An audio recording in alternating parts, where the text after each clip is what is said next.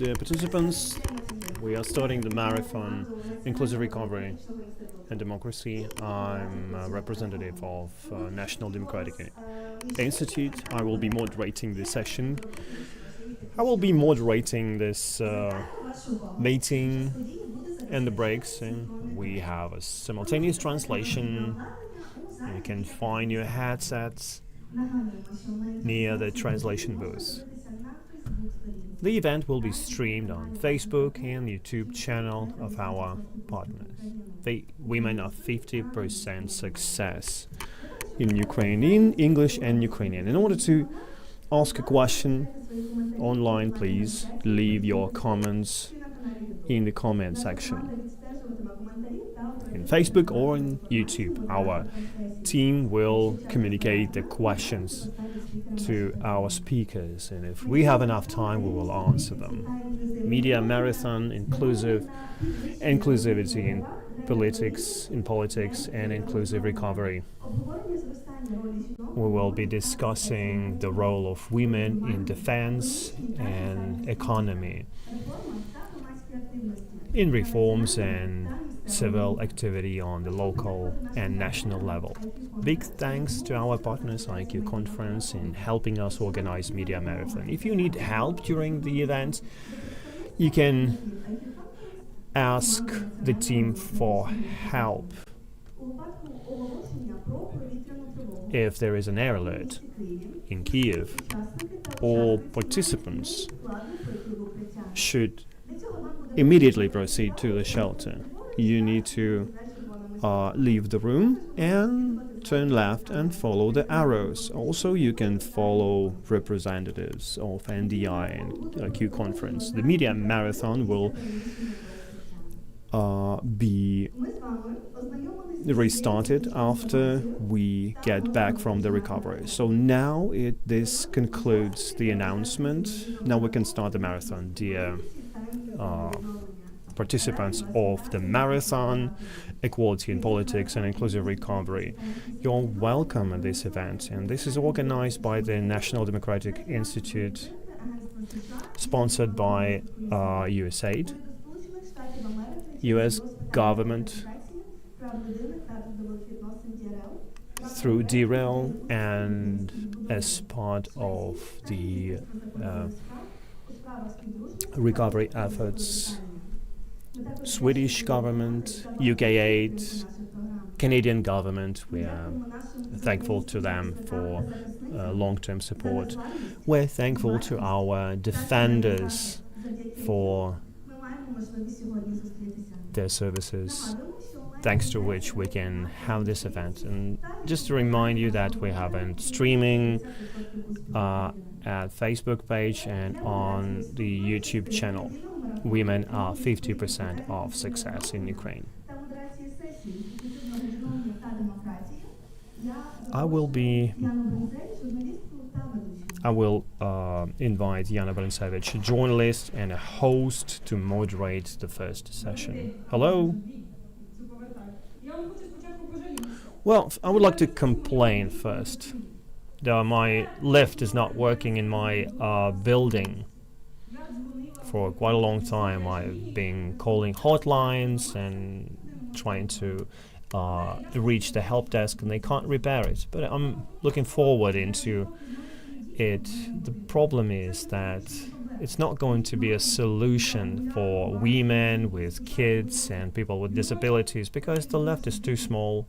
Or sometimes they just be bringing their strollers, and it's very, very inconvenient for people with disabilities. And this left it represents solutions that were made by a smaller part of the society. If women were engaged in this decision making, I'm sure that they wouldn't have had these lifts, and think their buildings would look different. If people with disabilities were engaged in the decision making, well, they would have the accessibility options. And now when I'm thinking about this recovery efforts that awaits us after the war, well, we need to change the design, we need to change the design of our society, and it's very important to engage everyone, because this is the only way to make sure that all lifts, including social and physical, are adjusted to every part of the society. People with disabilities, LGBTQ community. And I would like to invite Canadian ambassador in Ukraine, Natalka Smots. Please, you're welcome. I would like you to talk about your vision of this inclusivity.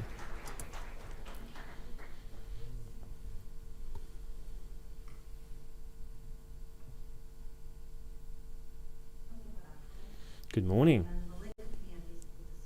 It's a pleasure for me to be here. I speak some Ukrainian. I'm sorry, but I will need to switch to English. So I will just provide more time for you to put your headsets on.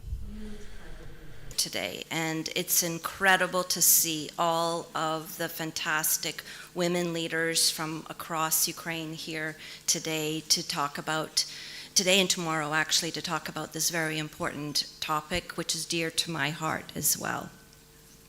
I had the chance to speak with some of you, hope to speak with more of you, but there's only so much time we have.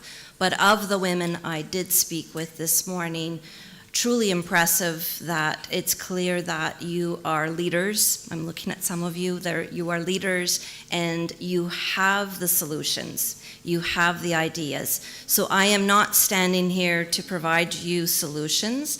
I am here to talk from my perspective from Canada and my personal perspective of things that I have worked on. And hopefully that might bring some ideas to you. But I will also like to take ideas that you will have shared with me and throughout the days to bring back to Canada. Because what you are talking about is not a Ukraine issue, it's a global issue, all of which, all countries are currently working through this, including Canada. So I am returning to Ukraine. I have worked here 8 years ago, so it's a real pleasure to be coming back. And 8 years ago, when I was here from 11 to 15, I was already very impressed with the civil society at that time. The leader at that time when I was here was Yanukovych, and the civil society was very, very active to be able to ensure that their voices were heard and the people they were representing was heard. And I believe that this same perspective is what's going to make your community strong.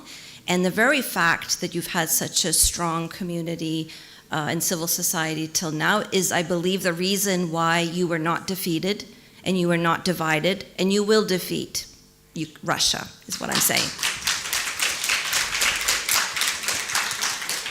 And I believe that this is the foundation, the same foundation you're going to take to your inclusive reconstruction is what you're going to be talking about today. It's your commitment to community and nature that will lead you to not just rebuild, but rebuild better. So I'm here, like I said, I'm here to speak from my perspective and so what I have learned over the years. And I have been working since I was in Ukraine. As it happens, I've been working in infrastructure since that time, from a national defense perspective, working with indigenous communities, and then my last job was working on very, very large infrastructure initiatives that are 25 years, $10 billion in nature. We're trying to figure out how do we preserve heritage, how do we reconcile with a greening approach. And I could say that no matter what the project is, whether it was the 10 billion one or a community-led one, there was one message, one lesson learned that was important in all of that. And that it means to be done thoughtfully and inclusively. The critical stage is designing and planning. So don't rush that stage. I think it's really important that the voices of those who live there, work there, needs to be considered right from the beginning. And it's inclusion not to make sure that their perspective is heard, but inclusion is having them at the decision table. And that is an opportunity to not just rethink assumptions that you've lived with, but it's also an opportunity to heal as a collective. And we understand what healing is in Canada in a different way. But we are undergoing our own truth and reconciliation with Indigenous communities and facing our own history, and including damaging policies that have been done in terms of taking land, in terms of what's led to issues of housing issues and clean water issues on reserve. So it is an issue that we are undertaking very actively right now, and we understand that architecture and inclusive architecture and urban planning is a very important piece here. I have learned a lot from one particular professor in Canada. He's a Métis architect, that's an Indigenous architect, who teaches, is one of the only Indigenous architects in Canada, but his lessons to all of us have been immensely important, and he teaches on inclusive architecture. And as I was saying, he takes it right from the participatory approach. It's about thinking through your space, thinking about what you're going to be needing it. So it's everything from thinking through, as you had mentioned very clearly, from imagine if you're in a wheelchair. But don't imagine it. Invite the person in the wheelchair to partake in the conversation. That's probably the easiest way to do that. Or various perspectives, including LGBTI plus, as you had also mentioned very well, and women leadership. We know that that's always tends to lead to more greening space, more inclusive society. All lessons in the world have indicated that, right? And we have to also remember the lessons from World War II from Canada, that when our soldiers came back, women were sort of pushed aside to give back the jobs to the men. So I know this will not happen here. We moved past that, but these are all the lessons that we've learned in Canada. And I would say that also this is a socioeconomic opportunity. So it's not just about ensuring that you have inclusivity in terms of your design and planning, but also as a socioeconomic opportunity.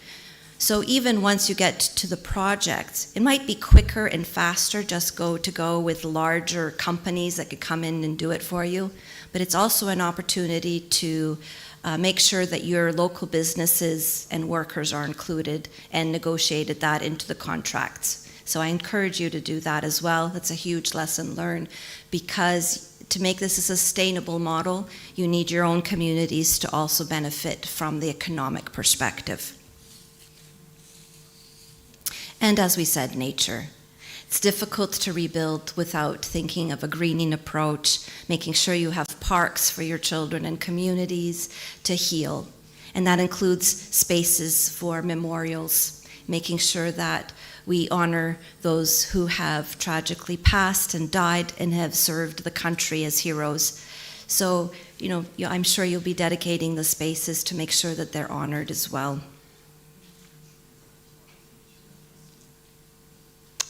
So, a lot of what I've just described is not a new lesson. As I mentioned, Dr. Fortin, the architect that I have learned much from, his approach actually comes from very traditional knowledge. So it is not new knowledge, it's very ancient knowledge, where traditional knowledge keepers always worked with their community. All decisions were made as a community. So what we're discussing is not new, it's just trusting our gut that it's the right thing to do, and then making sure that we've created the processes to make it happen.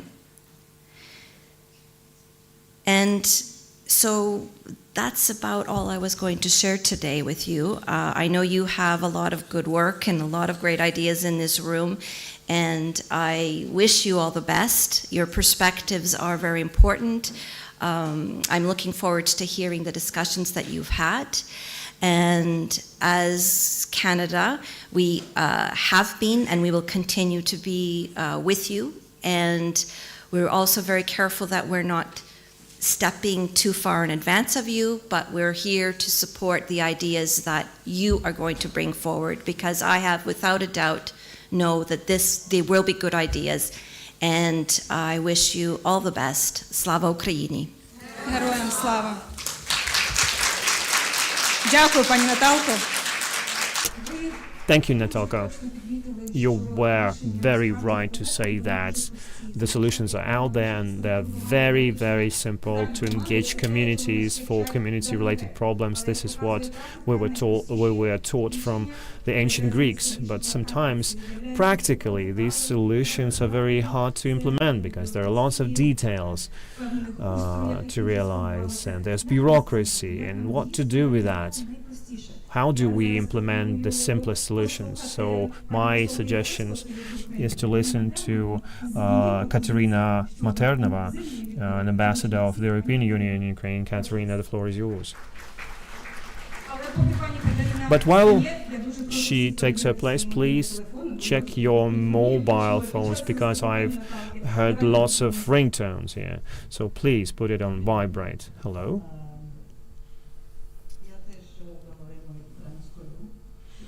Well, I speak a bit of Ukrainian. Dear Natalka, dear Teodora, Diliana, dear friends, when I was listening to you about the story about buildings and strollers, I just had two very, very distinct memories that I want to share with you.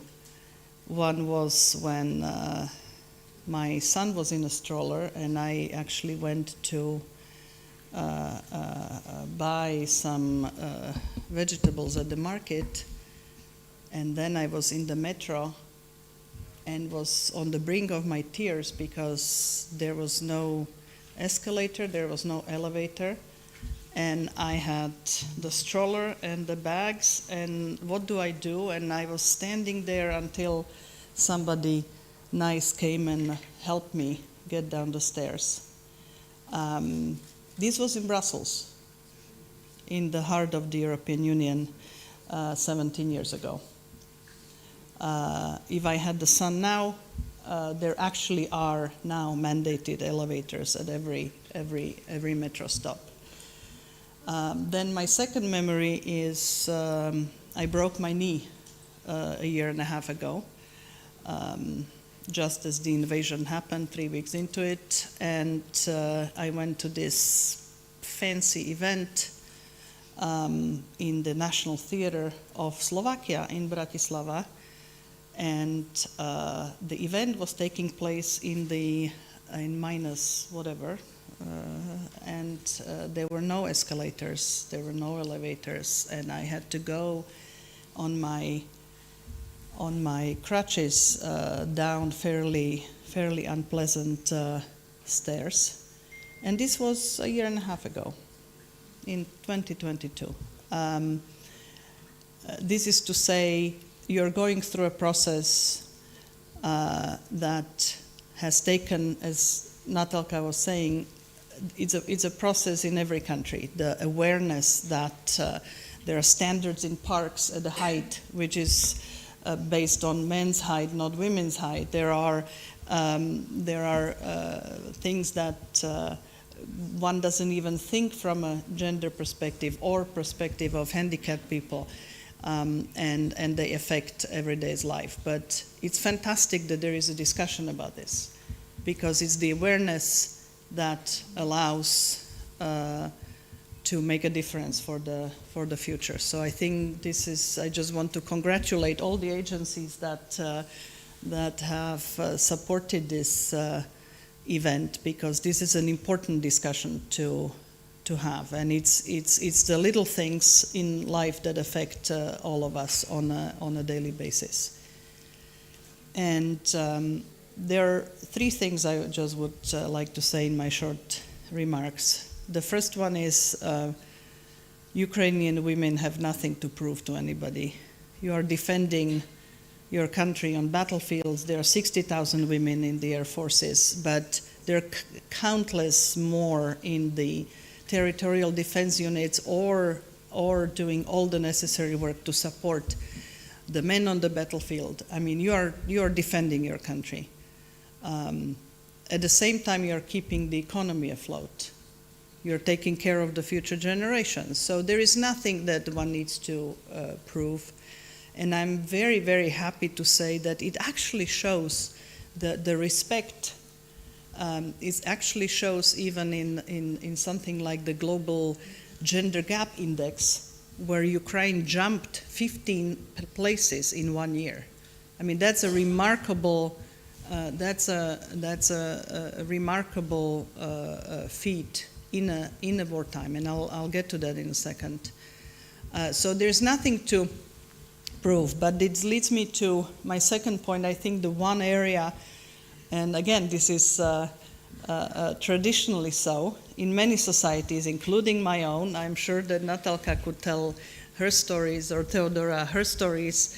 The political participation is a challenge for women. You know, power is a finite resource. Power is zero-sum game. So if women get more, men have less. I mean, it's simply the nature of things, and so I think that the idea of striving for parity in public life is a very good goal, simply because half of the population are women, half of the population are men, grosso modo. Yes, there are some statistical differences somewhere, but it makes sense. That was why there has been such a push also in the corporate world to get women on board, because the consumers are equally women and men.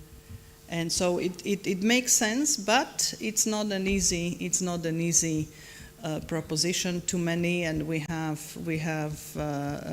centuries and millennia of patterns that keep us on a certain trajectory. But when I talk to Ukrainian counterparts and discuss, there is a lot of very powerful female examples: politicians, policymakers, Rada members, ministers, and the whole vibrancy of the civil society was already commented on with women leaders.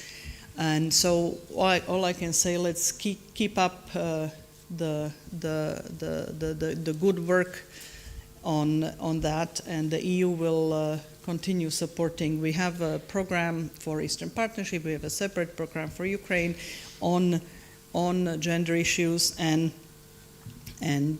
hopefully in December there will be a positive decision by EU leaders on the next step on the EU integration trajectory.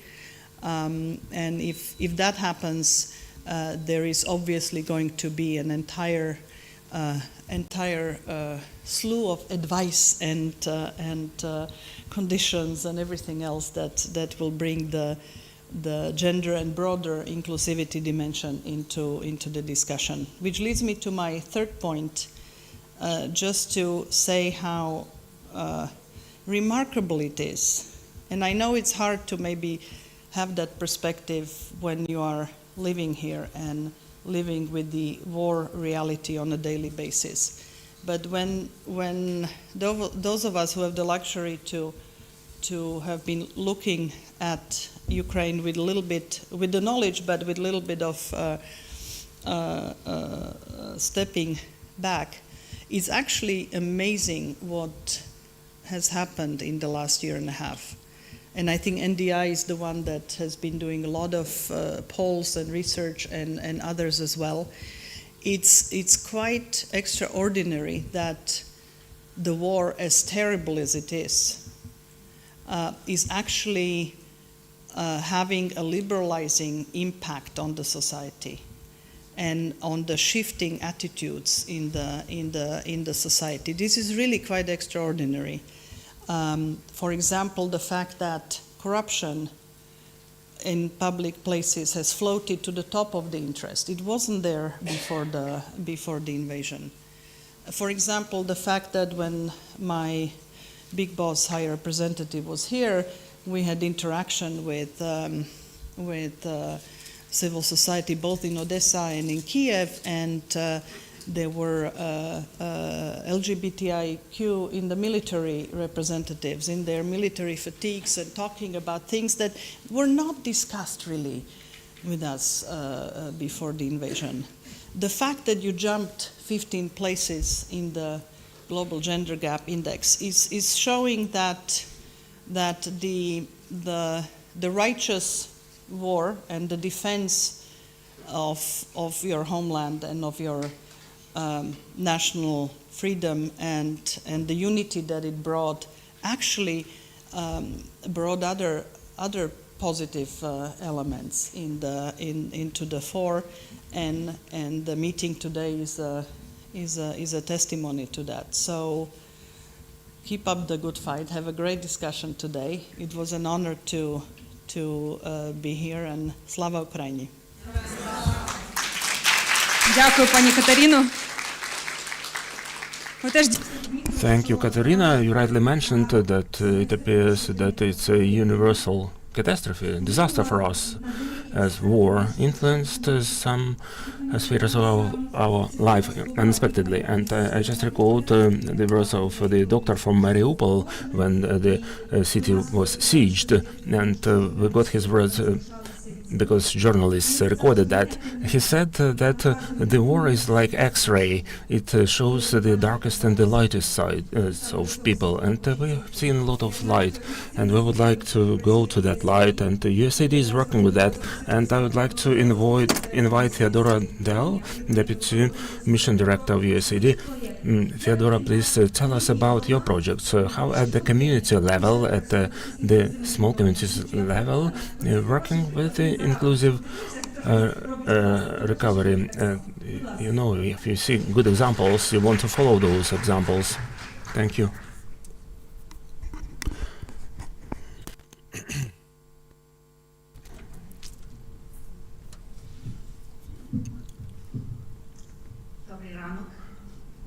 Good morning.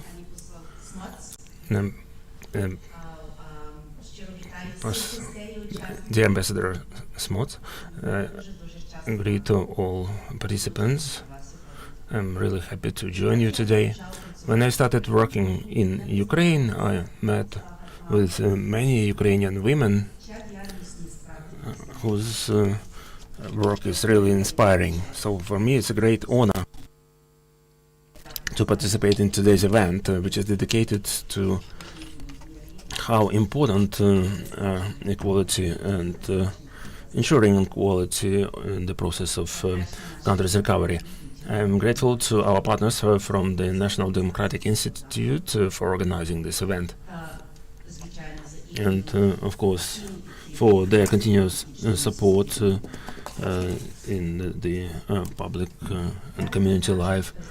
As President Biden mentioned on Friday, ensuring success of Ukraine is important for the national security of the United States. That's why we have an unequivocal support of Ukraine in its efforts to build a future with satisfying its needs today, with it protects itself defends itself from this invasion. We are standing side by side with our Ukrainian partners who represent all spheres of Ukrainian life. It's the authorities, media, CSI, and so on. The public opinion polls conducted recently by USAID testify for the fact that Ukrainians really want to define the priorities when rebuilding their communities. Rebuilding and recovery is the challenge, which is also the source of opportunities. Opportunities to do it so that in Among the tasks they set forth, we hear the voices of veterans, women, children, young people, LGBTQI, IDPs, and those who are returning to their homes. What it means in practice to hear their voices. It's not just what to do best, but what's really important for the state, for victory and post-war recovery. It means that Ukraine needs to use this strategic resource to make this future better. That's the essence of inclusive development, to engage all Ukrainians in development of their country and planning its future. USAID is proud that it supports these diverse Ukrainian voices. Our development program for youth unity, we Dream and Act, helps young Ukrainians to really participate in recovery. USAID also provides support in the sphere of strategic communication, education, and public engagement, so that people with disabilities could participate in political life and development of civil society. We're also working to strengthen, to empower women in Ukraine's efforts to recover, together with our partners, Ukrainian Women's Congress, Public Board, Council, and NGO Women's Perspective. Those are our partners, support those women who are political leaders at the national and local levels. Now at this critical period in Ukraine's life, now it's time for audacious steps. What's inspiring is that there are a lot of our partners from the political community, from the authorities, media, and civil society at all levels get together for those decisive actions. I'm looking forward for the opportunities to learn about the results of your discussions. Support of inclusive processes in Ukraine's recovery and development of its democracy provided by USAID will continue.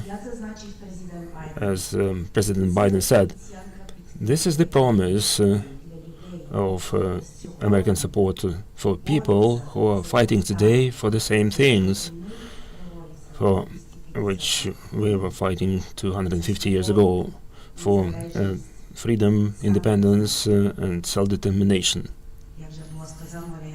I repeat it once again, glory to Ukraine.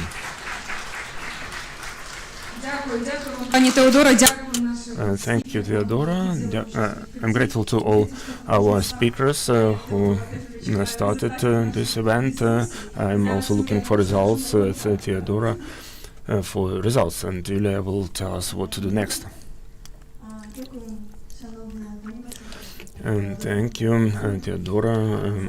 This is Ambassador. And now we are glad to invite you to the group photo of the media marathon, inclusive recovery and equality in recovery. I will continue our broadcasting on the YouTube and Facebook.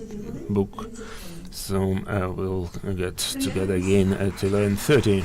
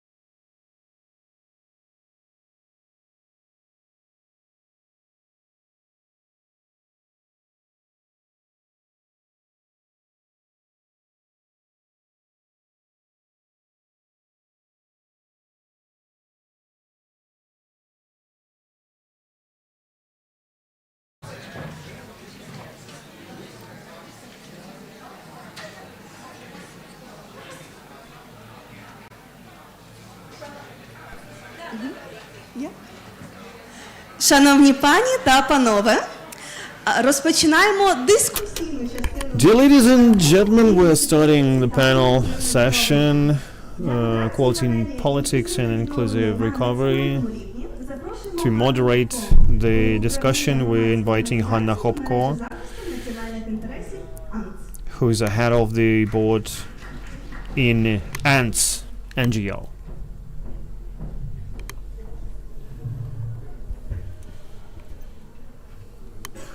Всім доброго дня. Hello everyone. Сподіваюся, всі вже зарядилися кавою. Hope you're all charged with energy after your coffee and after these inspiring speeches from embassies and USAID. So I'm inviting speakers to the first panel, Inclusive Recovery at the national level, Olena Shulak, an MP, deputy head of the Servant of the People faction in Ukraine Parliament.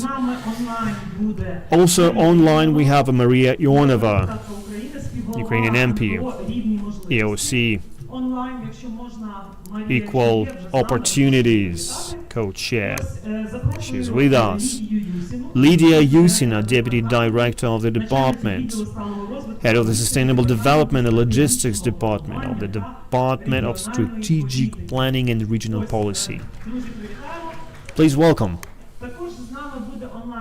We also have Katerina Levchenko, governmental commissioner for gender policy. She's joining us online. And also, he promised to join us Mustafa Nayem, head of the State Agency for Reconstruction and Development of Infrastructure, but we're trying to figure out if he can join us. Well, just before the beginning of the panel discussion, he had to join us. Pavlo, is he joining us? Okay, so we're not counting on him. There won't be any inclusive dialogue here because he was the only man in our panel discussion. He won't be able to bring balance to the force. So it will be actually interesting to listen to the head of the Reconstruction and Infrastructure Development Agency. So we will be discussing this with people who join us live. We really want to make it a discussion, and we also would like to hear some questions from people coming from the regions. Yesterday I was back from Dnipro, where we presented the Manifest for Sustainable Peace. It's one of the visionary documents developed by more than 40 experts from different analytical environments for armed forces of Ukraine, and it's just about ensuring sustainable peace through victory, not through justice but through persecution, tribunal and confiscation of Russian assets and reparations. And when we talk about recovery on the national level, we will be talking about funding as well. So thanks to NDI for helping us with analysis for sanctions and confiscation, and the other campaign is called Make Russia Pay. More than $50 billion of Russian assets should be confiscated. And it's very important for us to be on the same page in all of the regions, the way we see how it's going to happen. We don't have any representatives from the government. Well, actually, it will be interesting to listen to the Prime Minister when they talk about the facility, $50 billion and inclusion on the national level, local level, and representatives of the business. And in Dnipro, well, it's an online streaming, so just to share, I would like to share good news with you. Well, but unfortunately I won't be doing that, but business wants to be a part of the youth facility. So my question is to Lydia Yusina. We'll start with you. because the government is preparing a presentation in Brussels. And what's your perspective on this $50 billion? It's going to cover budget expenses, almost $40 billion. So the question is, from the civil society, how to engage experts from different areas, because we're also talking about the environmental recovery and social initiatives. We've seen that this quick pace is interfering with inclusion. So I have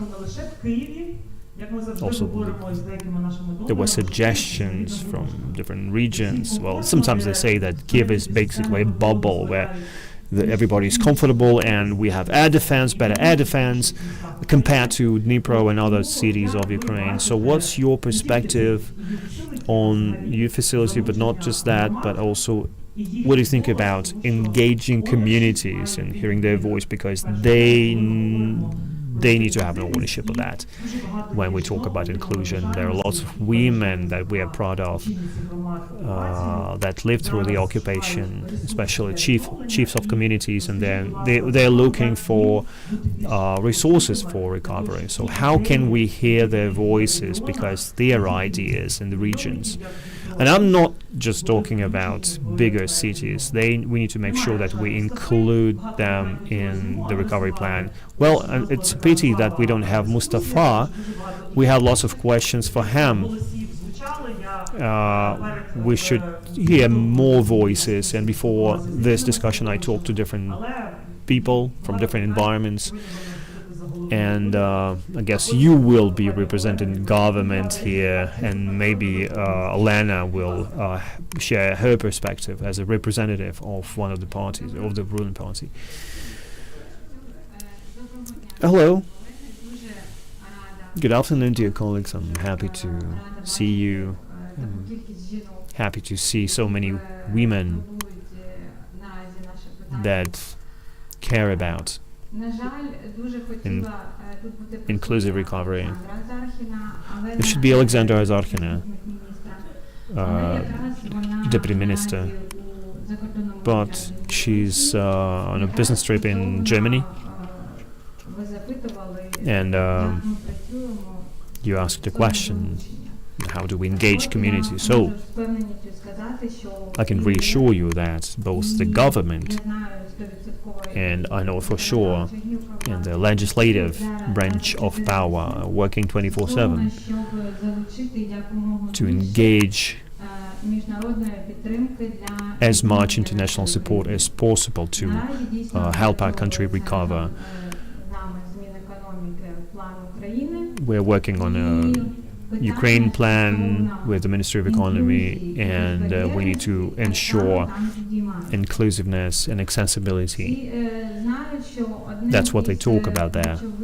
And we all know that one of the key recovery funds this year was the armed aggression, post-armed aggression recovery fund. They raised funds specifically collecting money, seizing money from Russian Federation.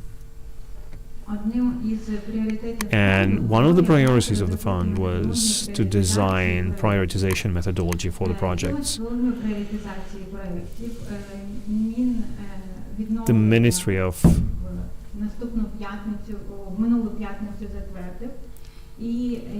Restoration has approved that methodology last Friday, and it consists of different criteria.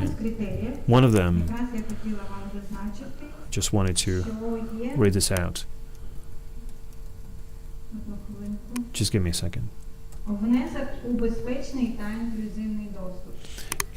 Investing into inclusive and safe access or accessibility. So we work with that continuously, and We discussed that with international donors. And environment, friendliness, inclusion is part of it.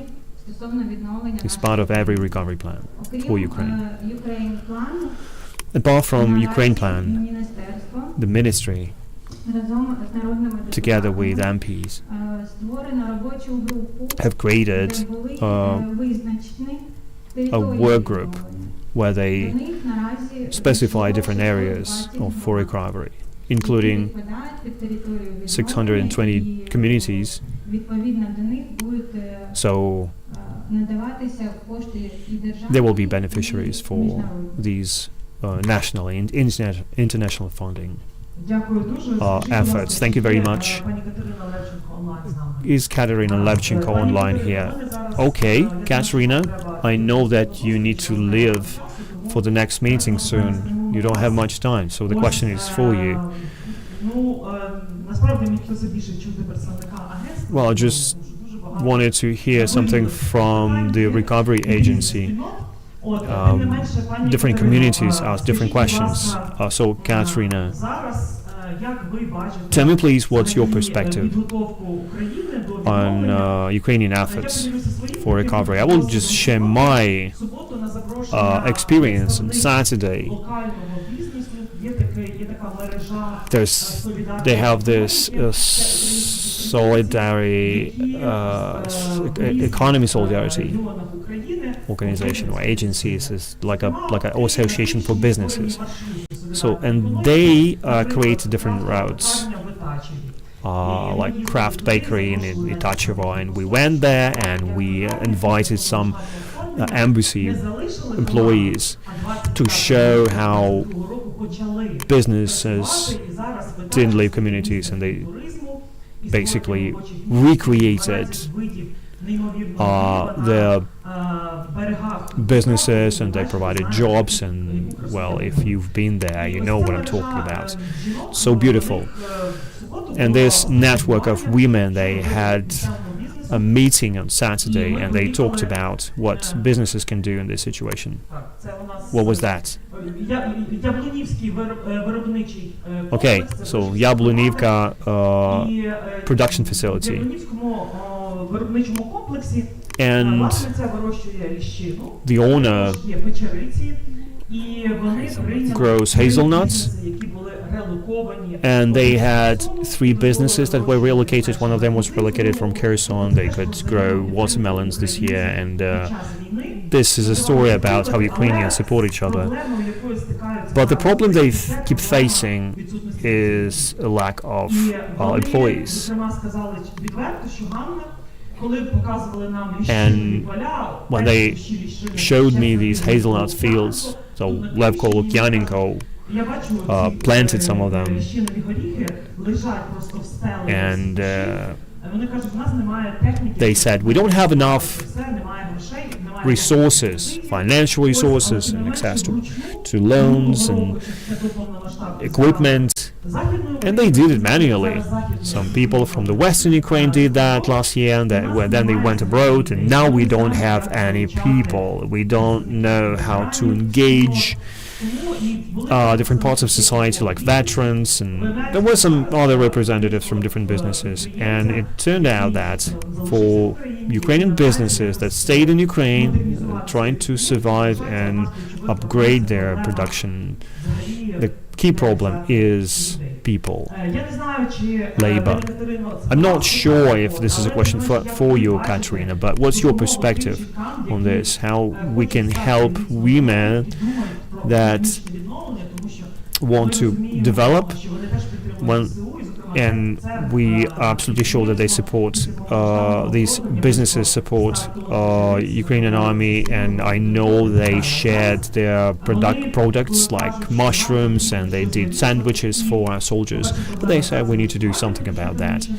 Also, IDPs, that's one of the questions on the table, and employment in general. So how do we bring Ukrainians back? What is the program? What's the plan? What's your perspective on that? How can we engage these people in recovery efforts? How do we support these business initiatives that are sustainable, that help communities develop? Because also they had some community members that want to grow, want to develop local tourism, and they had this slow food initiative. This is a global movement focused on supporting biodiversity, growing local cultures. Like they have 32 types of local varieties of hazelnuts, and they try to restore those those types of hazelnuts that were there in Ukraine before. So this is a cooperation effort between businesses, and they discussed employment opportunities. So Katerina Levchenko, as a commissioner in gender policy, what are the main challenges in the preparation of the national policy? What are the opportunities here? Thank you, Hanna. You provided an inspiring example, and I think this is a good illustration of how hard we need to work to implement gender equality policies and ensuring equal rights for both men and women. Why? Because active women were always there in Ukraine, but at the same time, women, they're only 40% of women managers in private sector. And out of all physical entities, entrepreneurs. But their activity is a bit lower than those of men. If we look at the EU statistics, it's one of the lowest in Europe. So you say that businesses can't find people that are ready to work, but at the same time, if I look at the stats for 2021, 57%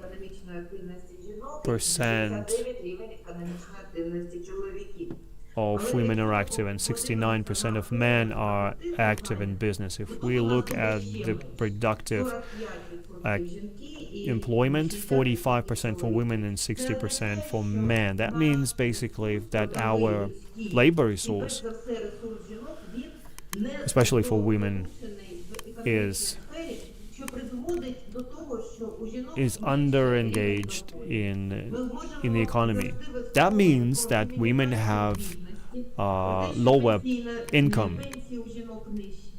This is basically a feminization of poverty, what we have here. But why? What is the reason why it's happening? Not because women don't want to work.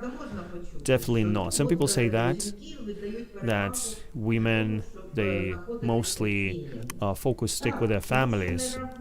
Yeah, that happens because there is an even distribution of efforts in families.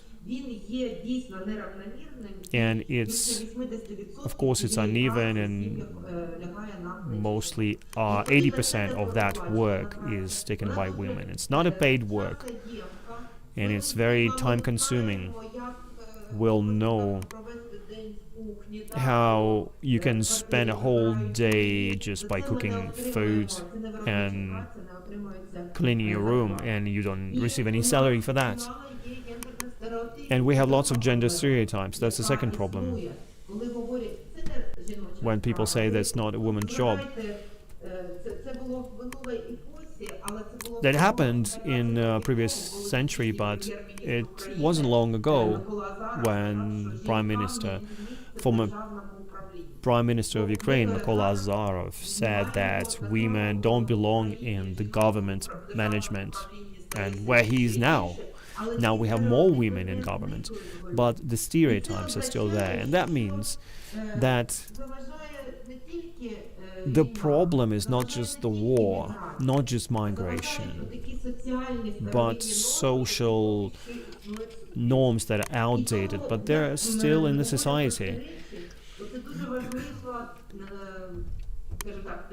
And it's very important basis for further restoration of Ukraine. And I can't help but recall a famous economist, Claudio Golding, that received a Nobel Prize a couple of weeks ago, Nobel Prize for Economy, and she did a research on gender inequality in economy, including social security. And those multi-year surveys resulted in the conclusion that this inequality which we observe among men and women is not caused by economic reasons, it's caused by social reasons. It means that the market mechanisms and tools will never be able to help us to implement the principle of equal rights or of men and women or inclusion in the economy. It means that the national and subnational authorities and various branches of power and business have to exert efforts to that end. And those efforts include temporary special activities, if we use the language of the UN on discrimination, of all types of discrimination. So this will be real support. And coming back to the recovery issue, I'd like to say that last year, during the Ukraine's conference on recovery, which took place in Vato in July, the key principles for recovery and rebuilding were identified. This includes sustainable development, the rule of law, accountability, and among those principles, gender equality and inclusiveness. Because to talk about equality today without thinking of people who lost their health,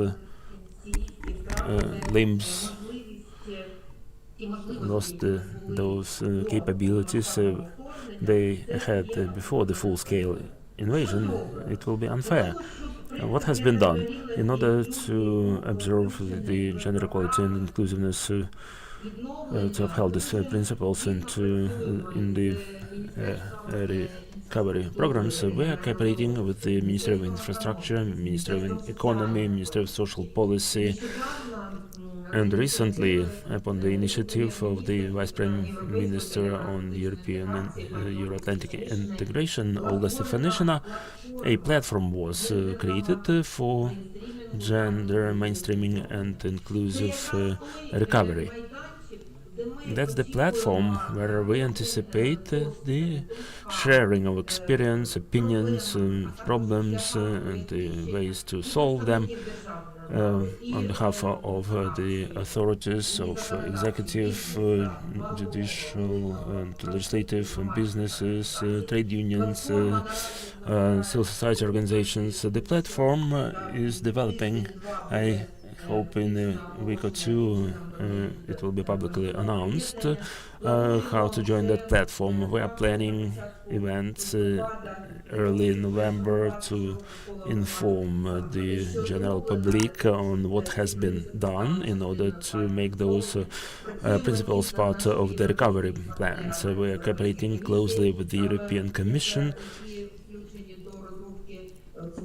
with the European partners participating in the facility with donors, because it's joint responsibility of Ukraine, which has to provide equality, and also our development partners who are investing in Ukraine now, and also require to make those principles part of our joint efforts. So there's a lot of work we have now and ahead, and as government representative, I am coordinating those initiatives and I am ready to cooperate. Thank you.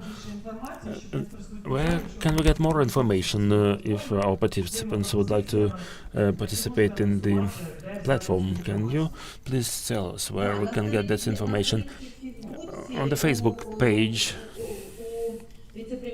Vice Prime Minister's webpage on the European integration and Euro-Atlantic integration, we are developing the procedure for joining. So please follow that page on the Facebook of the government representative. I would like to warn you that it doesn't happen like it was last week at the meeting with the Minister of Economy, where we had more than 200 participants. But it didn't mean that everyone could be heard. So the number of participants does not mean the number of initiatives which will be then included. So it's important to have a platform, but what kind of decisions will be made? Because even during the war, we have to think about how to reintegrate those war veterans, men and women, how to integrate them in the communities. And now I hear from the communities they have the shortage of staff. So even now MPs can start thinking now how to help businesses employ those war veterans and IDPs, because the HR problem will be one of the key problems we'll face. Now I'd like to ask a question to Elena Shulak as a representative of the Servant of the People faction in the parliament. Elena, we're here and reading Chatham House research that one of the challenges for recovery is the issue of corruption, but not only that. In addition to that, there is an problem of ability of the government at the national and local levels. Many respondents of Chatham House survey doubted the ability to implement large-scale projects. So there is a problem of social capacity. We are trying to advocate delivery of weaponry and tribunal and tougher sanctions, seizure of assets, but there is a question: to what degree now, bearing in mind that we had the EU ambassador into Ukraine, Katerina Maternova, who is very optimistic that the EU accession negotiations will start this year. Then we hope that next year we'll get a formal political invitation to NATO at the Washington NATO summit in July. Nevertheless, two questions to you. What to do with the American list of reforms we need to implement? And the second question, as this is important, and we don't want our Western partners to use it as an excuse. We don't want to invite you to NATO because you have not accomplished reforms sufficiently yet. And after we complete one kind of reforms, they ask us about other reforms, and it can be an endless process to postpone our NATO membership. So how to do it that our partners don't have any lists which they can use as an excuse why our invitation to NATO is delayed? So I'll ask you the second question later, which is even more interesting. Let me start on the broader issue. When I was preparing for the conference, I made an experiment. I told people from my environment, I told that I'm going to talk about inclusiveness during recovery, and every person I talked to, who is organizing this? Is it an international organization or a donor, or what kind of event it will be? And it's a bad sign, because Ukrainians, we are of course grateful to our partners for their aid, for their support to remove barriers and to provide for inclusive development. But the bad sign is that in the consciousness of our Ukrainian people, when we're talking about barrier-free and inclusive growth, it's mostly associated with the European countries, with the international organizations, but for sure not with the Ukrainian organizations. I believe that we have to work in that area, because at the conferences, especially on the thematic conferences, we are talking about inclusiveness, then we leave, go to the pharmacy stores, pharmacies where we don't have ramps, and we go to schools where our kids are bullied, and then we see the colleague who talks about equal opportunities. When there is no formula of equal partnership of men and women, and it's a huge problem. You can get hateful comments on that. And to be honest, the issue of barrier-free and inclusiveness may become an object for manipulation. Let's recall the recent events in Lviv, when they started to remove cobblestone in the central street in order to make paths for people with disabilities.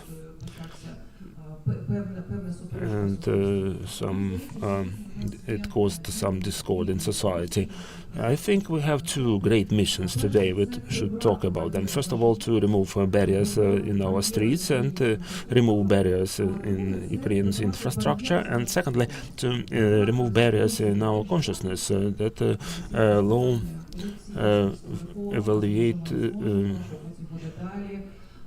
low appreciation attitude. I think we will talk about that. My colleagues will talk about technical capabilities, how to remove barriers in our infrastructure, in our settlements, how to build inclusive public spaces, schools and kindergartens. I would like to talk broader about those barriers in our consciousness, what we'll be able to do and we won't, and how to engage every Ukrainian to the processes of recovery. Maybe I'll answer some of your questions of what the parliament does and the government does, and maybe we'll see the opportunities where we all can get engaged in certain processes. In March 2022, the Ministry of Digital Transformation, via DIA, launched a function for Ukrainian citizens to submit information if their housing was damaged or destroyed. And that project has 540,000 notifications from the citizens. I understand that those figures are not final. This is only the portion of Ukrainians who could use the app and submit that information that they have problems with the destruction of their housing. For us as the lawmakers, and for the government, as in the program the Ministry of Recovery takes participates. This is a base program for them, and the Ministry of Digital Transformation participates also. How to provide for the operational compensation mechanism in order to maximum degree to cover the needs of people who need that compensation. What to do with that?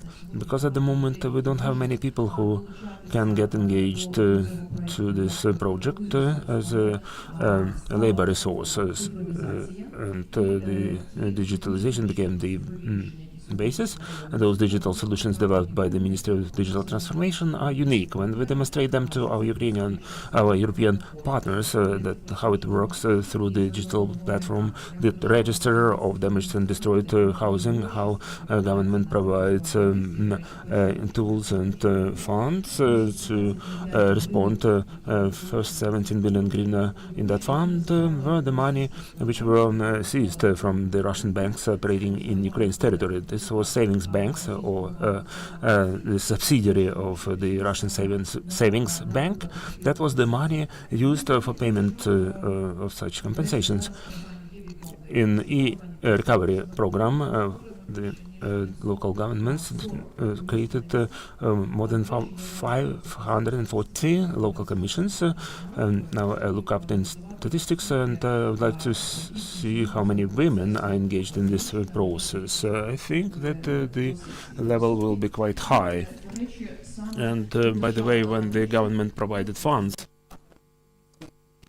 when it found the mechanism how to generate that money and to pay it locally, the government provided digital tools and created the legislative framework where without intermediaries, without accreditation and other things, people get paid directly, and dozens of thousands of Ukrainian families have already used this possibility to get money up to 200,000 from the 1st of November for destroyed property, and from the 1st January when people paid on their own, that will be compensated.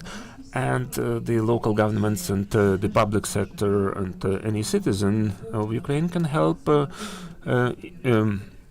enter information to those digital registers to provide for operational compensation mechanisms. 30% of CSOs can participate according to the approved resolution of the government in operation of those commissions. We're really proud of that step because it's about inclusion, where civil society may be really useful and can provide such important, socially important support to this important things in Ukraine's history. Regarding the list of reforms, it's a matter of trust, and we understand that many platforms can be created. Those events in the Middle East, I don't want to speculate what may happen in that region, and we see as the excess of evil creates new conflicts, and that can divert attention from Ukraine and can reduce the number of weaponry which is transferred to Ukraine. That American list of reforms is not scary, really. 300 detectives for National Anti-Corruption Bureau. We're supporting 300 detectives for National Anti-Corruption Bureau. We need it to provide for irreversible movement of our initiative.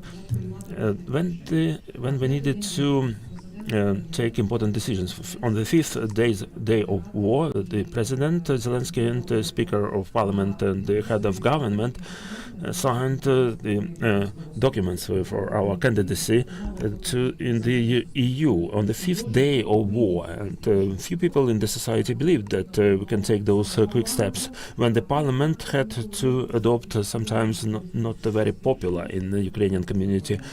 I think the Istanbul Convention. Now the Parliament votes for an ambiguous law which split our society into two parts, especially our Facebook community, about the PEPs.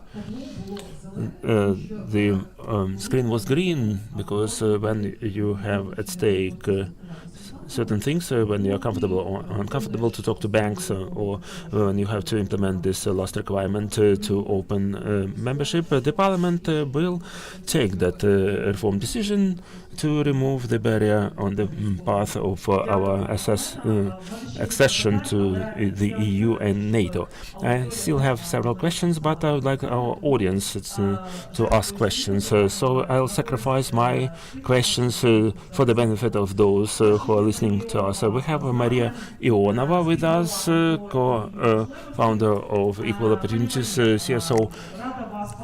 Maria, I'm glad to see you. Thank you for your contribution. I remember from the 8th convocation how often you visited the front line, and one of the most eminent members of parliament who has been supporting the front over those years. Please tell us to what degree the opposition is engaged in the recovery, because after full-scale invasion with the advocacy objectives, I visited 18 countries.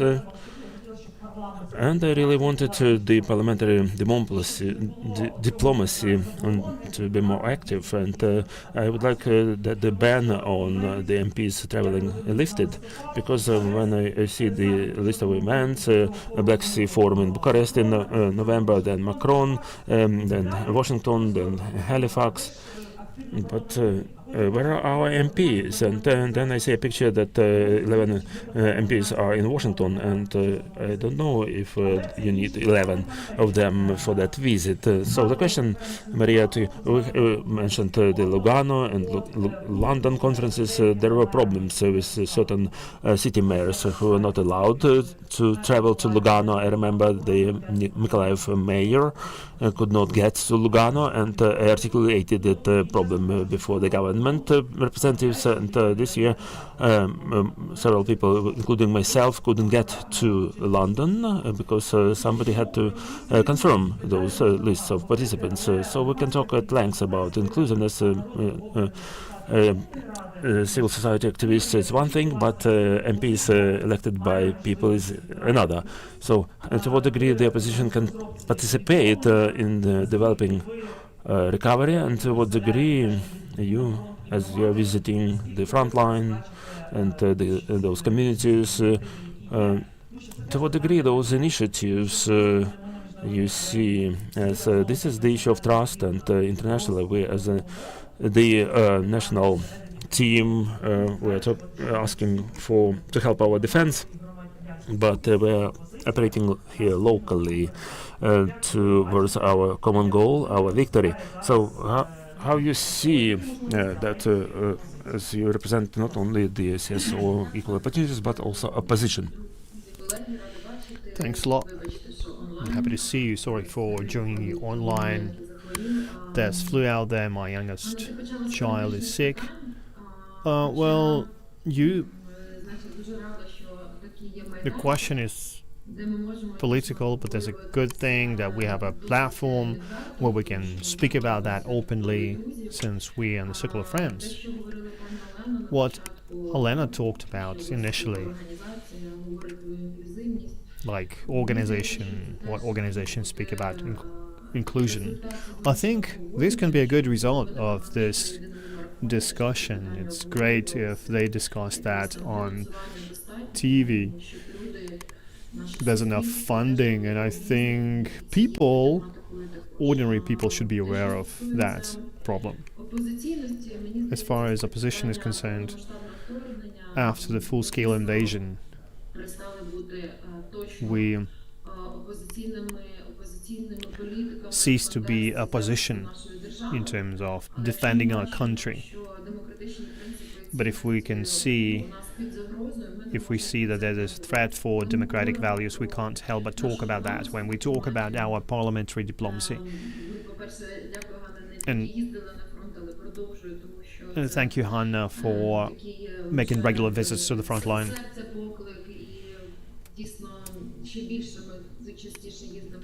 And we're making these visits more often. We're trying to help, but it's pity that we're not using our parliamentary diplomacy in full extent where it's possible on a systematic level. And I'm talking about specifically about a systematic level. Sometimes we have many diplomats, 20 diplomats, but it doesn't mean that this job these efforts are systematic. And you mentioned Lugano, and the first list we received was 30 people, and they were all representatives of the ruling party. When we started to discuss this issue, we made sure that there was equality in the representation. I just wanted to learn from these mistakes. And I want everybody to understand that it negatively affects us as deputies and the state in general when we see numerous letters from British MPs and everyone about this inequality in representation. And the power has lots of influence, and this leads to the lack of trust to the government and to our country. If we talk about equality, it should be specific actions. We should walk the talk. as far as the London conference is concerned, despite the fact that we were not invited, but they discussed very interesting things. They talked about gender-oriented inclusive recovery, and that was a very powerful driver for a very practical level dialogue about the post-war inclusive recovery. But not just that. We need to talk about the future of Ukraine and future of Europe, democratic recovery. We need to understand how to convert nice words into specific actions. The fact that the specific approach is basically a humanitarian response, but I think there should be a state policy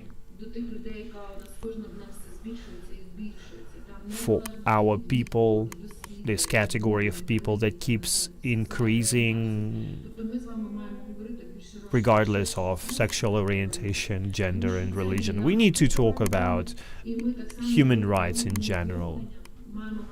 And also we need to talk about the recovery in the context of human rights, to target every vulnerable group, to make sure that they have a specific mechanisms in place. And we have many programs in electronic form, and we need to have more of that, because these platforms, they have pros and cons. There are lots of international projects and programs helping women entrepreneurs.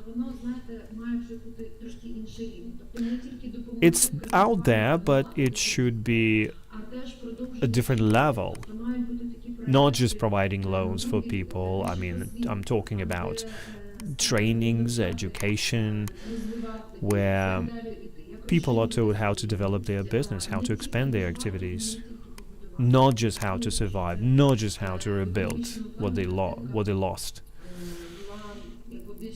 So we need to expand the perspective, and we all need to be sure that national institutions have an inclusion mechanism in place, a mechanism of immediate response, where they have access to social security mechanisms, because all of these platforms that are in electronic form, it's very nice to have them, but anyway, not all people have internet access, so the problem is still out there, and it normally covers bigger communities and bigger cities. And we need to pay special attention to families that lost their loved ones, people that disappeared. That should be a priority. And we should work with communities more often. So local communities and the civil society is the two pillars that should have the right and proper coordination and dialogue. And I think this will ensure that inclusion will be a part of recovery efforts, and they should be at the focus of human capital. You mentioned that we have a lack of human capital, but as soon as we, in the government and local authorities, if they show that they're ready to bring people back because we're providing them with jobs, with security, that is going to make our country safer, because women will feel safer even if they go back to Lviv Oblast. They will need to be sure that they receive all sorts of services that they are eligible for. When we're talking about dignity in Ukraine, this recovery should not just be about human rights, but also diversity And we're not talking about bigger cities or even villages. We are talking about a different recovery policy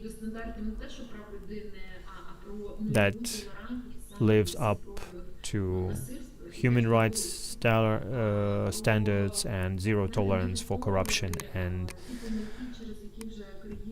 discrimination. We should not repeat the old mistakes, and we should not jeopardize all these democratic gains. You said that it's important to work more internationally, have horizontal relations with other communities internationally that are ready to help. So, in the reality, it's a freedom of speech issue. It's a matter of dialogue between different branches of power, so we need to get back to that. Because we have lots of questions. Be mindful of the time.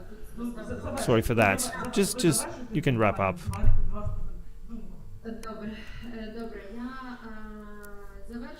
Okay. So finally, I'd like to say that inclusion depends on chain of procedures, starting from getting a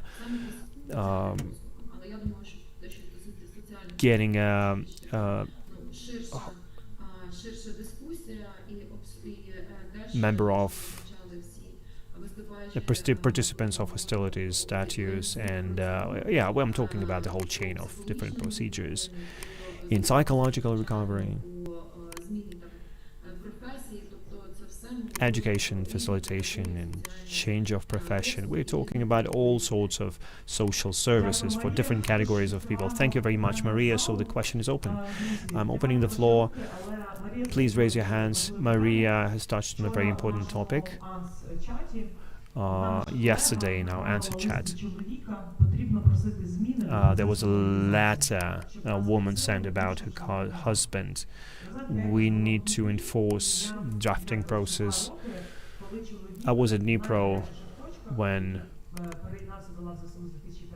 my husband had joined armed forces in 2015. I just want you to pray for every soldier on the front line.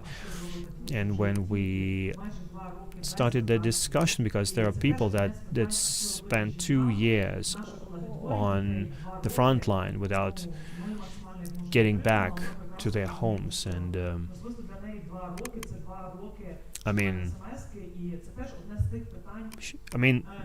their wives, they spent 2 years waiting for a text message from their husbands saying they're all right, they're alive. So how do we replace these people? How do we enforce these people?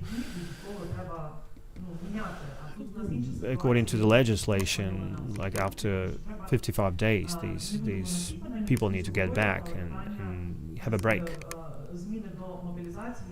So how should the drafting process be amended, changed?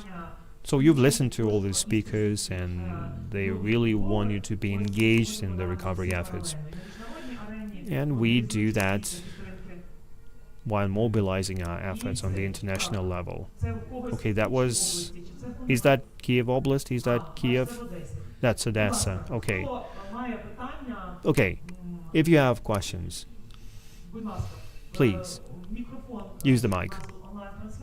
We have streaming, and please introduce yourself. And what is the person you're asking? Please use the microphone. My name is Tatiana Baeva. I'm a head of Khmelnytsky organization, Podilsky Center Gender Council, and there's this Decree 69. I would like to discuss that, but not in the context of parliamentary battles, like who should it let go. I just want to discuss local councils. They can't leave the country. In order to leave the country, they need to get a business trip permit, but they can't because They are not officially employed. Now, if you have a child that a minor, you can take him with you. But the question is, why do I have to take my child in the first place?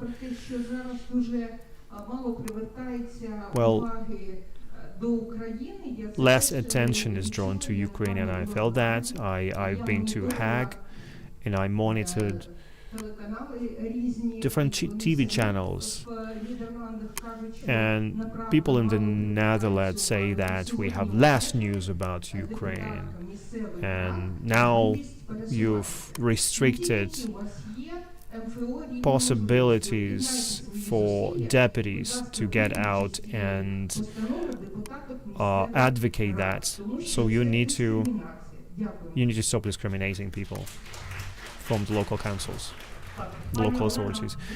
Yeah, Elena will be answering all of the questions. I'm an MP, Ukrainian MP, and I have same restrictions. Well, I have to get a business trip permit.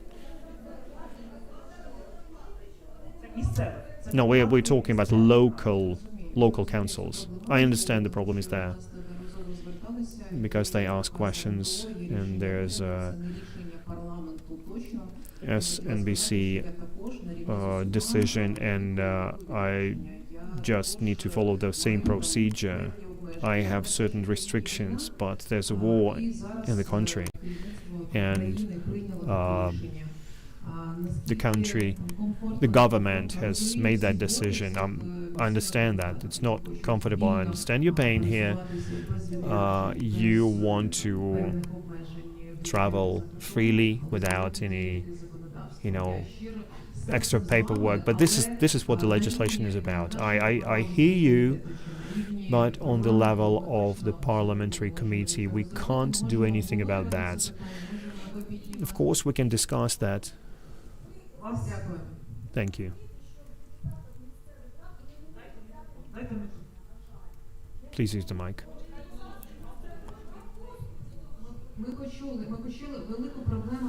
Yeah, well, I understand that there's a problem for local deputies. You can't travel abroad, but we're aware of that. But today, when there's a war in the country, and we're talking about inclusion recovery processes, let's not make it number one priority here. Like you have a majority in the parliament, you have to do that. So first, let's win the war. Yeah, I mean, we have to speed up that victory just by ensuring inclusion. Yeah, I talked about inclusion, equality. So we need to put more pressure because this is a legal issue. The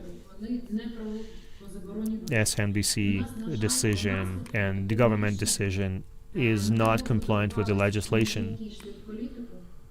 Like we fought to provide access for women in the government, but now we'll have even less women on the local level. I guess, Elena, you have the same issue within the party, within your faction in the parliament. I mean, you're ahead of your party, and you know where decisions are made. And you have to explain that these women are not going abroad to on vacation for recreation, and they go out and they try to help, including visits on the front line. And this means that this is a painful issue, and we need to resolve that. So you need to convey that to the decision-making people. Valentina Rogatyuk, Khmelnytsky District Council. When I went to local policy school, we had groups of deputies, including all regional deputies from throughout Ukraine. And the question is, the ultimate question is, or issue, female deputies want to resign. But in many regions of Ukraine, they don't even have the option, because first they can't have any meetings where they don't have a quorum. They can't vote. And people are basically hostages of the situation. And they write a lot about that. Parents that send their children abroad, they are hostages of the situation. They can't even visit their kids. Thank you for talking about the problems when you can't even meet your children. But I can't change the legislation, the decree, but I know that you definitely can cross the border if you need to reunite with your child. And thank you, Maria, for understanding that this is not a problem of the majority of the ruling party. This is a Cabinet of Ministers decision level issue. Colleagues, do you have any question? Irina Trukhim, the city of Lviv. We're talking about inclusive recovery, and we understand that millions of Ukrainians are abroad, and inclusion is including the opinions, and we need to make sure that they get back. How you, as a representative of the parliament and on behalf of the government, maybe someone will tell us which ways and tools we will use to hear and to keep track or take into account the opinions of people who are abroad now, because they are really lacking that connection with Ukraine. Maybe you need on your portal some section or tool to maintain connection with people who stay abroad, because they are getting experience there, and they may become very efficient in Ukraine when they come back and share their experience they gained abroad. Thank you for your question. We are waiting for every Ukrainian abroad to return. I understand they have three desires. First is victory, and number 2 and 3 may be combined. It's employment with a decent salary. And for sure, Ukrainians want to see their housing intact. So we should focus on those three areas. People who are abroad now, how can they participate now in the recovery process? Last July we adopted a law which is in effect now. At the community level, they develop a comprehensive development program, which is a strategic document which will be used for drafting master plans, and it will be a kind of roadmap for development of the community. We understand that we need to engage all members in that community, even if they are at the moment not staying in that community, via the application. Those programs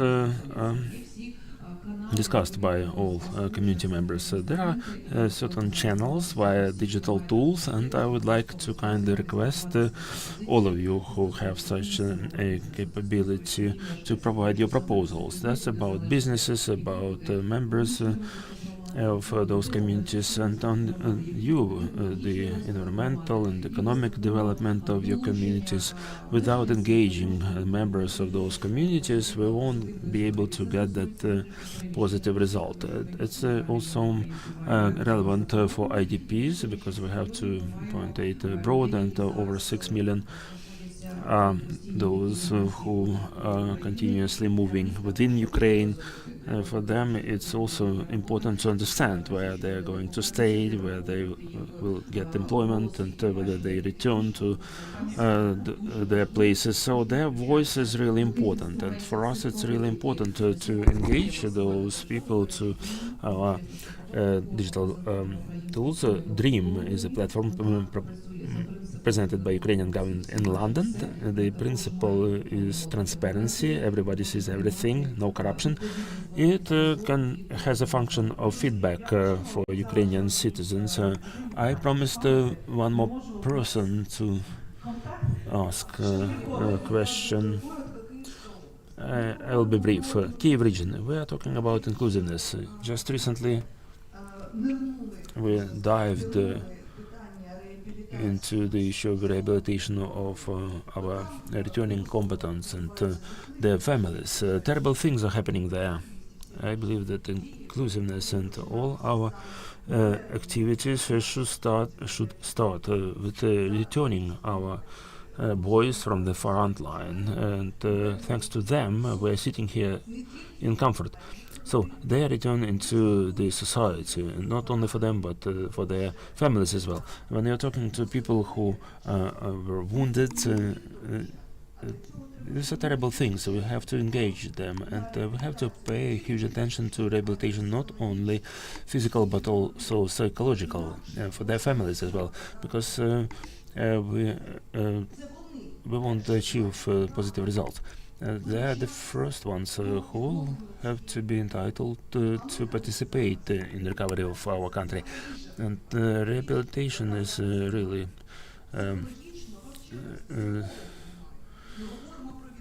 scary. We're talking about recovery, but without social rehabilitation. Sorry for being emotional, because I just cannot talk without tears of those guys. When we are talking about recovery, we have to talk about the state of appreciation or gratitude. And the state should provide for decent conditions for the families who lost their members. It's important to talk about infrastructure, energy. There are billions, and how much are the losses.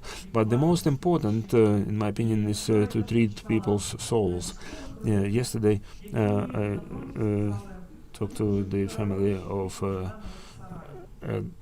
the people living near the front line. They say they're living like in a animal barn for a year and a half. So we are enjoying it here, but those people live in such dire conditions, and we should keep that in mind, that we are comfortable here, but people, they're in trenches under shelling and they're risking their lives. That's why today's discussion was, what are we doing here? When I visited Yablonivka production complex, they're talking about how to engage veterans, how to put in place those ramps in order to engage them in the process. We understand it's an issue of resilience and the rehabilitation and the inclusion and the resocialization. We'll be in permanent debt. We won't be able to pay off to those who lost their family members. Just to wrap up, because we're going beyond the schedule, I often use public transport, number 62, 118 routes. Public transport is a separate issue in Kyiv. But what I noticed this summer, when you enter bus 118, the people of vulnerable age significantly increased, and the number of people who were crippled or people homeless people increased, so witness impoverishment of people. We're talking about rebuilding nice, beautiful cities, but we should face with the fact we are going to face the demographic crisis. I don't want to call it a demographic pit. We have to start thinking how to return our young people back to the country and to provide them good opportunities and not the children of top officials who are organizing street races at night in the downtown Kiev. So some people are fighting, and others should not behave like that in these times. And honoring the Holodomor, we should not forget about it because the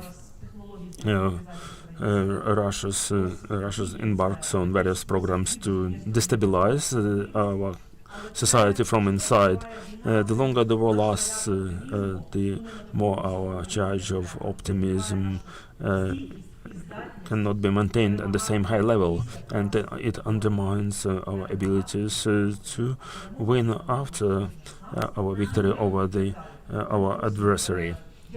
So thank you for the discussion, Katarina, Maria, those who joined us online. So Maria. Thank you. I just want to say that you see, the National Democratic Institute knew that we needed discussion, and I really hope that we'll have other opportunities to talk.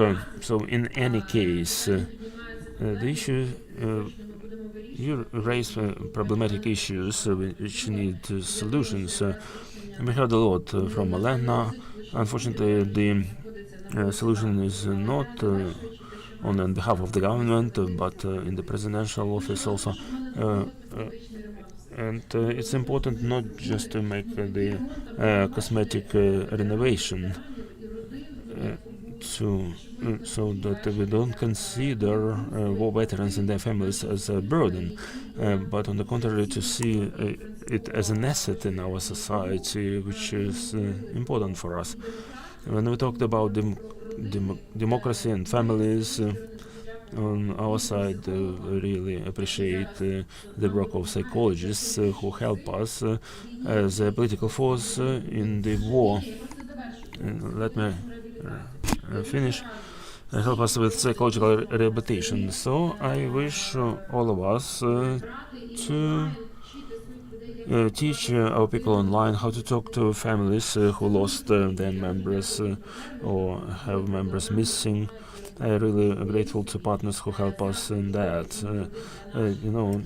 The call for our party members, number one, is psychological rehabilitation. Unfortunately, that problem will be growing, and they will have to prepare a response.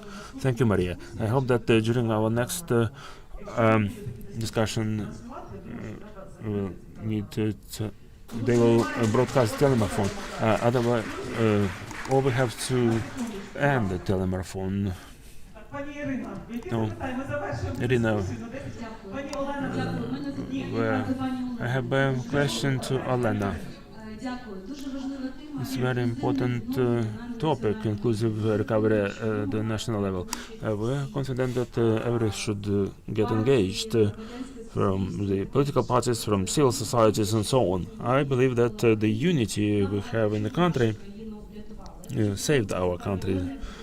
I would like to ask Olena, as a representative of the servant of people, because their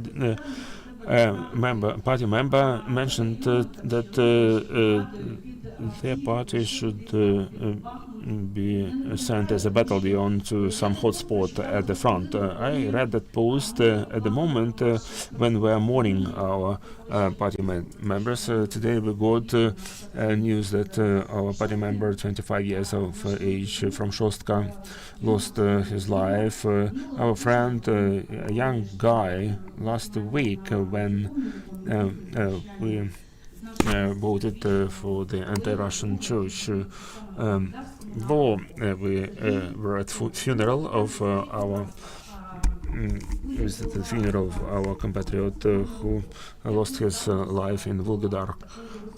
So what's your attitude to the split in our society, which members of your faction demonstrate, like Mariana Bezugla, and how it can be included into inclusive recovery, where all political forces have to be engaged?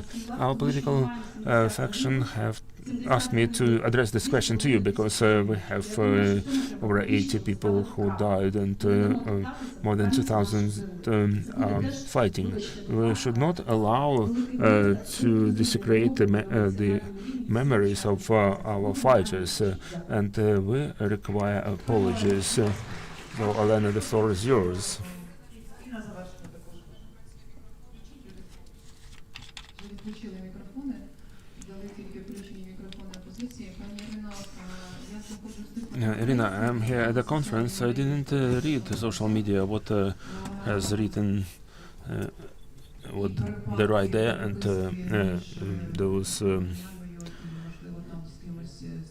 arguments between Mariana and your political force. I would like to extend my gratitude to those fighters who are at the front line and enable us to have peaceful life here. And you rightly mentioned about that gratefulness program. And today many of our citizens, common people, are engaged in defending our country and processes related to recovery of our country.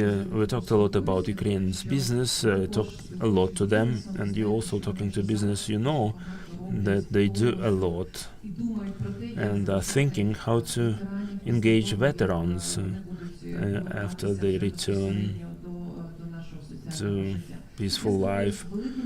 I talked to big businesses, small and medium businesses, and I never heard that someone is not thinking about those issues we are facing. That's true. Social adaptation will be really important, and psychological rehabilitation as well.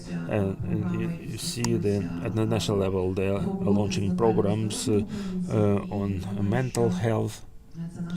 I believe this will be our common goal, because we won't have sufficient number of psychologists to resuscitate our nation after all we are witnessing now. I should not forget about every Ukrainian who is doing everything possible to help recover the country. I'm grateful to all the participants. You know, I have hard relationships with the city mayor of Kyiv, Vitaly Klitschko. I'm taking care of recovery, and I see many applications which are not handled as quick as I would like it. And some are saying, let's do it for Izium, for Kharkiv.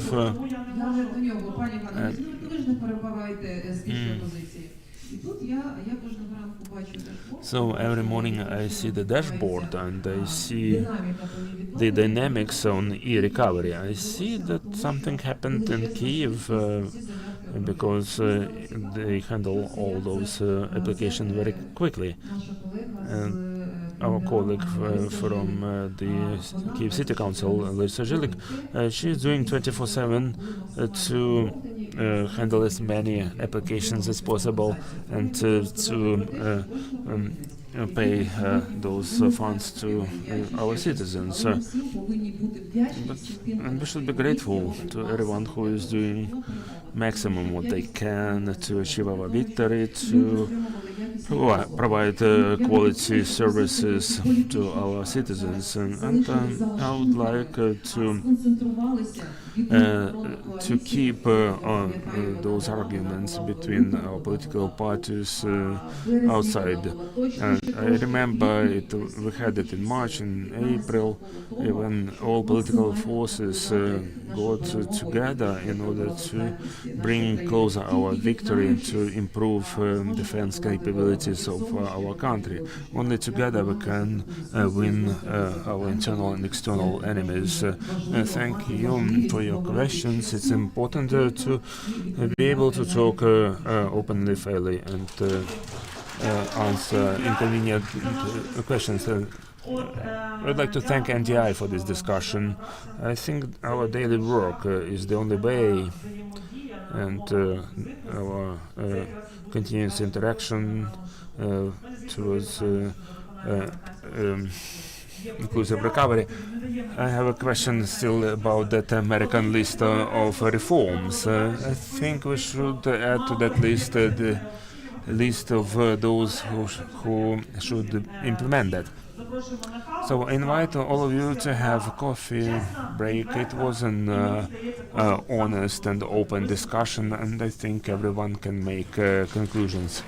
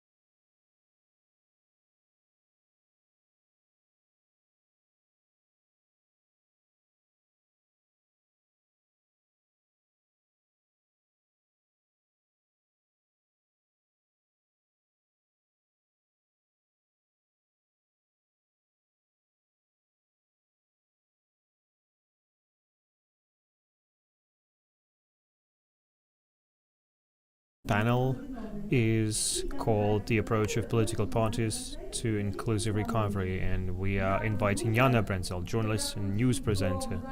Thank you very much to those who are online and offline, and Irina Gerashenko, Ukrainian MP from European Solidarity Party, Lily Hrinevich, MP of the 7th and 8th Convocation, Minister of Education and Science, Ukrainian Strategy of Groisman, Oksana Yurinets, Member of Parliament, Udar, Marina Bardina, MP, Servant of the People, Yelena Perpan, First Deputy Head of Batkivshchina Party in Lviv region, and Dr. Marcin Veletsky, NDI Ukraine, Senior Director. An MP from the Servant of the People, you jumped in the train in the last minute.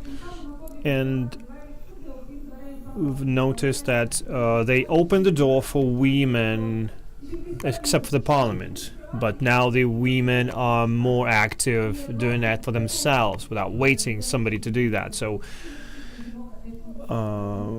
and we'll also be talking about engaging women in politics, not just women.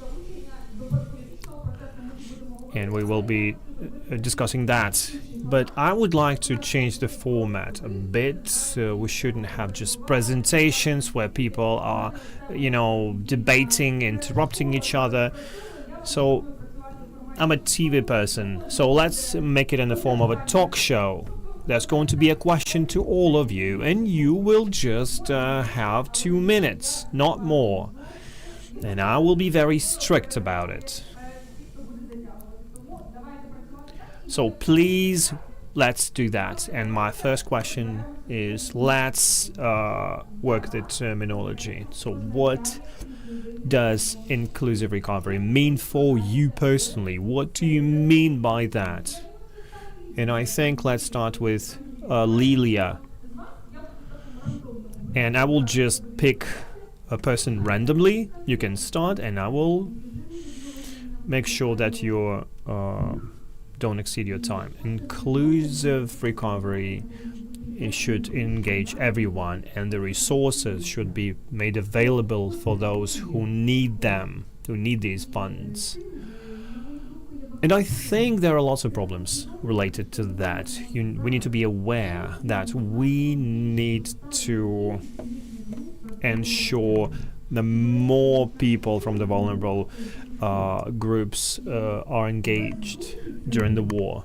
Without these people, opponents, without engaging these people in the processes and the decision making on how these resources are distributed, who are the recipients of these resources, without defining and public discussion with all sorts of groups, and especially potential consumers, because when you provide funds for the recovery of, for example, accommodation, and lots of people with disabilities, that their number will increase after the war. If they're not engaged, then we will face the situation where we don't have ramps, we don't have inclusive crossings in our streets. This is why inclusive recovery should consider all interests of all people who suffered from the war. 1 minute and a half. That was spot on. So what does it mean for you? Hello? I'm always thinking about people, and I associate it with the returning of people back from abroad, and also people who got disabilities on the front line. And we need to make sure that when they come back, they don't have to ask questions. What were you doing while I was fighting? They should be comfortable enough, and There are lots of discussions online about the accessibility, about funds, and everything should be accessible, especially for those people who are getting back. That's normally women with children and people with disabilities. I'm focusing on that group of people because I feel more pain for them. Well, there are lots of other people with disabilities that they acquired from the very birth, and they should be considered too, and also every sort of experience that should be considered, women's, men's experiences, and it's not just a men's perspective. We need to make sure that there are lots of enough kindergartens and playgrounds. And yes, 1 minute and a half.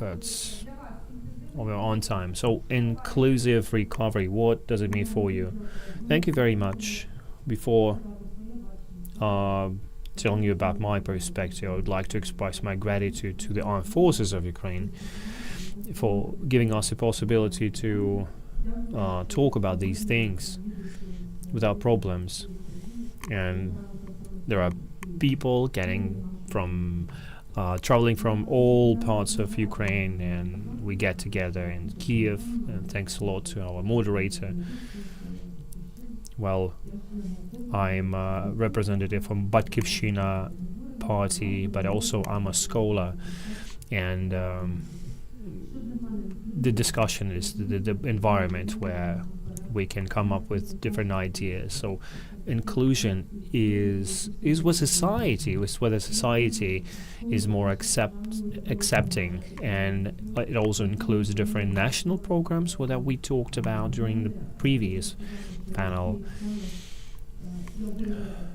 And I will be talking about Lviv Oblast in western Ukraine. Some of our villages are not connected to internet, so we need to have access to these programs and these resources. And also, the society is facing the situation where more than 50,000 people returned from the front line, people who survived occupation, people who returned from the captivity. We have to accept them. And on my way to Kiev, when I was reading the news, there was a news where a public bus driver closed the door right before a war veteran tried to jump in. And we need to make sure these people have access to rehabilitation, and we need to help them in many ways.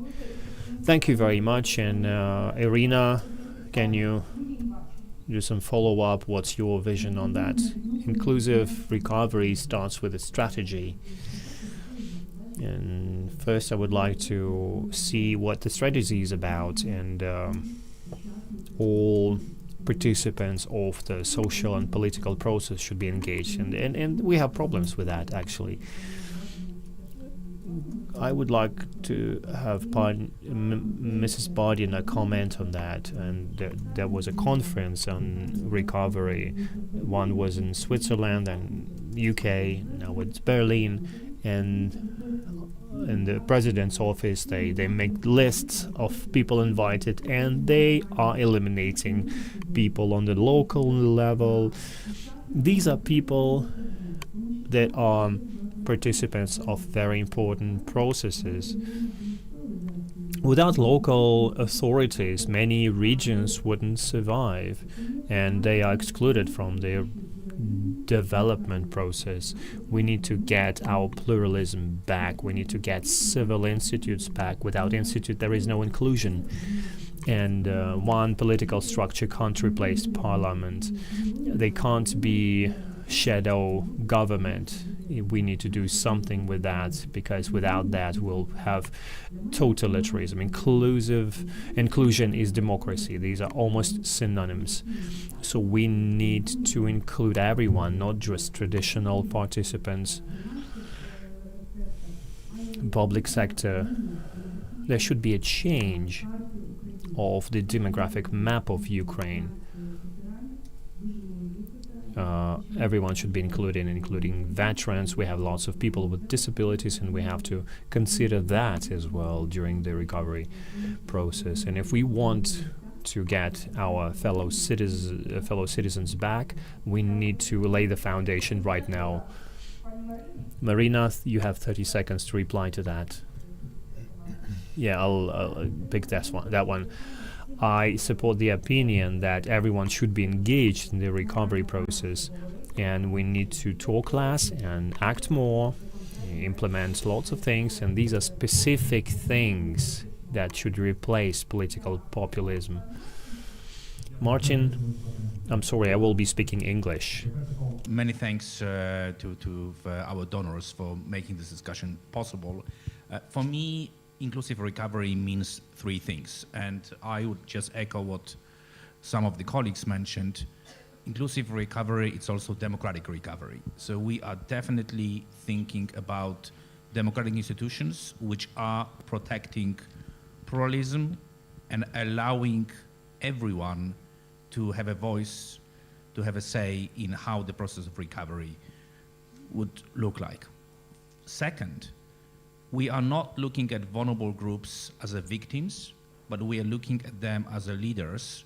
And if you go to the coffee place, which is next door, you would see on the t-shirts, what are your superpowers? I'm Ukrainian. We really have to look at every Ukrainian as a person who should be contributing to the recovery process, because the challenges are enormous. And we need to change our approach, not think about all those vulnerable groups as victims of the war, but as people who can help us to overcome what the war caused in Ukraine. And the third thing for me, inclusive recovery, and this might be unpopular with some of my friends, means solidarity with Ukraine. We have to recognize that successful inclusive recovery requires international solidarity.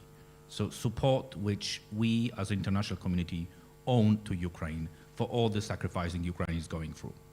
Дякую вам дуже, і давайте це коло у нас. Thank you very much. Oksana will finalize that discussion. I would like to follow up. Yeah, that's justice is basically, it's definitely a part of it. Justice that will be based on freedom and human rights. You can't do anything that everyone will be happy about. We need to focus on young people, veterans. There will be a brain drain. Of course, people from all religions, orientation and needs. And we talked about that on the previous panel. We need a victory after our enemy loses. If we don't consider that, we won't understand where we're going and what we are rebuilding. During the recovery, we need to make sure this inclusion is accessible, focusing on communities, not just bigger cities. And Lina Kostenko, our poet, said with empathy, people, please be mutually beautiful. And this means a lot. In Auschwitz, they wrote that a person doomed other people like that. So we should consider our families' needs. And these people, these are not just needs. That's their basic needs. They need justice. So we need to ensure universal justice. This is a new requirement of our time. I worry that everyone will provide the same answer, and people will just be afraid of repeating everyone. But you provided different perspectives, and I think this is a good example of how teamwork works. When people from different parties, different mindsets provide a special and important input. And the second question in our interview, please name 3 decisions that Ukraine needs to make today in order to make sure that recovery is inclusive. Uliana, please. Thank you. It's a good question. As you see, in the previous discussion, a lot was raised. When we're talking about governmental programs, there is a program about patronage and helping returning combatants. On 10th of October it was enacted. But the challenges are huge. What to start with? Development of a new inclusive policy, because we're living at the times of war and we all changed, and we changed our attitudes to many things. We changed in the context of a perception of today's circumstances, and of course we have to adapt to the challenges of today and implement the national policy. Also, we need plans for recovery of all affected territories. Today they raised the issue how to bring back our people to the country, especially our talented young people, because a lot of talented students are lured by the grants and study abroad. This is the basis which will help our country flourish. How to bring back those people, how to help to rebuild the regional economy, and how to encourage people to return to normal life. And in order to do that, we need help them to get education and help them find jobs. But creating jobs depends on our economy, which suffers a lot. And you know how difficult it's to get approval of the national budget. So these are the challenges we have to focus on. So a revision of the principles of national policy, and helping bring back people to our social and economic life. Irina, in your opinion, 3 decisions we need to take in order to provide for inclusive recovery. I don't like theory a lot. Let's start with the practice. We are living in the times of war. In the past 2 years, Ukraine even has not rebuilt its economy for the wartime. We're adopting a budget for 2024, where the Ministry of Defense requests 8 times more. And at the same time, the government finds 2 billion to finance the TV marathon and other things which are impossible to imagine in a belligerent country. We need to bring and to create the united government to combat corruption and to return independence to those governmental bodies like the parliament, the local self-governments. I don't understand why in Chernihiv, which survived occupation, and there is no occupation at the moment, everybody left from there in March last year. But now they have military civil administration on the town of Nitishin. Why we are doing that? Who will do that recovery? So the recovery starts with the truth. So let's bring back truth to Ukraine and create the government of national unity. That's what Israel did on the first day of war when a bunch of terrorists attacked them. We are fighting against a big country, and the best intellectuals are thinking about recovery. It should not be like that. It should be a joint effort. First of all, truth. The second, the unity government and independence of all state bodies, and development of a strategy. Without that, you won't achieve that. Nicely printed pictures will not help. Marcin, your voice. Definitely start with recognizing the importance of a UN Resolution 1325, Women, Peace and Security, and the whole approach to gender mainstreaming of governance. Look at the program. do you know that I'm actually the first man who is speaking today? You definitely need to recognize that when it comes to gender equality in Ukraine, there is a lot of things which need to be done. We might be looking at numbers, they are improving, but the way decisions are taken, there is still a long way to go to make sure that women are not only in the room, not only at the table, but also are realistically participating in all the key decisions when it comes to inclusive recovery. Second very important thing, I would definitely galvanize further reforms which are leading towards decentralization. If you look at the NDI survey from May, more than 50% of Ukrainians would like to see local governments taking care, leading on recovery and reconstruction.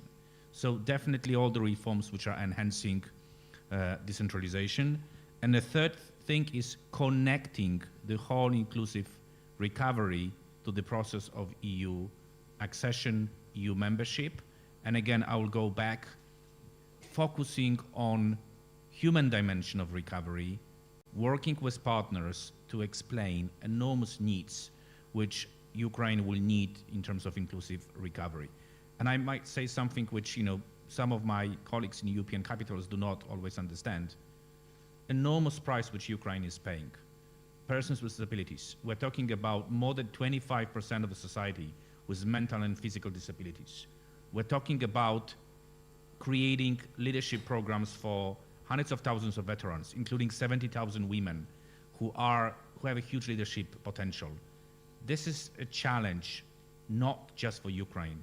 This is a matter of European security, European integration, and the third decision I would make is I would actually start communicating clearly what the needs are going to be. And we need to remind ourselves, Ukraine needs strong army, and thank you for all the support which Ukraine is getting, but Ukraine also needs strong economy and strong democracy. And those two will also require donor assistance. Дякую вам дуже. Трошки нас почали. Thank you so much. We started to extend our speeches, but first time you are forgiven. So, the question to you, Anna. First of all, we need to get the national policy, national inclusive policy. What it means, everybody should understand what their place is and what they should do. And it's not curtailment, it's on the contrary, expansion of decentralization reform. In order to holistically develop the country, you need to have a picture for all cities and communities. They should be equal. We don't have any distortions in the budgets. As an MP of the 8th convocation, being the head of NATO delegation, we have a clear plan. We have an accession plan, which we have to complete according to the EU Association Agreement. Second, the directives which we have adopted on the path of European integration. It's a clear plan which incorporates everything a person needs. Taking into consideration of all these specifics, of course, we will lack funding. There are a lot of developments, and at the previous panel, we mentioned about siege of Russian assets and clear and transparent distribution of aid which we get from donors. I support the idea of truth and fairness, but we need to control how this support is used, and we need to cooperate in that regard so that everybody understands that during trans-border cooperation, the regional cooperation, the communities will be supported by the national government, but not shared by the national government. Also, another aspect is engagement of stakeholders. You cannot do it at the central level. Only decentralization and participation, absolutely all. The local self-government law stipulates that association of municipalities is the organization which should be taken into account. So this inclusion should be according to law. We should not live only with temporary resolutions. we should get back to the parliamentary country, and the responsibility will be equal for all of us. In those conditions, all balanced branches of power will operate according to the law. Thank you. The microphone is given to Marina. Thank you. I would underwrite everything Martin said. I support this for sure. About specific steps, decentralization is super important. And you know, the example of my Poltava region, for about 5 years, our city mayor, the anti-corruption court, made a ruling that he is corrupt. She is not performing his functions now, but it's not important. Important what are results of his activities. 5,000 decisions are not signed, and Nova Pošta, which could not build its facility, it's about jobs and decentralization. So leaders, local leaders, should really do for what they were elected to or appointed, but not to do something just on their own. So there are a lot of issues with decentralization, and luckily we have this because development is good. Anti-corruption bodies are functional, like this example of the city mayor testifies.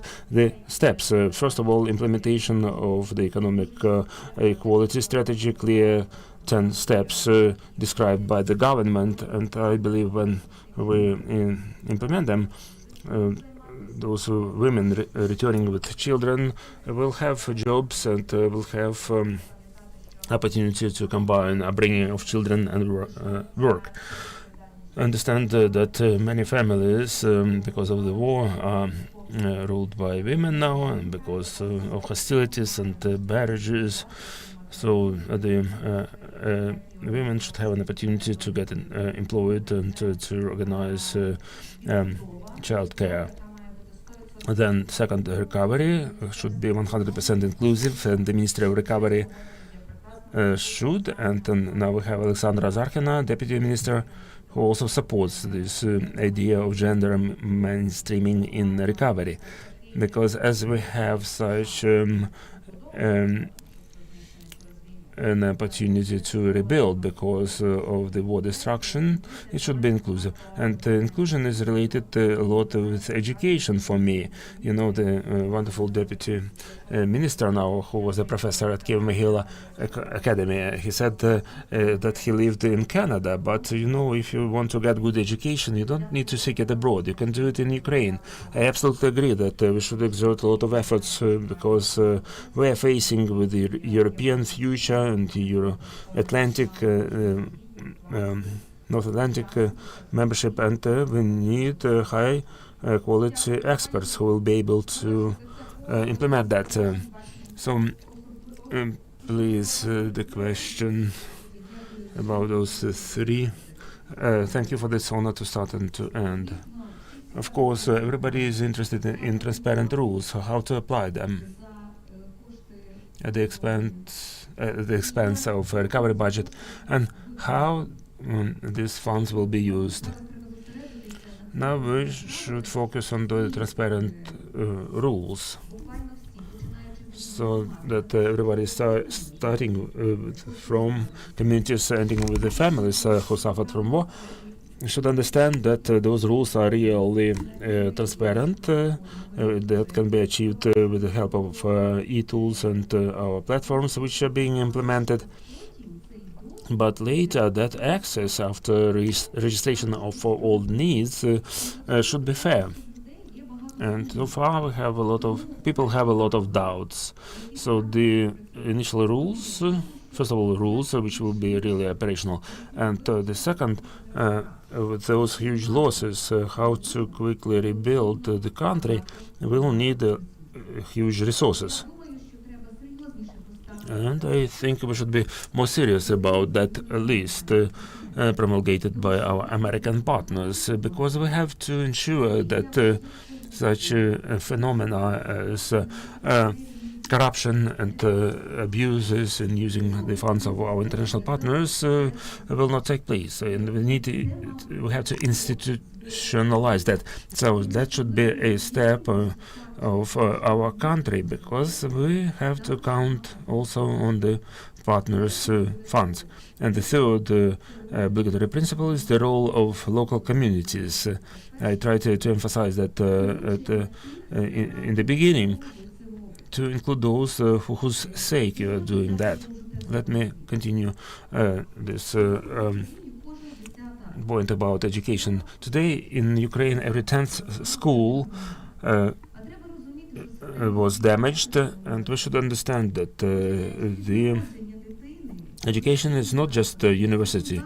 It's a preschool education, then secondary school, then in primary and secondary school, and then the ability to find yourself in education is one of the stimuli for people who are thinking whether to return to Ukraine or not to return after their kids were studying at in well-developed institutions in Europe.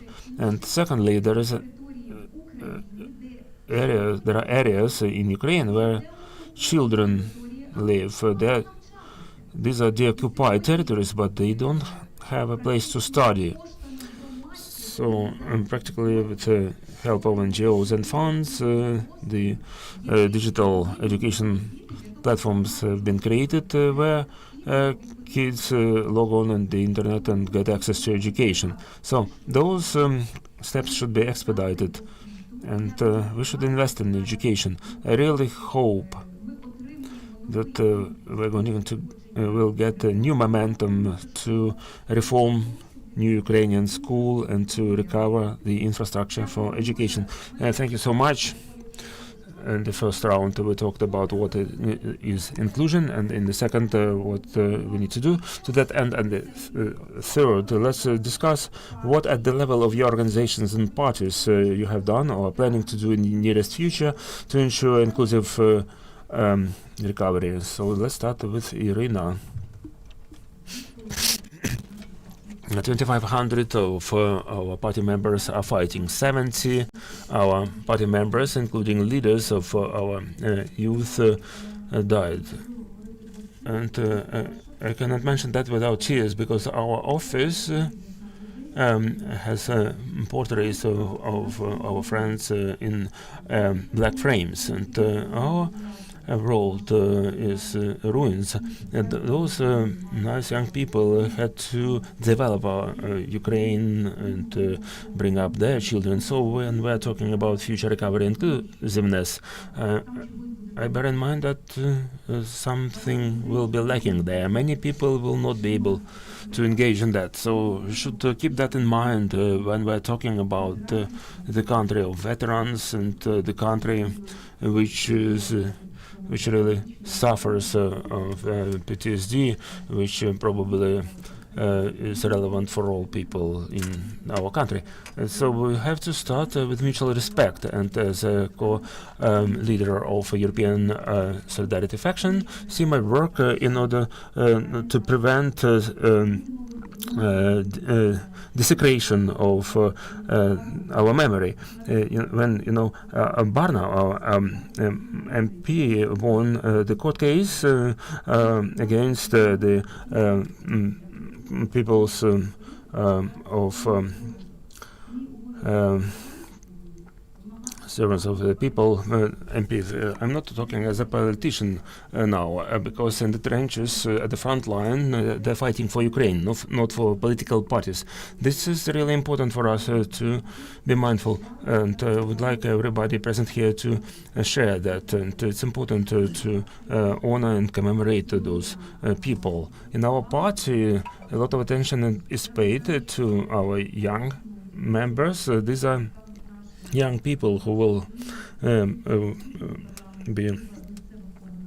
represent our succession in the national and local governments. But our key leaders will be the leaders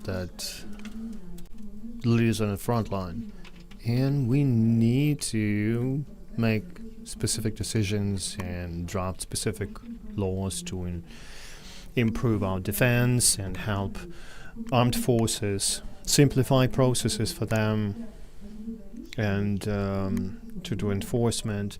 4 months ago, we all voted for the increase in payouts for the military, and it wasn't implemented. We all keep saying that without Ukrainian women there will be no Ukrainian future. Of course, we can talk about strategies of gender equality, but the principle of women's engagement in politics is violated. There's a discrimination on the base of the social status. You can't do that. So I think what we do for the future inclusion, we are a single team the only team that does something today in order to prevent from what we've gained is being destroyed. Thank you. Thank you, Irina. Oksana, pick up the mic. Please continue from here. I won't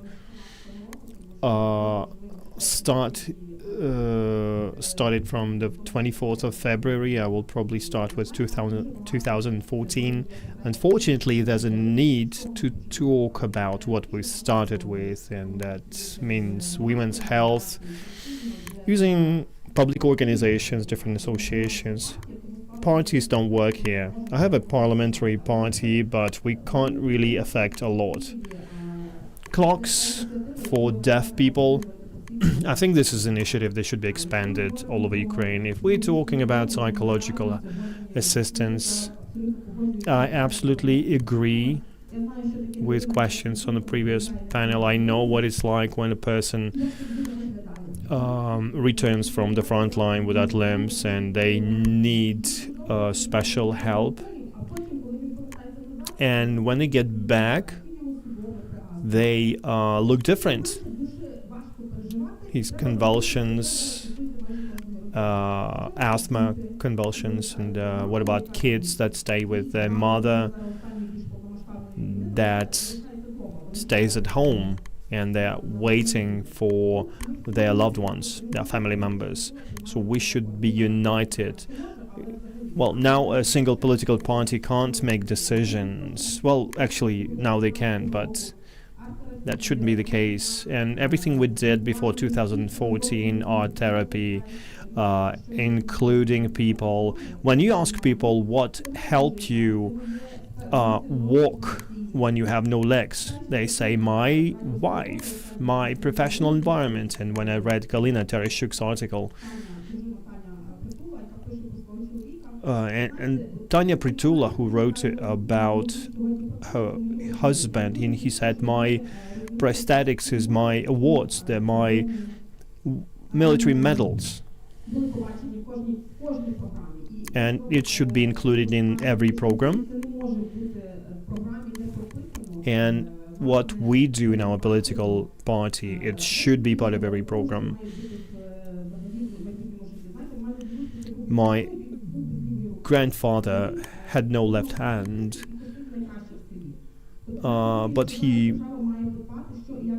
mowed his lawn the best in his village. So we need to make sure that every person with a disability are included and needed in their society, in their community. As a professor in Lviv Polytechnical University, we are building a new building for first startups, and these people, they went to the front line, the first. So we need to make such structures and houses and buildings for people like that to make sure that they keep working. So I won't be working when we're talking about strategy, rather logistics. And we need to include that in our programs, every political force, because otherwise Ukraine won't be able to develop. Thank you very much for that. Marina, what did you do in your party in order to make sure that there is inclusion in the recovery? In our party, or in whatever we do, generally, I will I try to be engaged as much as possible, and I'm talking about parliamentary work, making laws. And this is a reply to Irina. You'll be pleased that our draft laws are joint laws, and they're all supported by every party except for the, pro-Russian parties. And I'm happy having more than 300 votes in the parliament. I won't get into details. I'm talking about laws about maternity, paternity, and European cultural values. And I was criticized a lot by my colleagues when we renamed the name of the holiday, a holiday of the men defending our country. Well, we renamed it into men and women defending our country.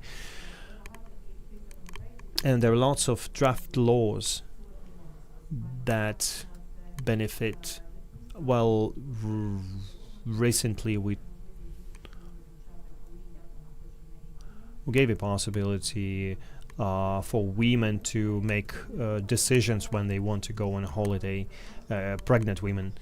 And I think in 2019 our cadence started, and then the government approved equality strategy, and it's very important for me to implement this strategy. And out of 5 items, 3 are finalized, and 2, which is economy and education, where there's work in progress, and I want to make sure we have results by the end of our cadence. And the work that we do in the party, we have 2 different wings in the party, women's wing and youth wing, and a big thanks to NDI. They make sure that the development is going on in the country, and I'm ahead of the women's wing. And we need to, instead of just making people follow your leadership in the party, we need to create a community of professional, confident women that can take initiatives locally, knock on doors, and ask for things because they're just confident that their community supports them. And I think that this leadership is what Ukraine needs. We need more leaders that lead people and teach them. It's not just, driving people away, not just preventing people from coming closer. This is what inclusion is about for me. Lilia, now you're not the first, not the last one. Thank you. We're not a parliamentary party. And the main priorities that we have is about how to help people on the front line, how to help vulnerable groups that are expanding, and another priority is very important, is how a party need to make sure their professionality is growing, because professional, high-quality decision is a matter of high-quality, inclusive recovery. Because when you do something on the ground level and with a lower qualities, not professionally, just because you have access to power, the results will be low quality. So apart from these 2 areas, we focused on working with women to focus on specific professional domains, and to find out what is the best way to help these new groups, new vulnerable groups that we have right now. For example, wives of the military personnel. After soldiers are back from the front line, these wives, these families, their families will be a separate group that needs support, and we need to be aware of that. After the war, the divisions between the society will be a lot higher, and we need to be aware of these challenges. So we need to help the society consolidate. And speaking about reforms, thanks to NDI, we recently had a training session on education, because we have deputies in local councils in our party, and they are working to provide access to education for children. So it's about assistance and professionalism. Ulianos, please wait, hold on. I'm thankful to all of these speakers today because you did a good job, and we're not a part of this TV marathon, and also I'm not sure what Batkivshina party is doing right now. And I would like to thank everyone, every volunteer as representative of Batkivshina party in Lviv Oblast. Well, I'd say that we have 24 years of experience, and in every village, every community, we have a party office that started volunteering after the full-scale invasion, and Lviv Oblast became a hub to support people that came as DPOs looking for a safer place. And thanks to all of my fellow party members for providing support to everyone that wanted it. We met many children that still stay in Lviv, and every party member works locally, whether it's a deputy or people who support the party. We provide legal assistance. And this is where we start talking to people, and then we can find out what the problems are that they're facing. And I mentioned that we need to use all platforms available on the internet, but you can go to a remote village. They don't have any coverage there. How can they use this platform? It's just inaccessible to them. I'm talking about elderly people first and foremost. These people just want to support Lilia. There are villages where there are just kids and their grandparents because their parents went to the front line. So we need to make sure we can help them. We collect information about that. We collect the stats and we communicate it to our MPs, and we submit it to Yulia Tymoshenko, the leader of the party, and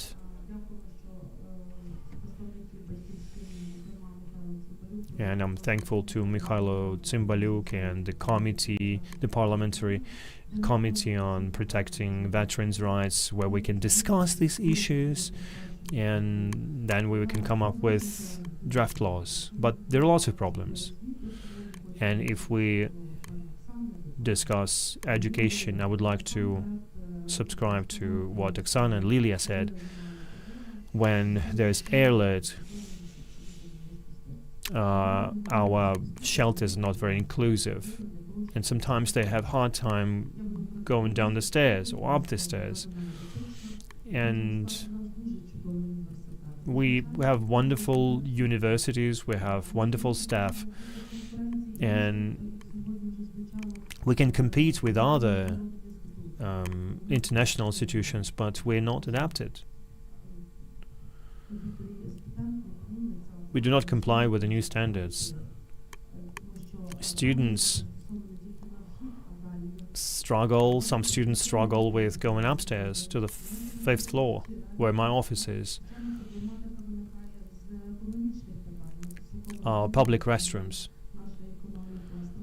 Our economy suffers a lot, and we are in a war right now, but let's think about how these people can get to educational institutions. Thank you very much. This is a huge problem. I think I exceeded my time. Yeah, the problem with shelters is huge. Yeah, thanks to everyone. Yeah, my friend that is a head of organization for people with disabilities because she has a disability, and she called city council and she said what shelters are accessible, and they said no shelters are accessible, and she had to leave Ukraine because there are no accessible shelters there. Just a minute, I have a student. She joins our lessons online, and she wants to be in the group. She wants to be offline, and we need to help them. Yeah, we need to help them practically. So Martin, what about NDI? What does NDI do to ensure inclusive recovery? Thank you very much for that. I won't be talking about what NDI did because we did a lot. Apparently, we had different events, and these events, and we help different political parties and organizations. But there are three things where we can do more. I see where we definitely have to go further. And as someone who worked in more than 55 countries, almost every conflict, post-conflict country, I have to tell you, I have never seen such a resilient, strong society like in Ukraine. And we have to start by thanking ourselves for what we are doing together. And and I really, not just on behalf of NDI, but also on behalf of Poland, we should be thanking Ukraine every day. Because, I have never seen any other country who could resist, who could fight as much as Ukraine is doing. So, thanking. And, we are thanking Ukraine Armed Forces. We're thanking volunteers. But I would also like to start by thanking everyone on this panel who decides to be in public life, to serve. Because we all know that the challenges which are ahead of us are so enormous that most of the politicians will never be thanked for the work they're doing. They are also sacrificing their life, their service, and first of all, recognizing that everyone in this room, you're doing amazing things, and we should be thanking ourselves. Another thing which we're not doing enough, and we started to do it at NDI, we started to do it with our partners, is psychological support, talking about trauma. I've never, over the last year I've been here in Ukraine, I've cried and I hugged more people than in my entire life. And it's normal. We should be really supporting each other and talking about it and helping each other. So, this work with trauma approach, psychological support definitely is needed, and all of us should be, recognizing and working more on that. And a third thing which, and I will finish on a positive note, the third thing is, and this is what we are doing with many of our partners, with political parties, with civil society organizations, with youth organizations, is talking about long-term strategic institutional approach. What we are seeing now, even with European accession, is a warm-up before marathon, before many, many years which are going to be ahead of us, working on a recovery, working on EU accession. And if you look at the youngest generation which is in the room, they're already well prepared. They have running shoes. It's going to be a marathon, and we should all get running shoes and be supporting each other, because we definitely have a marathon ahead of us, but we will manage, we will win, because Ukrainians are superheroes. Дякую вам дуже. Thank you very much for that. Thanks everyone for this panel. And of course, we do have a possibility to get together. I want to talk without, I don't have to talk with a microphone.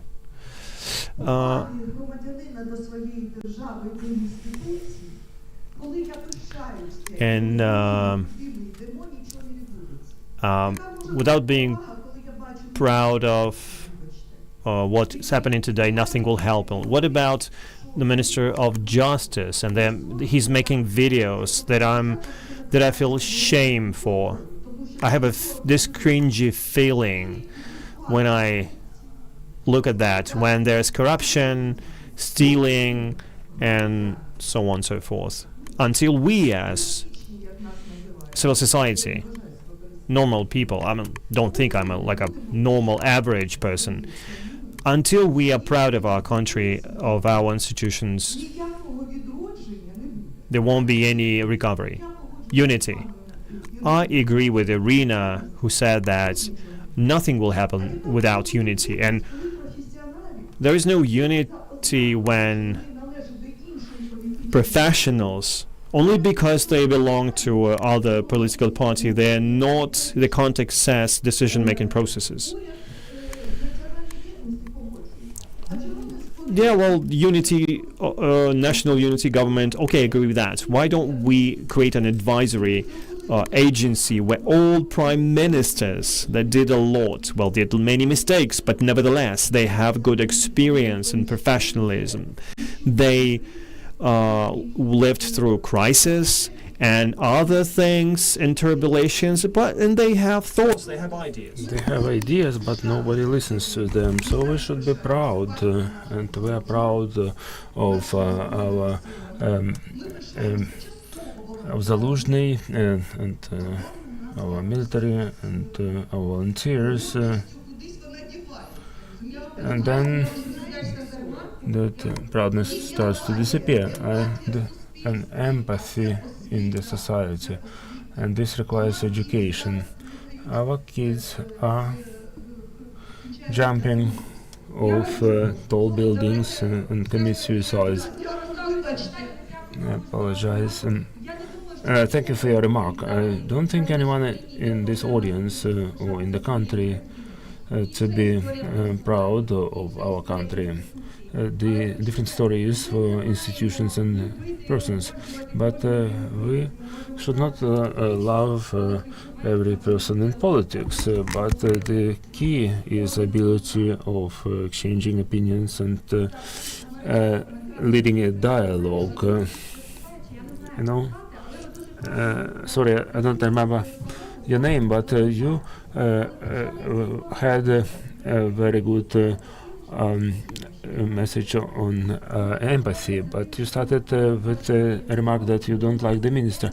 But I like him because he invented for the first time in 30 years how to upgrade prisons not using public funds. We're grateful to NDI for the presence and policy, but also I'd like to thank for the school, which enable us to bring together counselors, volunteers, and female combatants, because it's not that easy to get to Kiev, and they have various financial capabilities. So NDI, which supports democracy, I hope that in our country, after defeating our adversary, we'll be able to win.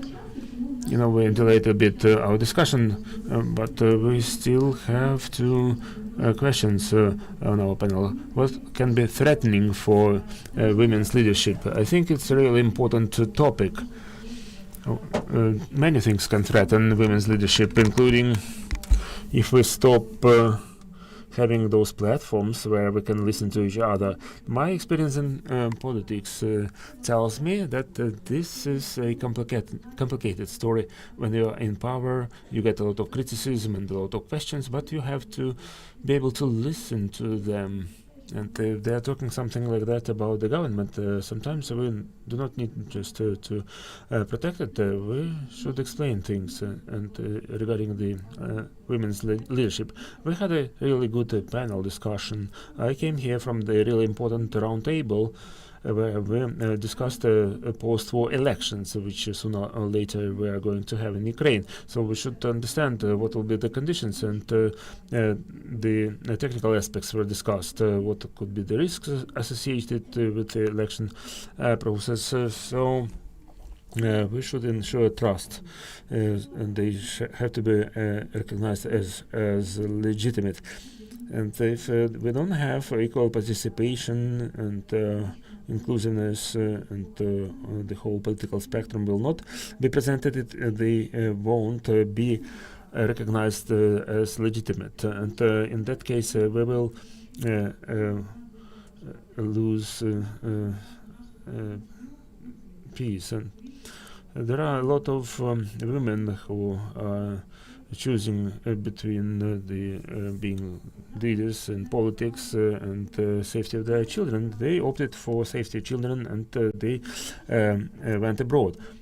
So whether this law will not be violated if when you need 5 years of permanent living in Ukraine in order to be elected, whether we are going to lose because we should think about those technical things and how to engage those women in rebuilding our country. I would like to thank once again Martin, NDI, and those engaged in this discussion, and wish all of us to discuss also in the Parliament. I don't think that 1,000 amendments is spam. I don't think consideration of any draft law for 1 hour is a strategy. On the contrary, the more we are looking for right decisions under those challenges, the more we're going to gain as a country. We should not be afraid of that. And the last remark, Martin, please, the floor is yours. I heard a lot of MPs who thinking about your country really needs you, and we know how difficult it is for you. But one of the biggest challenges for conflict and post-conflict society is that women are pushed on the side. But also research shows that those countries where women are in leadership position, I had a privilege to work with the first woman president in West Africa, Liberia, after the war. First woman president in Kyrgyzstan after the domestic conflict. Only in those countries where women are in a leadership position, the country is on the path to peace, development, and prosperity. Because women understand how to solve conflicts in non-violent way. And that's the biggest challenge. So you have to stay in politics. Дякую. Дякую всім учасникам і учасницям. Зараз I'm really grateful to all the participants. Now we have a lunch break, so bon appetit. Just a second, I have an important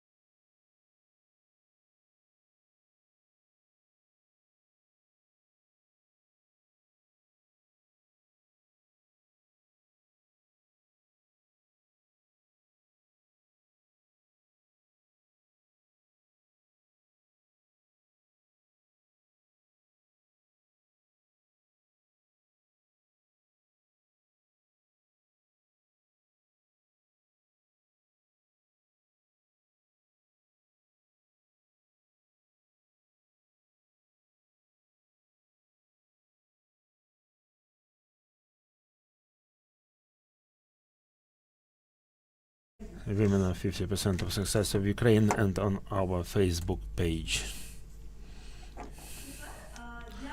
So now to wrap up the discussion of first part of our marathon on inclusive recovery, we'll have this session on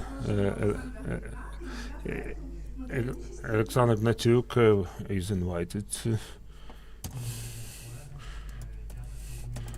Good afternoon, colleagues. I understand the lunch was very nutritious, but deadline is a serious thing. So let's continue. I'd like to mention a few words about our project. Our project was a pilot version to understand the scale of the problem related to inclusion.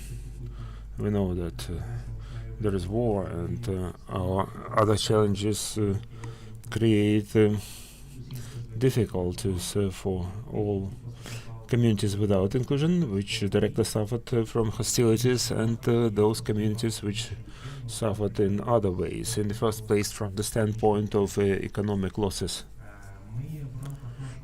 In the framework of our project, we focused and conducted quite a lot of activities. In the past 6 months, we had over 40 various trainings, consultations, and other events in communities. I apologize before representatives of the local authorities.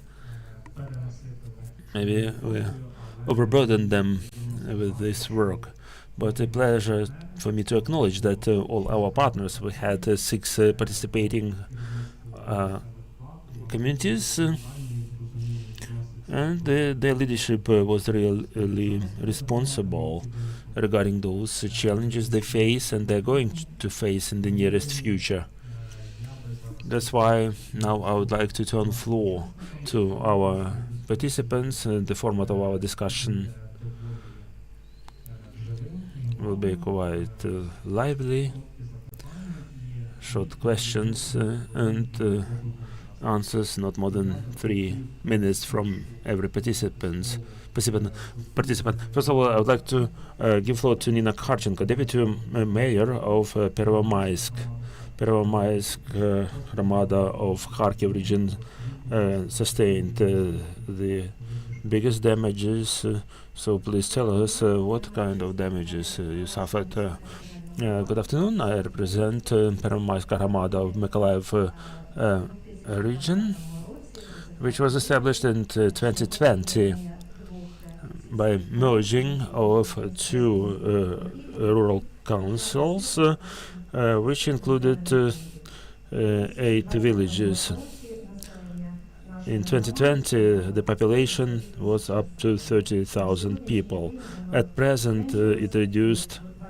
It's 27,370 people.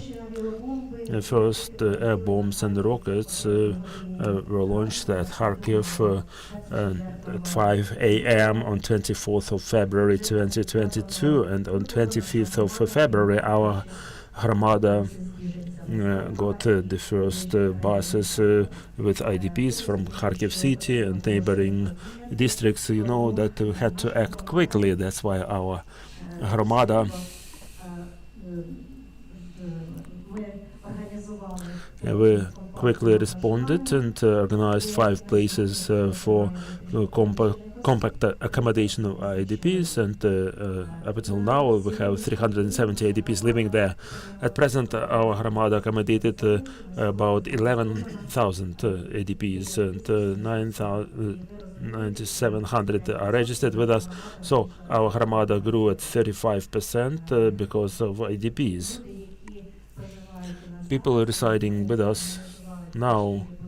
We organized for that 4 preschools and 1 social services center. We dedicated for that. In the Pervomaisk Gramada, we had 4 rocket attacks. The infrastructure was damaged. Its water and wastewater services 6 buildings of the residential area. One building was completely destroyed. 8 people are dead, and there was the latest missile strike happened on the 6th of July, where missile hit a spot next to a residential area. 24 9-story buildings were damaged. A preschool, a school, and in 3 days we received 170 messages about damaged houses. All our infrastructure works properly, and people receive state support and support from international partners. Another question was about our production facilities.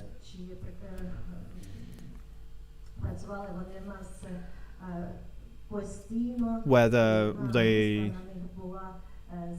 worked without interruption, whether they were overloaded, and the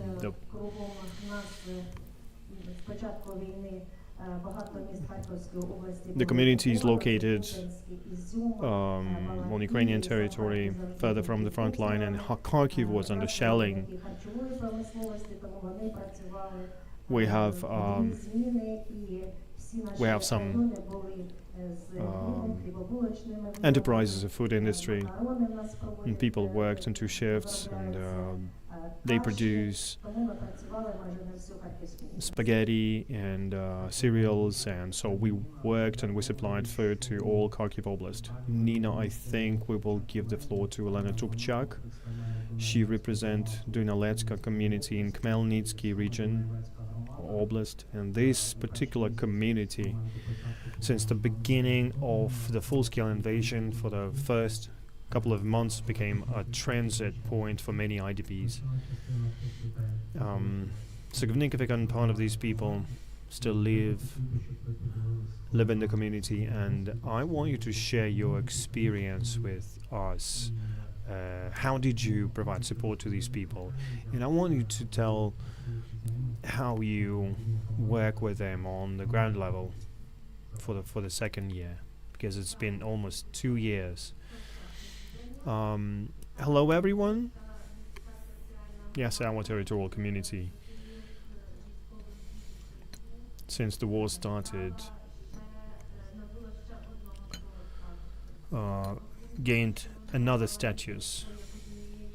Apart from being a leader as one of the largest territorial communities, now we are one of the biggest hubs that accepted more than 12,000 IDPs. Right now we have more than 1,600 IDPs. Most of them are women and children. Yes, most of these people live in the residential area of a community. There were people that opened their doors for IDPs, and they provided more comfortable conditions for them, and the community was one of the first communities in the oblast to provide a habitat. And on the 16th of March, I clearly remember that, we've opened offices, former offices, and we let IDPs in so that they have a place to stay. Also, we created a habitat in the village of Limkivtsi.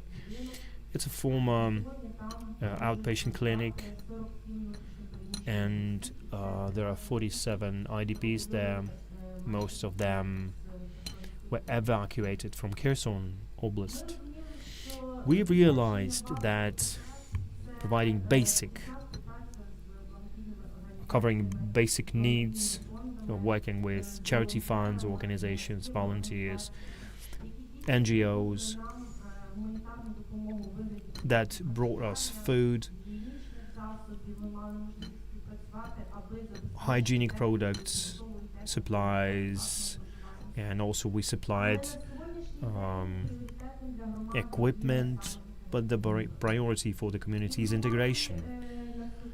And today, community already have some things that we did. We created a human rights women organization that united both local women and IDPs. It's called Association of Donevechina Women. By the way, it's part of Khmelnytskina 1325 coalition. As of today, there's a coordination IDP council that initiated the IDP integration program in the community for 23rd to 25th. Main goals are to provide accommodation, not just temporary accommodation, temporary houses, but homes that people can live in at long term. Now we create lists of communal facilities that can be used as places to live for IDPs.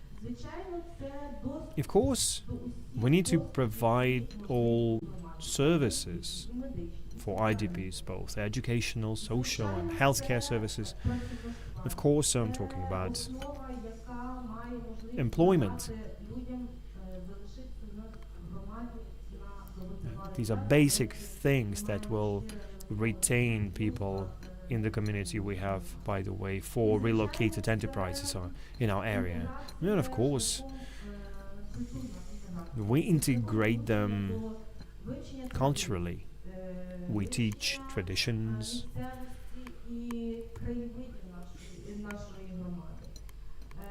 and natural history. Thanks to implementation of the projects, we've opened locations for kids with the help of Rokada Fund. Another location was extracurricular center, and also in the local public library we've opened a digital space for kids that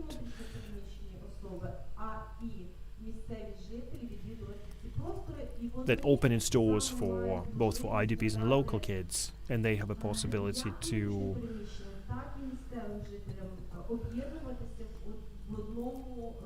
they provide a possibility to locals and IDPs to use their skills for the benefit of the community. Thanks a lot. I would like to give the floor to Eureka Menko, Secretary of the Nizhyn Urban Council. We've talked before the forum began, and you talked about the need to provide rehabilitation services for our veterans, and that's a very important aspect. We need to understand that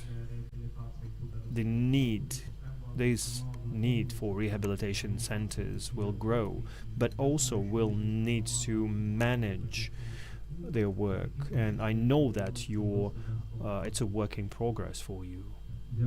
You've been doing a lot, so please share your experience. Thank you very much. Would like to use that possibility to express my gratitude to all women protecting our country, all women that are present in this room, for what you're doing for protecting our country. Thank you very much. I think you deserve a round of applause. The city of Nizhyn, we're a pretty old city, 1,200 years old, 70,000 people live there. And as far as inclusion is concerned, we've started our initiative 3 years ago, and we've realized what kind of spaces, what kind of environments we need to have. And we did our best. During these 3 years, we removed fences, barriers, and now the city is a lot more comfortable for people with disabilities, mothers, and others.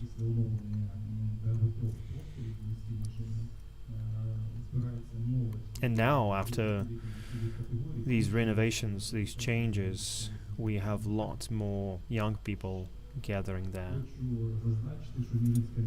And the Nizhyn Urban Council, understanding the challenges of today, we're working on making sure that all of the facilities, all infrastructure sites are inclusive. This is why we create ramps, making these sites accessible to people with disabilities, and understanding the budget constraints. We understand that our community has faced serious challenges in funding, and the taxes that we've been collecting are not enough, and some taxes were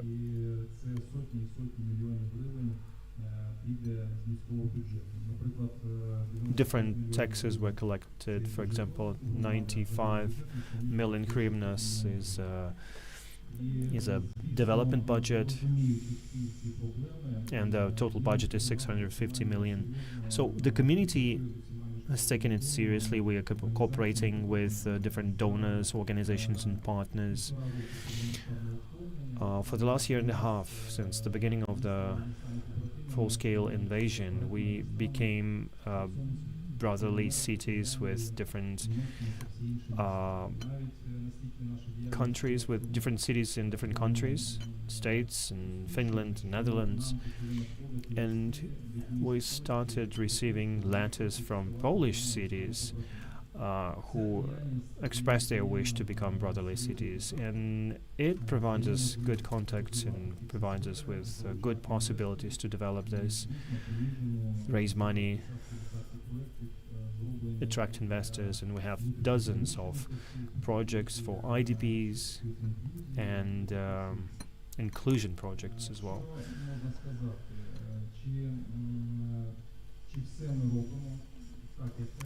Do we do everything properly? Do we do enough, or am I happy with the progress? Of course not. We need to be able to do more, but today we're looking for partners, and we're thankful to you for paying attention and the city building and architecture department is trying to create a space plan, a spatial plan that will have inclusion as one of its priority components. And in France, we've met Martin Duplantier, a famous architect, and we've invited him to the city of Nizhyn, and he came and he designed a concept for a rehabilitation center. And more than that, he even raised more than 50 million hryvnias to implement this project. However, there is a competition among different cities for projects like that, because it will be very relevant after the war, and yes, the competition is very big in my of time. We will continue with that. I will just add here that we communicated with Yuri and other colleagues, and we've decided to use possibilities.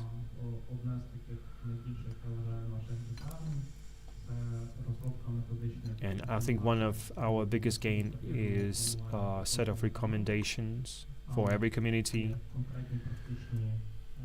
it's in like a accessibility manual or recommendations for planning and methodological recommendations in terms of European accessibility standards, and hopefully local authorities of partner communities will help us and will be able to incorporate it into our program documents in every community. I will just add a few words. For communities like Nizhyn, you won't believe that, but great impetus are the communities and donors' experience. Of course, people are exhausted, and sometimes you hear people say this is not the right time for that. And this is why the program provides possibilities to do that right now. I would like to give the floor to Raisa Papluk. Raisa represents Dunayvetska community. For more than 20 years she's been working in the public sector, and she represents a NGO for people with disabilities. And speaking about accessibility planning, my question to you is, what problems you faced in your community? I'm talking about mostly about people with disabilities, and what would you like to have? What kind of help would you like to receive from local authorities to improve the situation? Hello, everyone. Well, first of all, I'd like to get back to what you've said about trainings. No, we were not overwhelmed with that. That was really interesting. We received lots of interesting information, and in our case,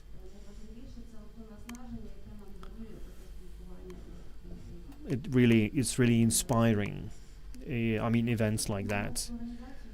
I'm a leader of a NGO that is 22 years old. In 2000, we have founded the organization, and we mostly supported people with food, advice, like legal advice, psychological advice for people with disabilities that had challenges. But maybe because we had a pretty good cooperation with local authorities, we mostly focus on creative part of the job. For these 20 years, we had 20 festivals that were very different and diverse, and that was pretty good for a peaceful time. You asked about challenges, so maybe infrastructure accessibility. Well, there's work in progress here, and we have a vision of how it should look like. And speaking about our needs, we need to increase accessibility for places of residence, basically houses where people with disabilities live. And we discussed that multiple times, and we discussed projects, social isolation of vulnerable people who stay home, and they're not just socially isolated, they're economically isolated because they don't receive a lot of pension.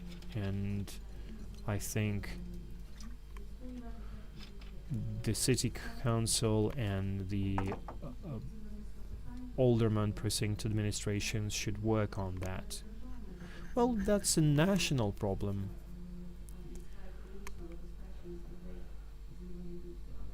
The failure to provide these people with economical means and funds, and well, unfortunately, this is a problem that we still have. Employment is another thing, and of course, social support of people who get back from the front line. and who suffered from hostilities.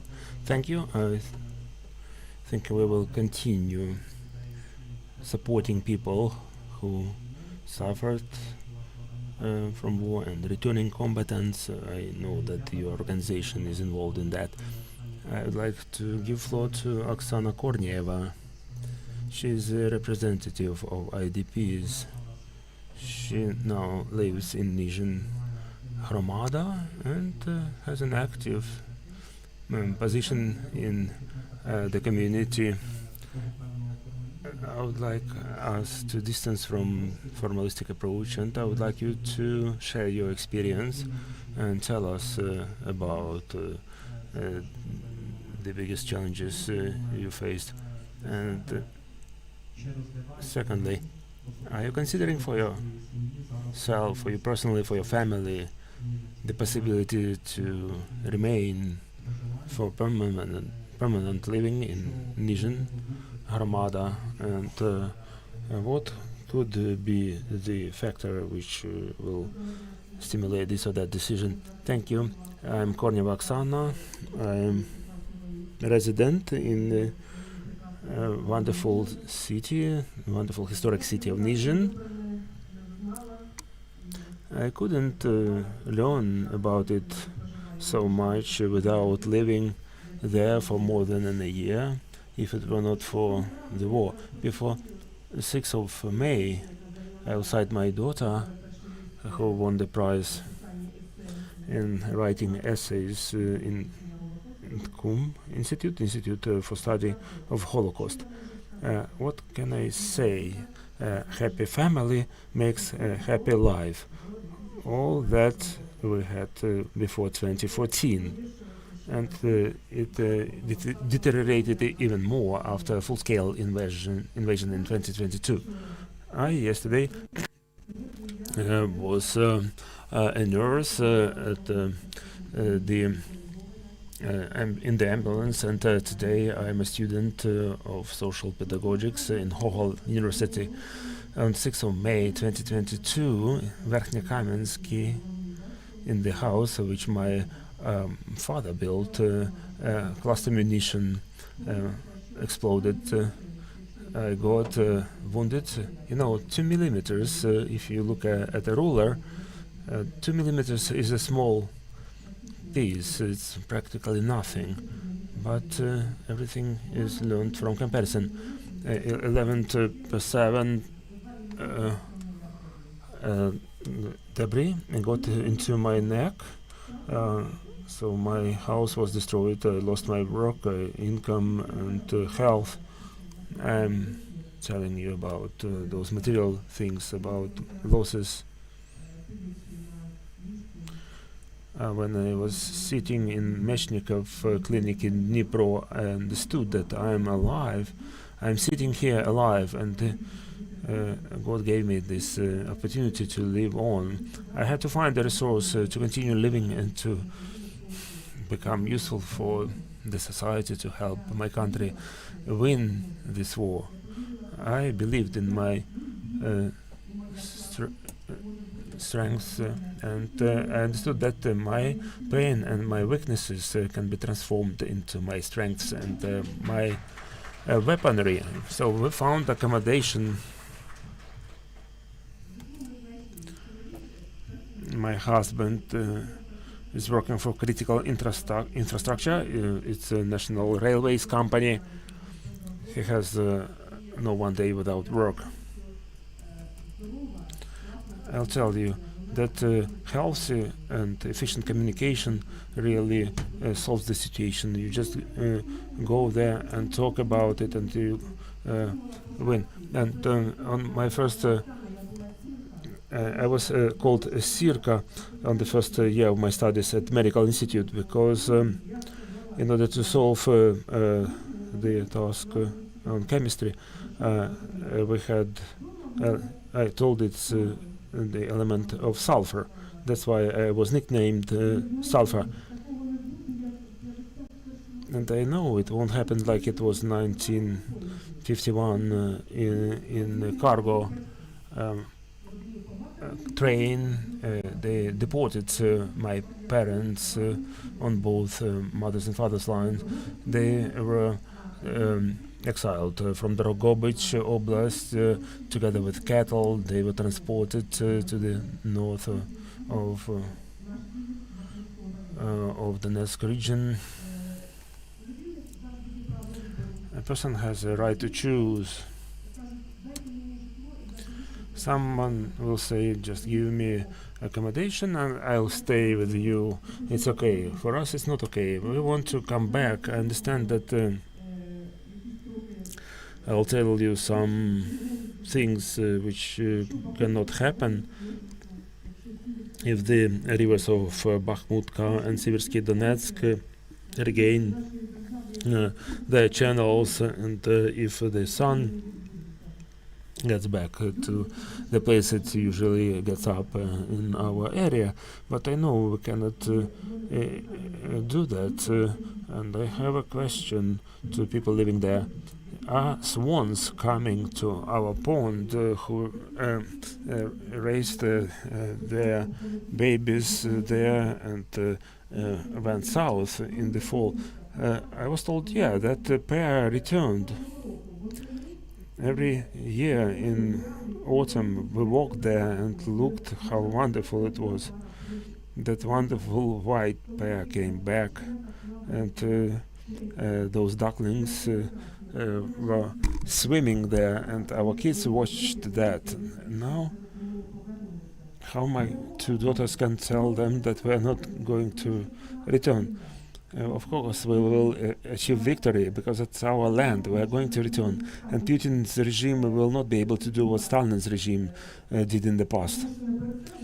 And it was forced deportation, and now because of the war, we had to leave our homes. For sure, we will come back and we will rebuild it because it's our land and it needs us.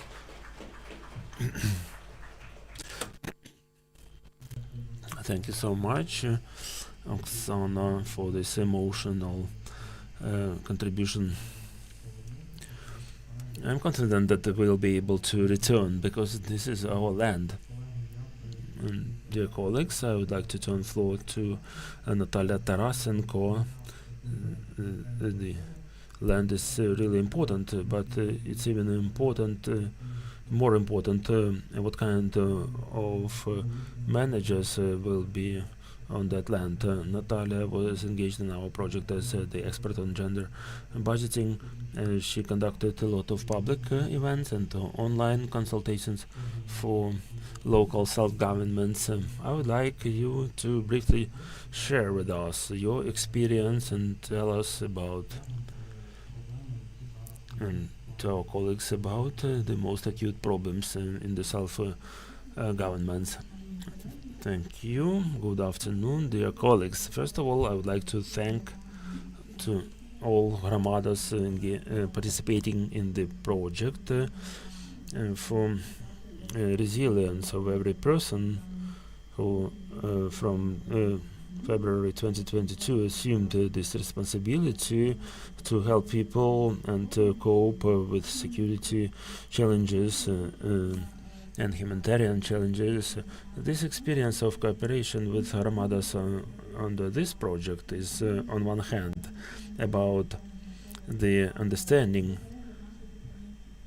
and review of our managerial approaches when we are talking about gender budgeting and budget and gender governance. We are telling that we have to approve and to make decisions and implement them, I mean managerial decisions, in such a way that they contribute to actual gender equality of various men and women living in the community. On one hand, it looks very logical and rational, but the practice can be different. The previous two projects in Ukraine, gender-oriented budgeting and program Dobre, and the component with which NDI cooperated on the aspects of gender budgeting, showed us that when the programs were analyzed, whether they were at the national or local level, the practical conclusion was that those programs were gender neutral in the best, so they don't see a final consumer with services. So on one hand, this program is designed for all, but when we're saying for all, it means for nobody, because we don't see the final users for whose sake we are working. So how to implement gender governance? It gives us answer to two questions. For whom we are planning those events and initiatives, which groups of women and men we are focusing our efforts, and the second is what result we want to achieve. What we want to achieve. Why it's important? Because taking into consideration the implementation of gender governance as one of the tools of gender budgeting, gender analysis, and gender-sensitive other information campaigns are components of gender-oriented governance. It's important to implement at all stages of managerial process, from planning, implementation, monitoring, and evaluation.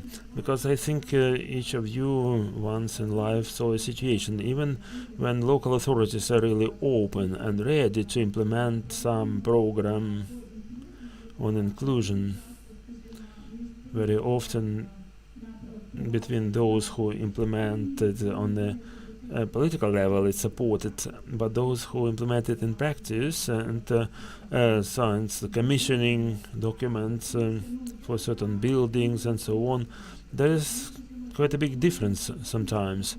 So why should we care about it today? That the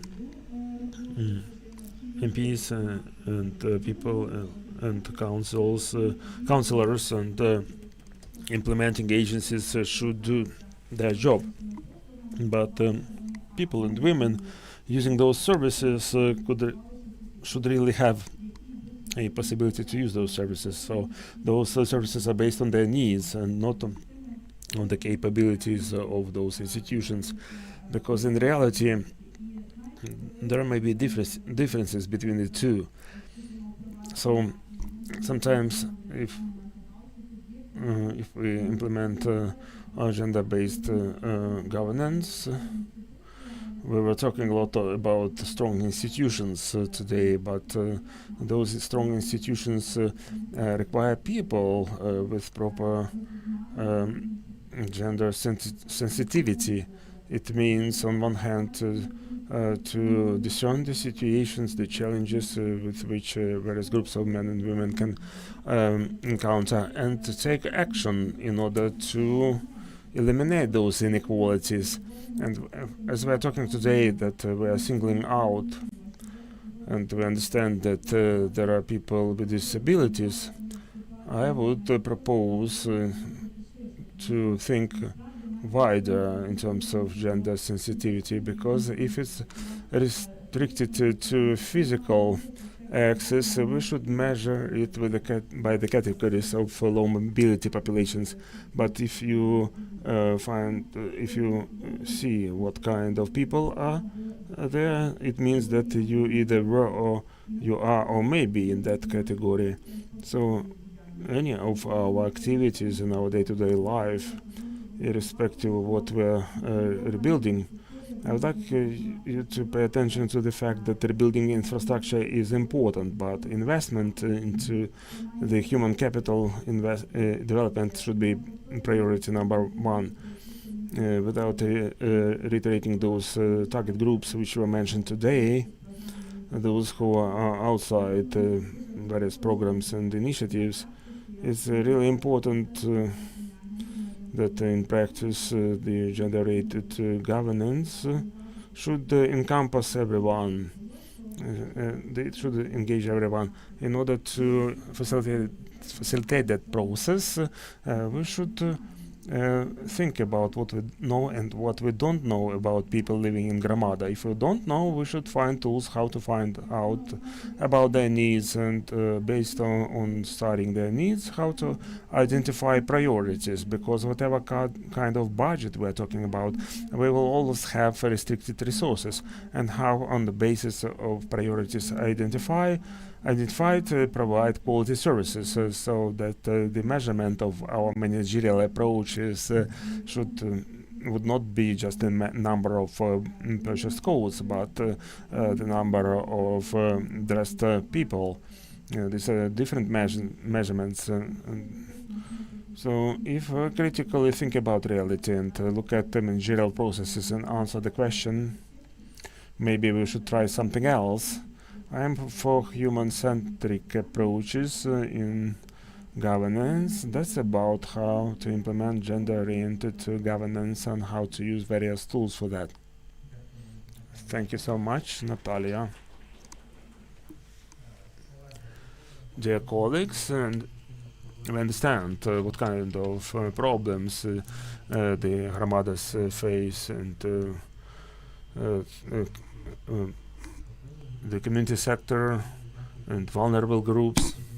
I would like to share practical experience and give the opportunity of our regional coordinator, Anastasia Rashchenko, local coordinator of the Mironevska community, to share her experience, practical experience. What challenges are more related with engagement of representatives of vulnerable groups?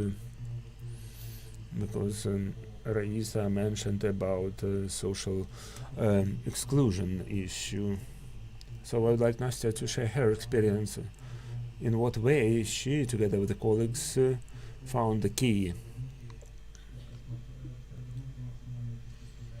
to engage as many people as possible to solving the problems which we discuss, and to invite them to participate in discussions which we had in the project's framework. I would like to thank about this project because we managed to set up communication with local authorities. Also, we faced with the problems of engaging people, especially of vulnerable groups. And one of the reasons, in my opinion, was certain mistrust and a lack of belief that something can be changed. And as Oksana mentioned, in order to be heard, you have to start talking.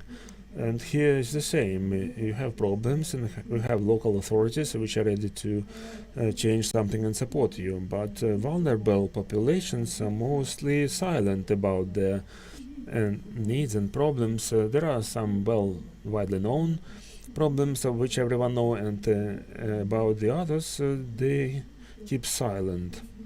So, in my opinion, the key solution for this problem is setting up the dialogue. And vulnerable populations, the local authorities in the first place have to define those vulnerable populations. When we started our project, we had to find out that for ourselves, these were people with disabilities, retired people, young people, returning combatants, and rural inhabitants. Usually those people in small communities are forgotten about. So we tried to communicate with all those categories, but we faced with another problem in addition to mistrust. There is no unity, there is no cohesion in those communities. There are many IDPs, but they are not united. There is no association or organization of those people with whom you could communicate. For example, there are organizations of disabled people, but they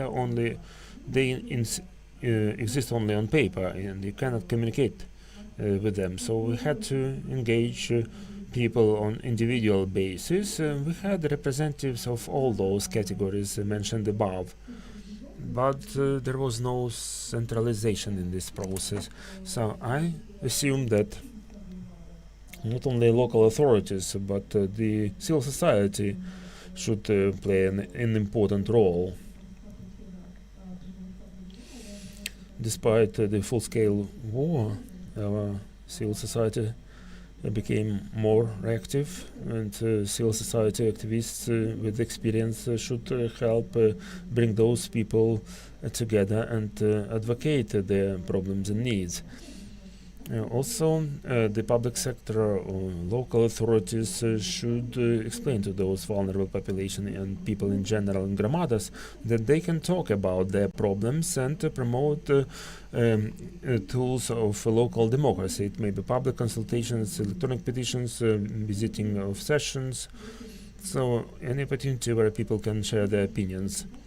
And listen to those opinions, of course, to reduce this factor of mistrust. So this is, I think, is key conclusion from this project. Thank you, Anastasia. Raisa, I'll give you an opportunity to respond, to share your experience, because we know that your organization very actively was engaged. People involved in our in your public project and various activities, and I see that the interest level is not reduced. On the contrary, more and more new people would like to get engaged in those initiatives. Please share your recipe for success. We've been working for many years, and we were able to consolidate people. But you mentioned something that I haven't said before. By the end of the project, we have territorial organizations with people with disabilities, and they were offended that we haven't invited them yet to these events. And on a serious note, we need to initiate this ourselves, this consolidation. I will give you an example. This community has welcomed many IDPs, and yeah, I mean, it just sounded like I welcomed these people, but we talked about our community, and there were lots of men drafted for the war. And it's one of those communities that suffered a lot in terms of losses. Many men and women have died in the war. And so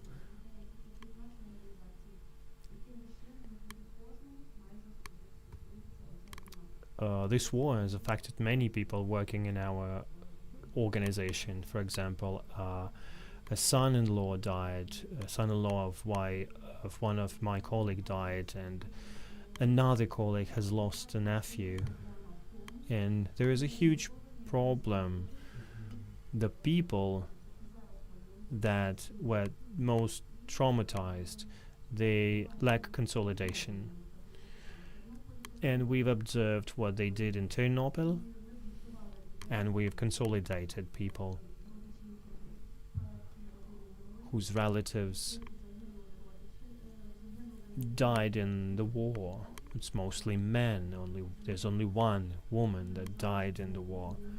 And we named the project Families of the Heroes, and we focused on their children. So we've brought these families together that lost their loved ones, if they're dead or if they're missing, people who received wounds, and we focused on their children.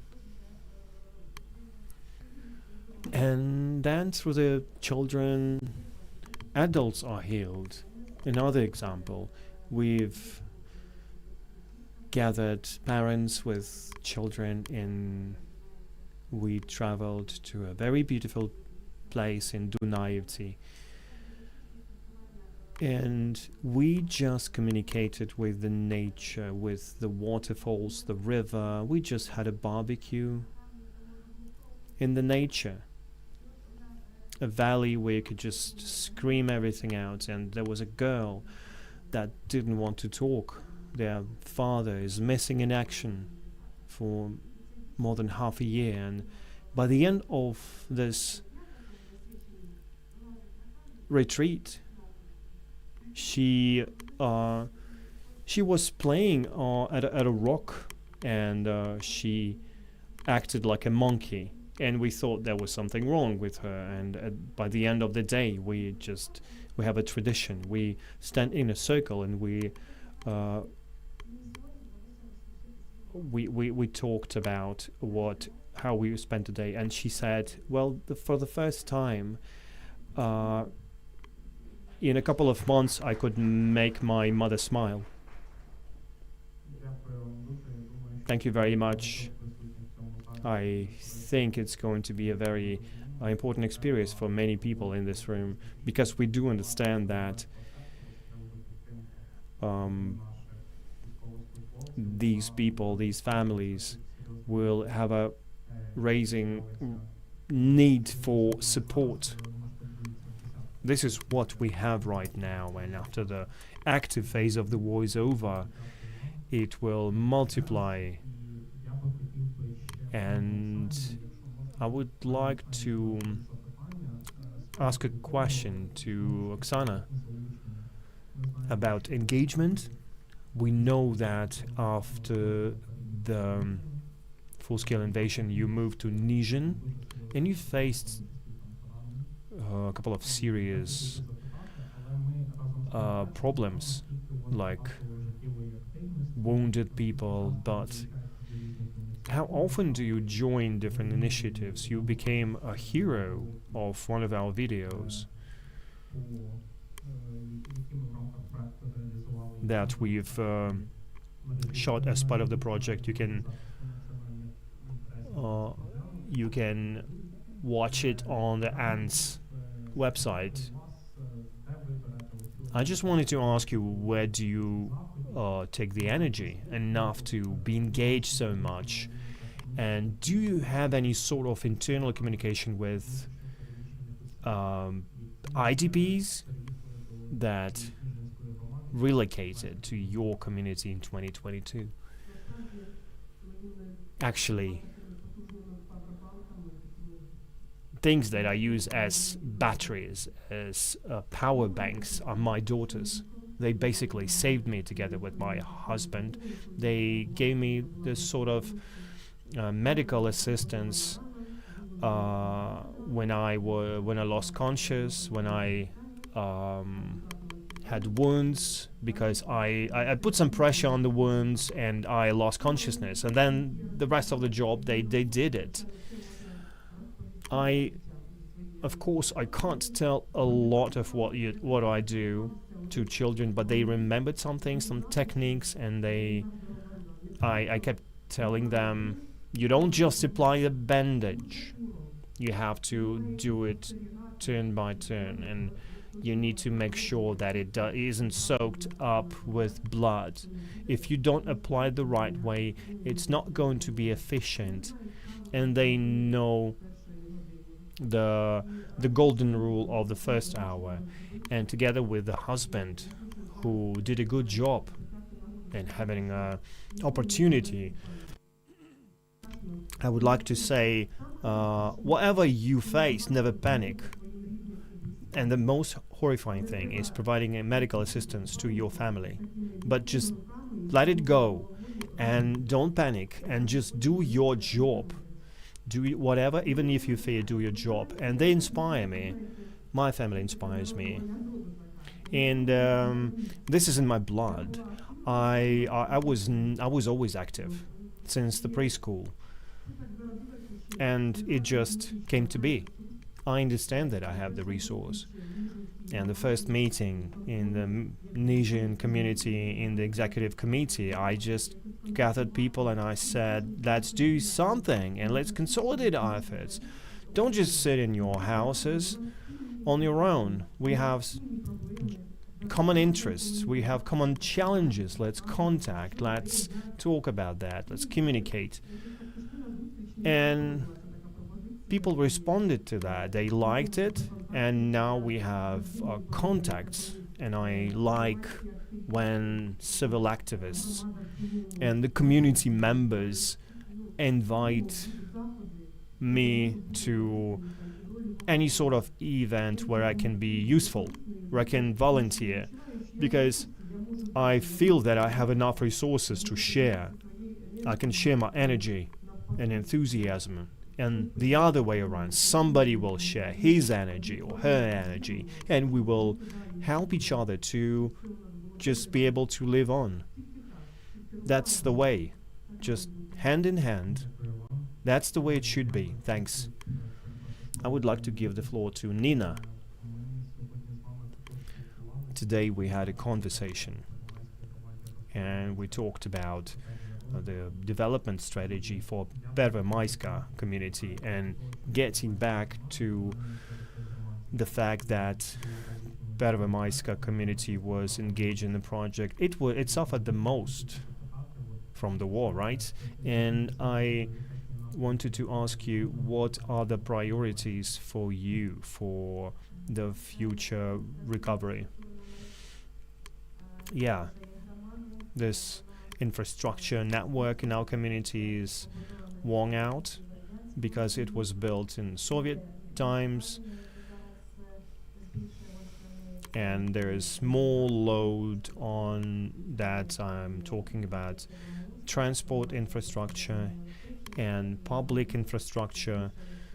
People use more water, more power, there's more sewage, more garbage. This is why we incorporated it in our strategy, reconstructing water supply and sewage, water cleaning facilities, improving our heating system, educational buildings. We made some first aid, but still there's work that needs to be done, and we have lots of IDPs in our community, so we need to renovate their houses, for people that stayed in the community. And of course, the recovery should be inclusive. An important issue we need to resolve throughout all Kharkiv Oblast is construction and reconstruction of shelters in our educational institutions, because they work online most of the time, and we can see that lots of families move out, relocate to communities where it's safer to study offline. And of course, another problem that needs to be resolved: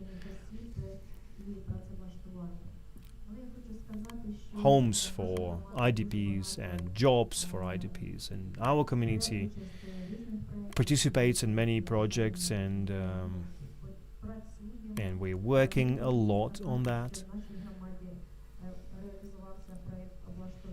We did a project to improve shelters and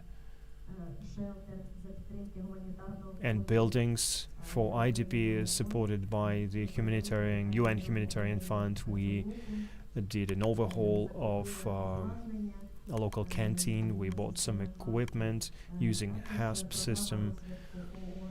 UNDP program funded by the EU has provided to our community with a vehicle to transport vulnerable categories of people, and we created a safe space. So we are pretty active. And the main thing for our community, it's very important to be aware that Ukraine is on its way to the European Union, and we are writing our own history right now, a history of your community, history of your city. And yeah, people keep saying it's not the right time, but we don't agree to that. We've signed a cooperation agreement with the city of Cherkiv, and in July we've signed a community with the Polish city of Globin and German city of Kurswerth. And I would like to express my gratitude to all European community for that assistance. These funds are very important in the economic resource. And in our community, we think that the most valuable asset is experience that we gain implementing these projects. Thank you. Yuri, I would like to ask a clarifying question. You mentioned that, cities are competing for the construction of a rehabilitation center. So my question to you is, what about strategic documents of your community development? Are they in line with Oblast strategic document? I should be honest with you.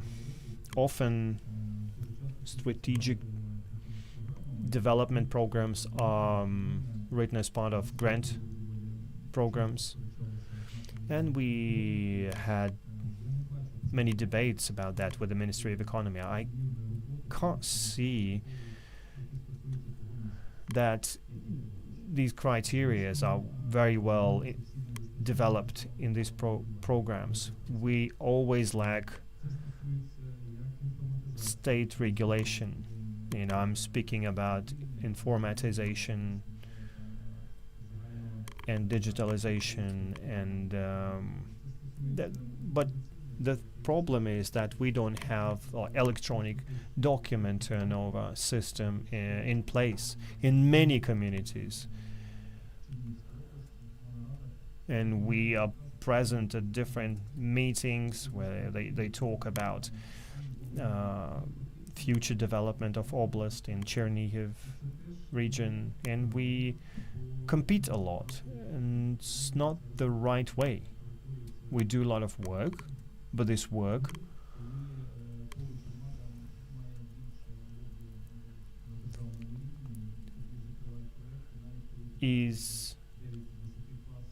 has problems when you're almost done with the project design and your neighboring community wins the race. So we need to correct it. We need to work on that. So this is what we're doing right now. For the couple of last years, we've introduced a new design code for the city, and we also developed our city plan, included road infrastructure, alleys and squares, and but what they normally do is they just use pavement, asphalt, and concrete, and they mix everything together, and they don't think about inclusion. So there are lots of problems that we face, and they don't do it. They don't regulate it on the national level. There should be a common sense to make it work. And if there is common sense, that's good. But if the community doesn't do that, we have a problem. Thank you. Guys, I think we're out of time. So my suggestion is to bring the discussion out in the whole room, and now we can have a small break. Thanks to everyone. Thank you, everyone. Thanks to our speakers for an interesting discussion, and thanks for what you've been doing. We have a small break until 4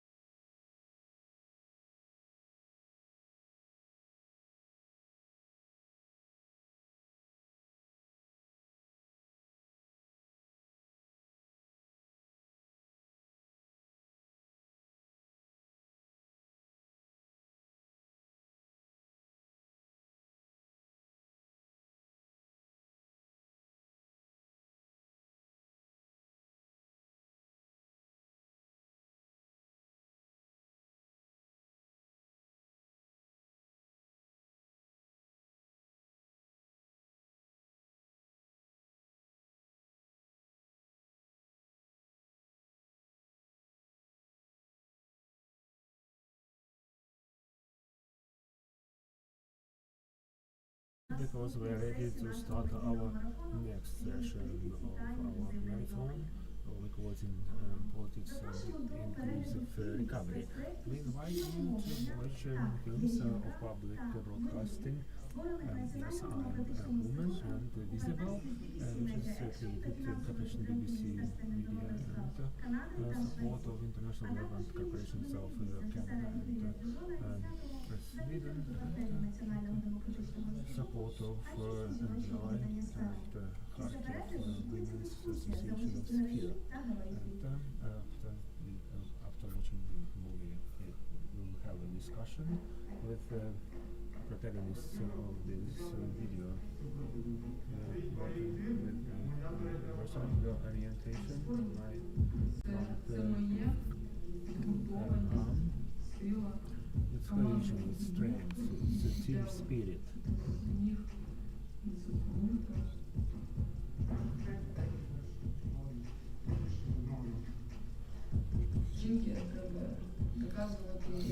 prove more than men that they are professionally ready, that they will not whine.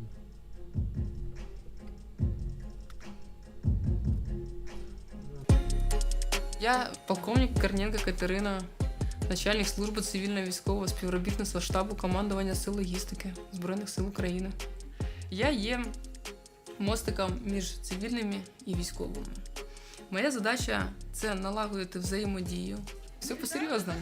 Всі кидаєте, все кажете, обнімаєте, зустрічаєте. Привіт. Привіт. Привіт. Привіт. Привіт. Я членкиня громадської організації «Жіночий ветеранський рух».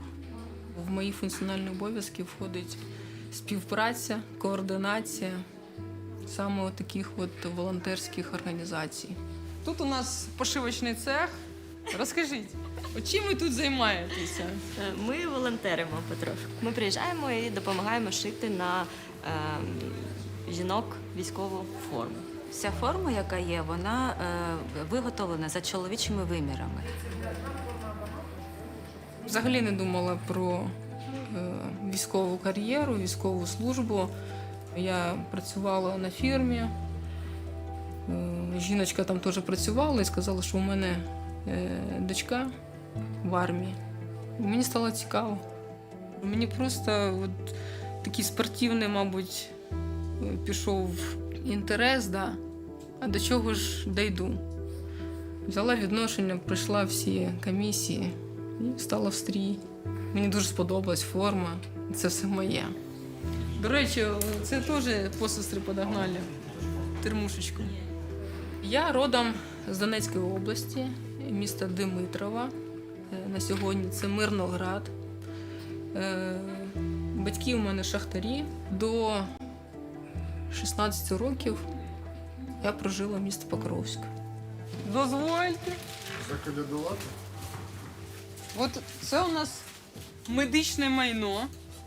Ми збираємо наразі аптечки на Донецький, якщо я не помиляюсь, напрямок. Там хлопці дуже зараз попросили. Це терміново треба зібрати скільки можемо, тому що є потреба.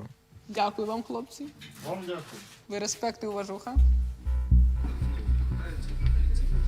У 2014 році мене не відпустили.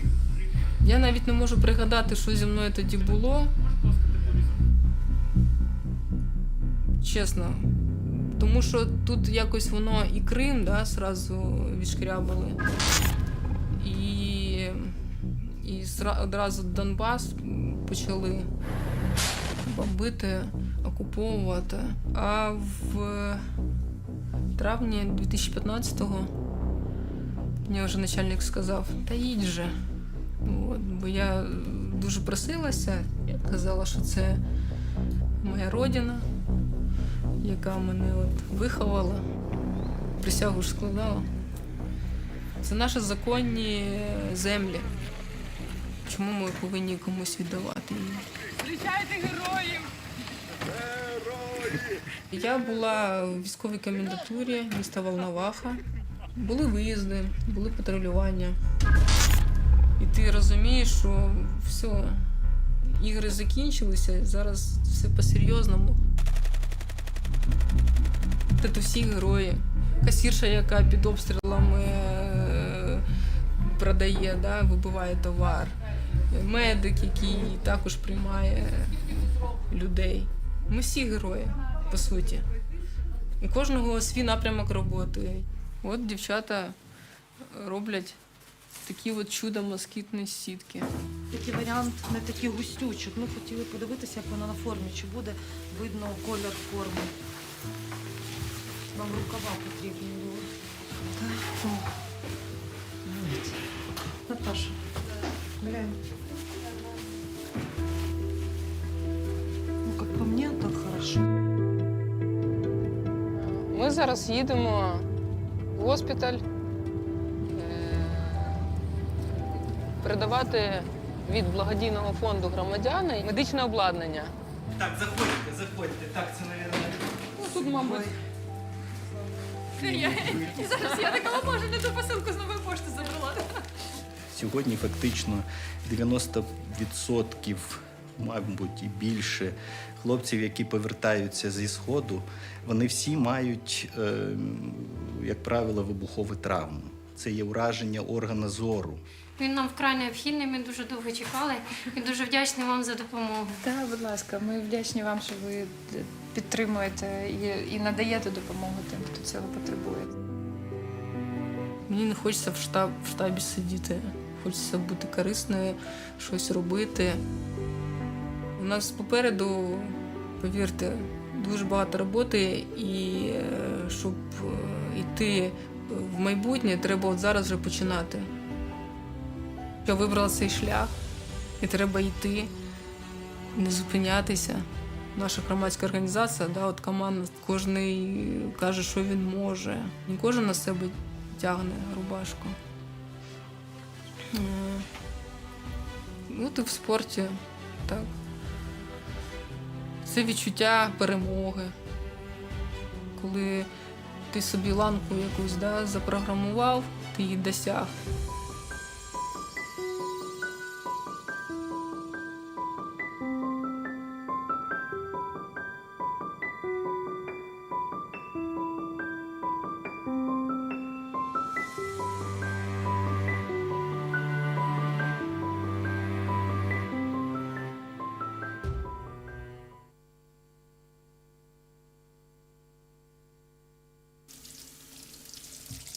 Війна надає дуже багато болю.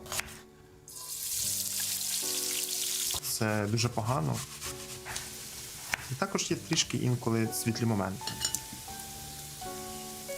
Ми з Павлом знайшли один одного. За час наших відносин, які вже тривають більше року, насправді ми з ним дуже багато всього пройшли. Це ти обрізав. І так просто. Так, отако. Ми заручені вже як 3 місяці. Як би наш ворог не намагався зламати Україну і зламати українців, ми все одно, в тому числі і я, продовжуємо боротися за нашу незалежність, за цілісність наших територій, за наші права, які ворог не може зрозуміти. Ми їх виб'ємо з нашої землі.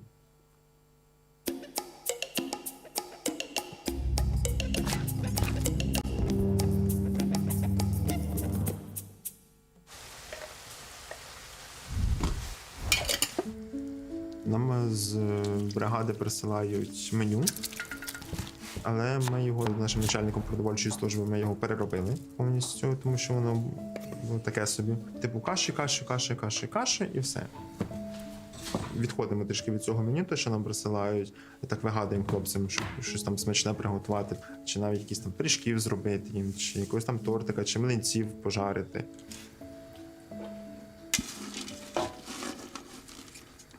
Я за освітою навчався в себе недалеко від дому на кухаря-кондитера. До повномасштабної війни в мене вже 2 роки була своя кейтерингова компанія. В Києві готувати на велику кількість людей, для мене це було не проблема. Смачного всім. Дякую. З праздничком всіх. Звісно, я дуже сумую за тим, чим я займався до війни, за своєю роботою. Але я впевнений, що воно буде. Я до цієї роботи обов'язково повернусь після перемоги. І воно буде набагато крутіше, ніж було до війни.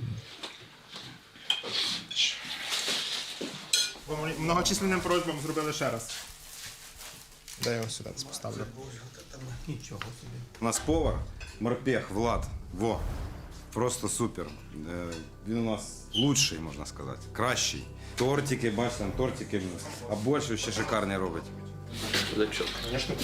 Вперед до перемоги разом. Слава Україні! Я думаю, що всі все знають, але ніхто нічого цього прямо не говорить. Навіть приколів немає, оцих гомофобних взагалі ніяк. Все, пацани, я віддихати приїду, будуть нові вкусняшки. Давайте. Все, щасливо. Чекаємо. Все, да. Скоро будемо. Всім до побачення.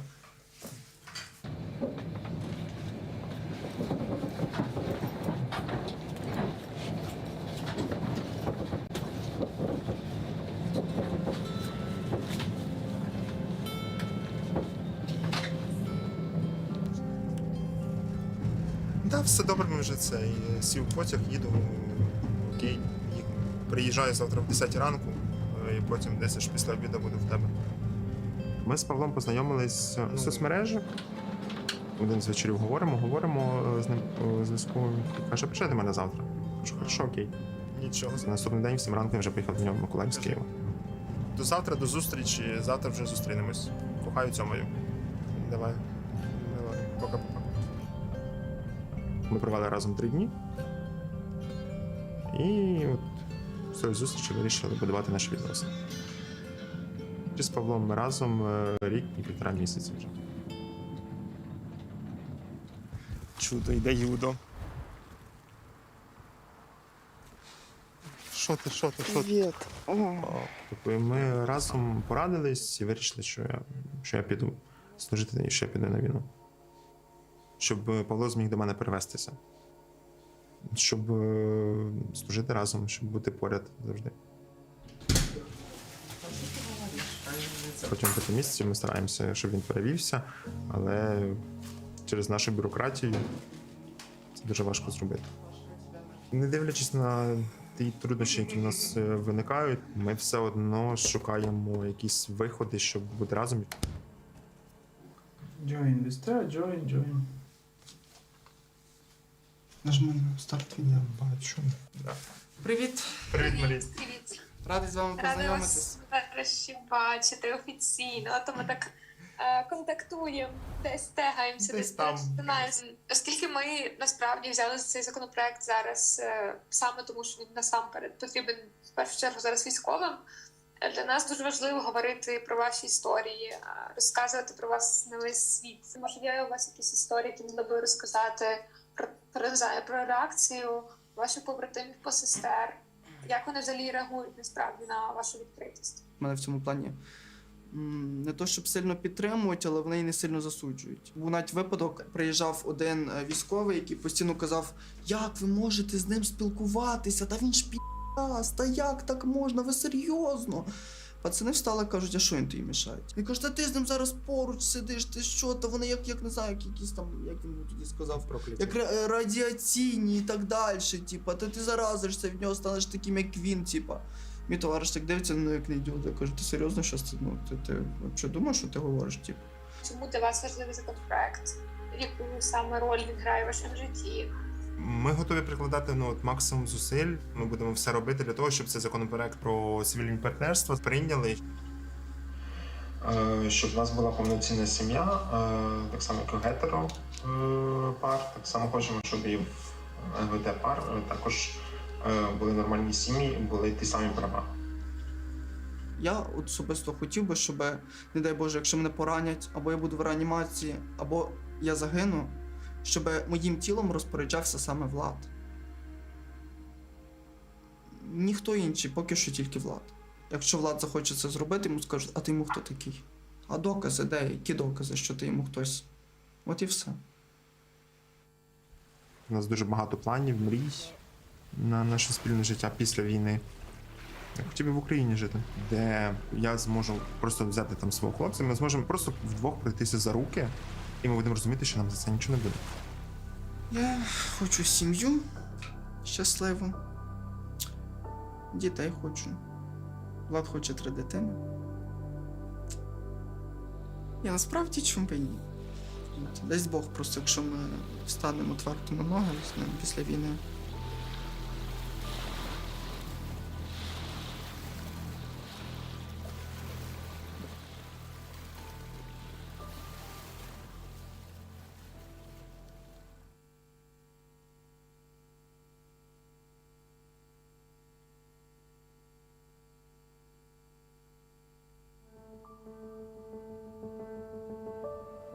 Кохані, партнери, діти, ми хочемо для них щастя, безпечного майбутнього, аби вони знали про нашу любов. От побачиш, сьогодні все вийде.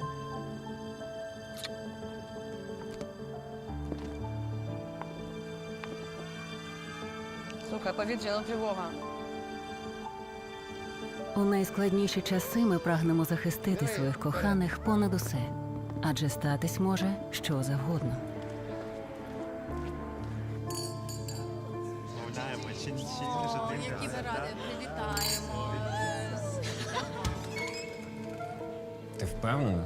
Так, сказали, що нам тепер теж можна. Є основні доступні всім способи захистити себе та близьких. Але для когось вони недоступні, бо це не на часі.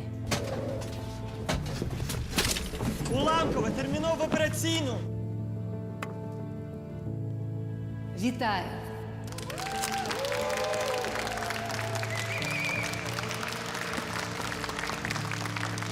Ну, і куди ви прийшли? Ви не в курсі?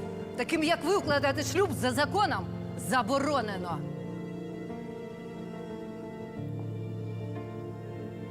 Зараз такі часи будь-що може статися. А може є якийсь спосіб оформити опікунство на мого чоловіка? На чоловіка? В сенсі. Гетеросексуалів у нас не одружують, тож ніякого опікунства. Вибачте.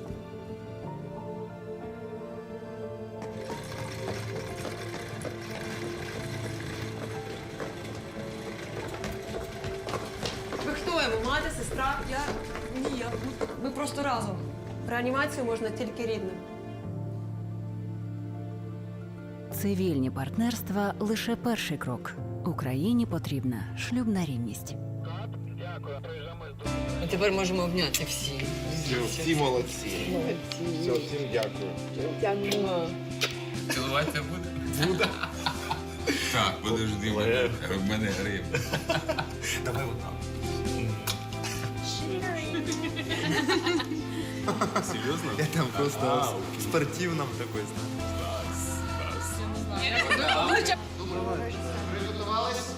Це була така репетиція справжнього весілля.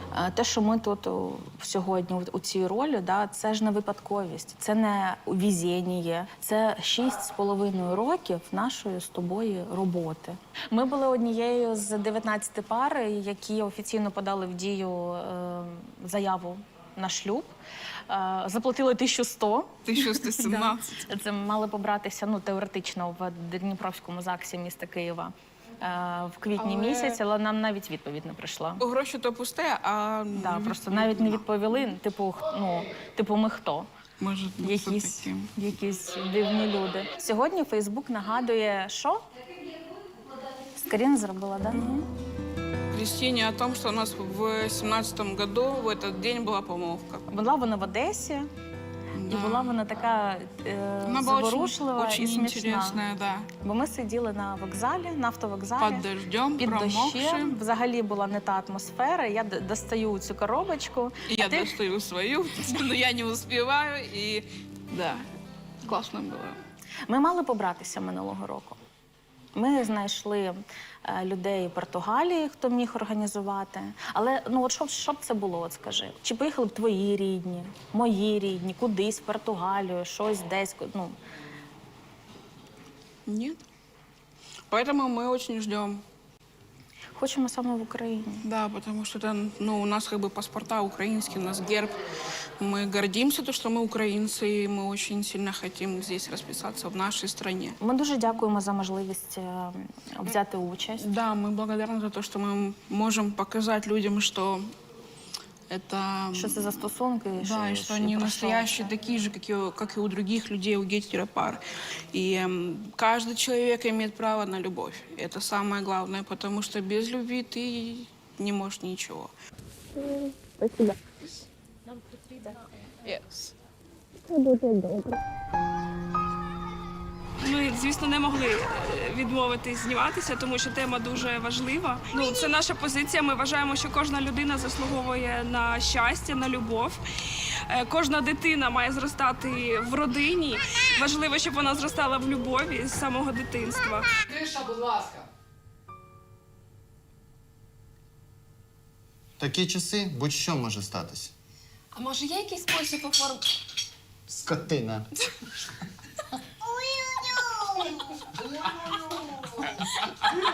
Ми просто проговорювали це, і це правда. Чому будь-яка дитина або будь-яка людина не має права любити? Хто їм може заборонити це? Незрозуміло. Не зрозуміло, чому хтось має право забороняти це, в принципі, незрозуміло. Це любов, вона є, і все. Ти з цим не можеш. Якщо комусь це буде від цього краще, тепліше і світ навколо стане ще радісніше, чому б ні? Так, звісно.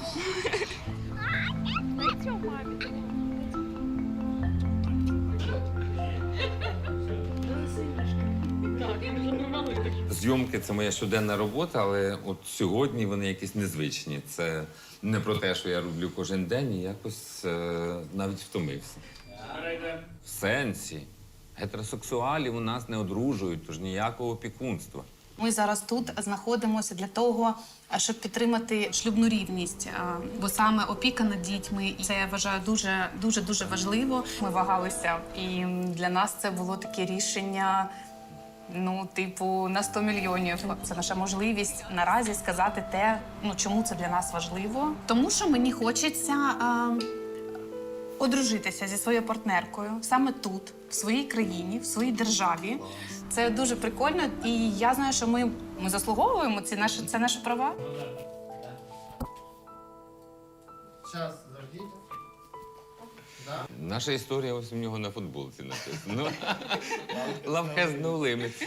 Насправді, з якогось боку вона може здатися звичайною, але для мене це дуже незвичайна історія. Коли я зустрів Анатолія, то я зрозумів, що я хочу прожити все своє життя саме з цим мужчиною. Ми вирішили стати відкритою парою, ми хочемо жити і кохати одне одного, і щоб дійсно no limits. Я обожнюю його обіймати, брати за руку на вулиці. Я знаю, що тут не тільки йдеться про права ЛГБТ, ми люди, перш за все. Ми заслуговуємо на щастя, ми заслуговуємо, щоб наші очі горіли, і ми йшли рука за руку з тим, кого ми кохаємо, спокійно в суспільстві, як і всі інші. У багатьох країнах це дозволені партнерства, дозволені шлюби, дозволені встановлення дітей, і нікому нічого не заважає, тому що всі рівні. Тому що це справді важливо. І от не просто про рівність, про демократію, а от вона проявляється саме такі моменти, бо маю прикрий досвід, коли помер мій попередній бойфренд. Це справді було неможливо втрапити ні в реанімацію, ні... Дуже багато таких прикрих нюансів, коли ти навіть не можеш попрощатися з людиною, прощаєшся через смс-ку, це негуманно, це просто навіть обговоренню не підлягає, як на мене.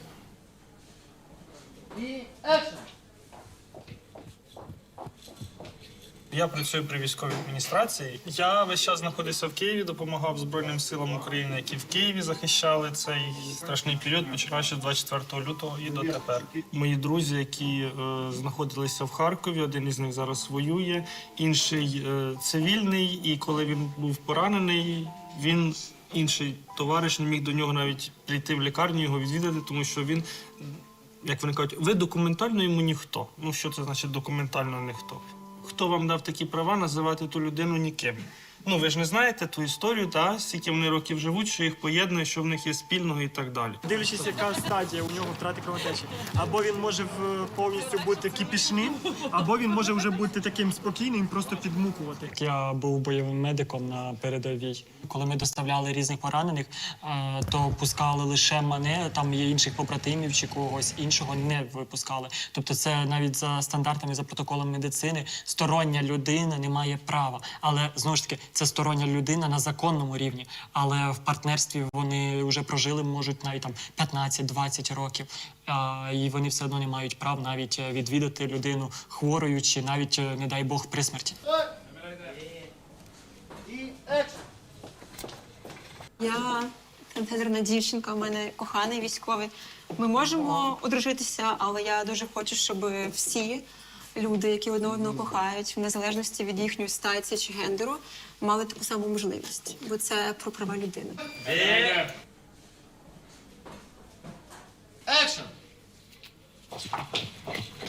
Ви хто йому, мати, сестра? Я довго не виходила заміж за Сашу, саме тому, що я не хотіла якби цих привілеїв використовувати. Знаєш, тільки коли ми вже в Маріуполі, тобто ну зовсім все було погано і якби страшно. А насправді так, ну тобто я бісексуальна жінка, в мене були жінки, і я не хотіла, знаєш, передавати їх. Агребастила собі мужичка, да, це правда. Розкажеш, як ми з Маріуполя виїздили? Це дуже довга історія і страх. Ледве стали ці. Survival horror. Ось. І, до речі, і багато ЛГБТ людей, яких тим більше під російською окупацією, я навіть не уявляю, який утиск і які тортури вони переживають зараз. Руський мір і права людини. Тому підтримуємо ЗСУ, щоб тут не було. І віримо, щоб якнайшвидше рівність. Це раз. І два, щоб якнайшвидше наші герої звільнили ваш рідний Маріуполь. О, дякую. Щоб твій звільнив наш Маріуполь. Таку історію, як сьогодні ми зняли, що ти не пускаєш, тому що Саша мені ніхто, що ну це реально ніхто таке не мусить такі емоції переживати. Дуже хочеться, щоб такі лікарі пішли в минуле, і щоб ці пари мали можливість узаконити свої стосунки.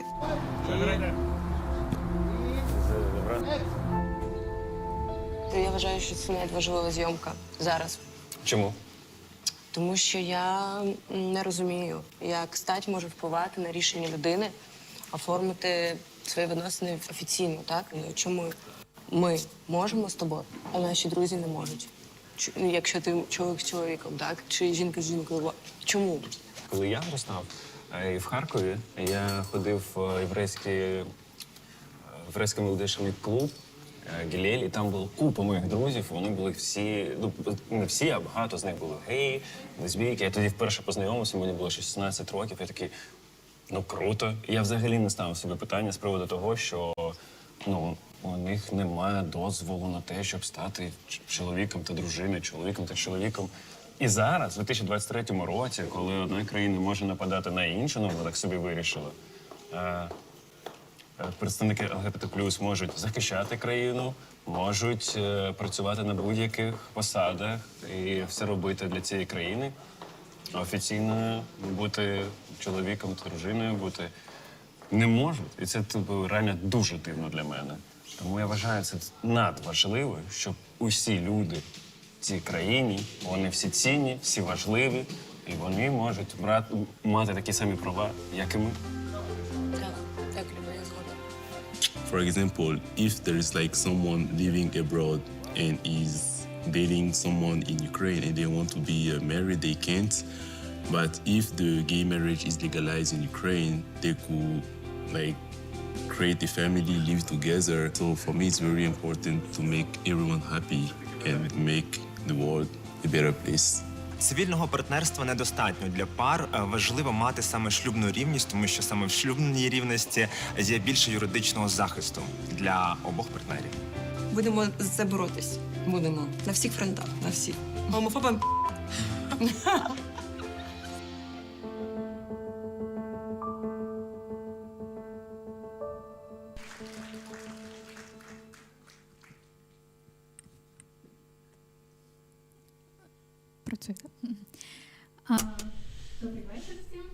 Good evening to everyone. Thank you for staying so late. My name is Christina Bila, and I'm a coordinator of equality program of the NDI Institute, and I will be moderating a panel discussion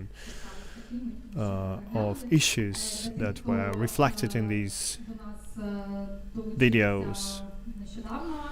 And for those who've joined us recently, just to remind you, we've watched a couple of video stories called Yes, I'm a Woman and Visible, filmed with Suspilne and BBC Media Action, supported by Canada and Sweden, and also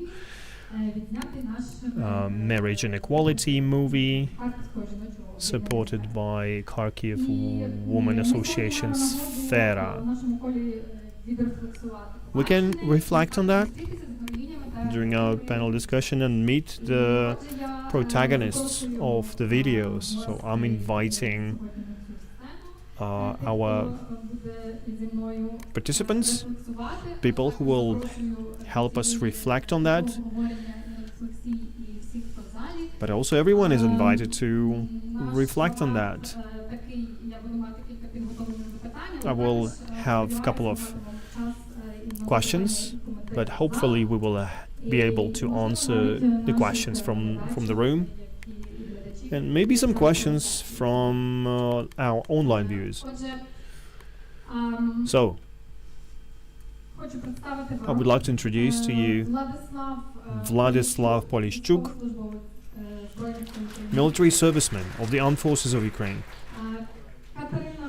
Katerina Kornienko, head of the Civil Military Cooperation Service at the headquarters of the Logistics Forces Command of the Armed Forces of Ukraine, member of Women's Veterans Movement, NGO, Oleg Maksimyak, Secretariat for the Verkhovna Rada, Ukrainian Parliament, Equal Opportunities Association, Alexandra Chernova, head of digital content and social media department in Suspilna Kultura, Stanislava Pelnitska, community manager in Kharkiv Women Association Sphere, NGO. Also, we have Yulia Kisil and her partner Kristina Holovchenko. They're in the room. They're entrepreneurs and protagonists of the video Marriage Inequality. Thank you for finding the time and opportunity to join us today. And thanks to our armed forces.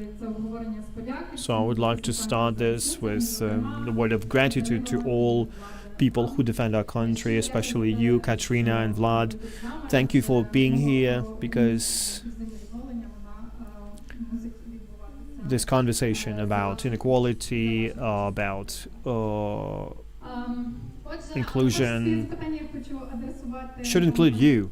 But I would like to ask a question to you, Alexandra, because in the process of the movie production, well, actually there are more movies, video shorts that you can watch on YouTube, open platform. Tell me, please, you were engaged in the movie production. Tell us, please, briefly what these projects are about and what were your goals and were you able to achieve them. Maybe you can share your experience, maybe your personal experience or team experience. What do these projects mean to you? Thanks a lot. Yeah, you can watch more of them on YouTube of the I'm a Woman project. These are 5 different stories and 10 stories as part of Visible project in Suspilna Culture platform. These are 2 different platforms, a bit different audiences, including age section. So we watched how people respond to it on these different platforms and different social medias. I will share some insight with you. And we are very happy with the fact that we have these 2 documentary projects, and as Suspilna company, we think that we need to use our platforms to tell different stories, because nothing works better than communicating a personalized story, and we are pretty sure about that. Including documentary format, which lets you to dive into a person's life and tell you more and demonstrate more, to invoke some empathy towards our protagonists. We worked with two production studios. The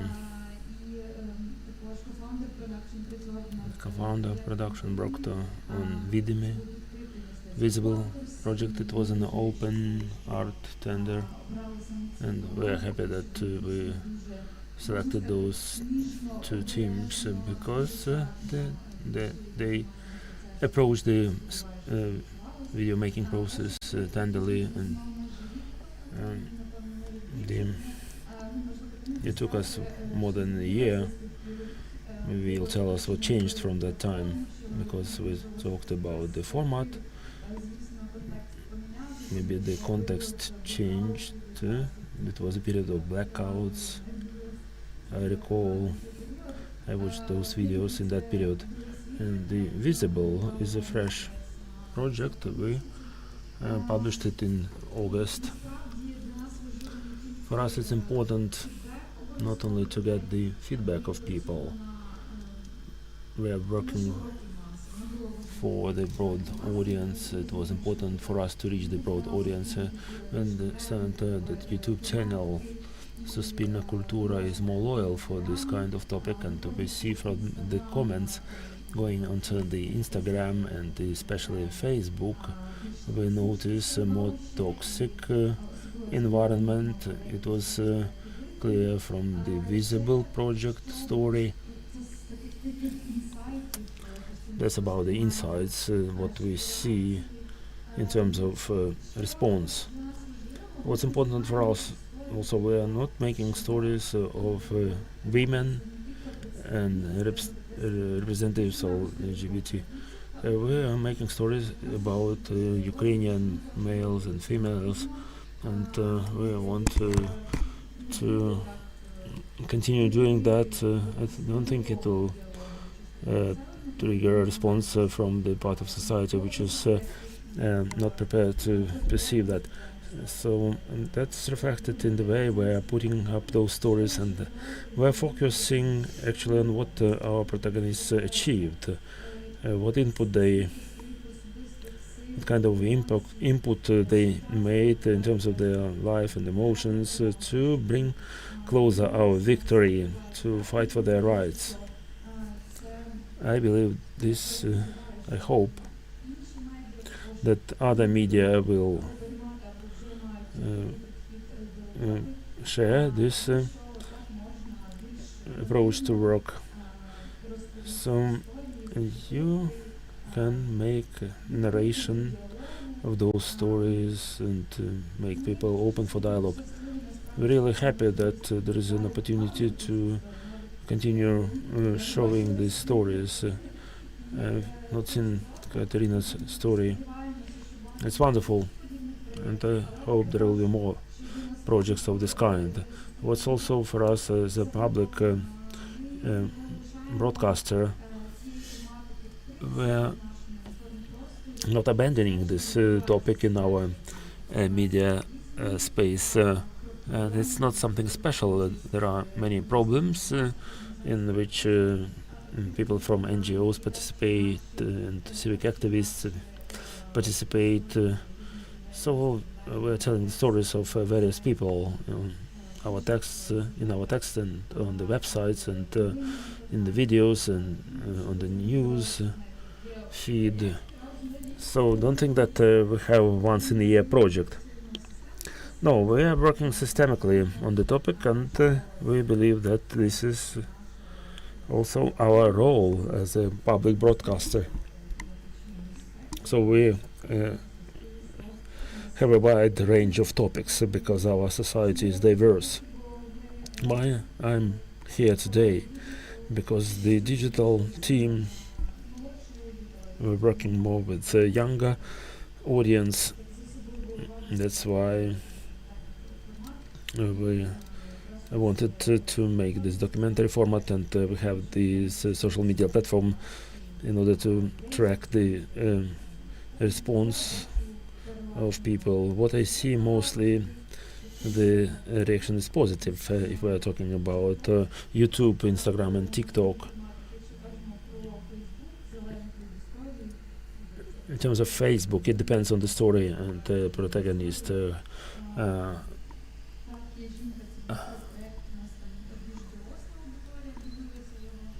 About the Women Project, the more adult audience was what it was made for, so there was no negative reaction with the visible. The response was different but mostly positive. Vlad and Pavlo is on telephone. I hope he's watching us.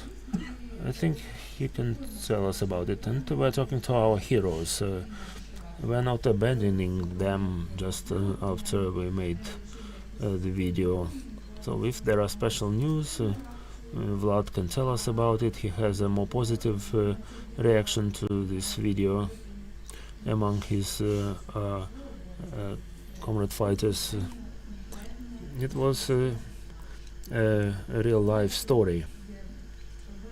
Pavlo has a more complicated story, but we really hope that everything will be good and everything will turn for better, and we'll make one more positive story about you. Thank you. Thank you, Alexander, for showing that prehistory and story about making those movies.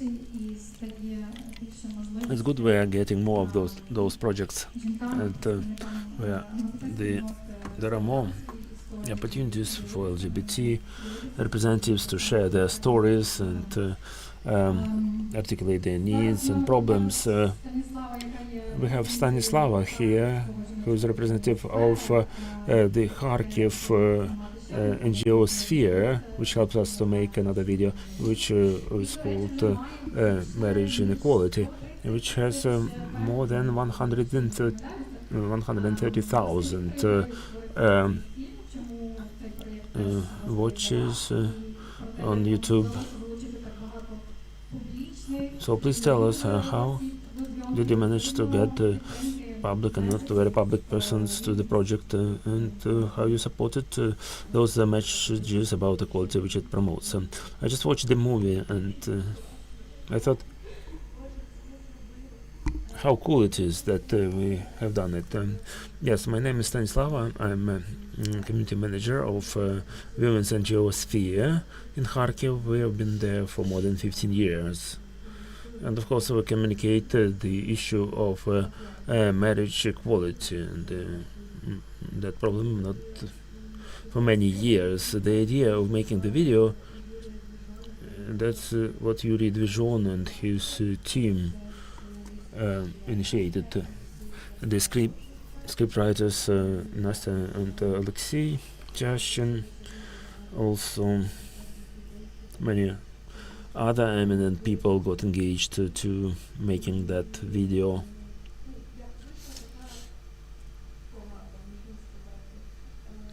So it was kind of mix. Yuri came to us and he said that we have such and such idea, and we started working on it because the issue of marriage equality for us is important, as I mentioned it before, and we're communicating it in different ways. So we have performance, we have information sessions, we're constantly talking about how important it is for us and how important it is for LGBT community. I'll explain why it's important, but first of all about our star team. Yuri Dvizhon is a cool script writer, and he is good specialist how to engage people, how to talk to people. So this engagement part for well-known people, it was on that team. So we proposed we made our proposals in terms of what we want to, who we want to see there. We had some contacts we shared with them. Regarding the project itself, LGBT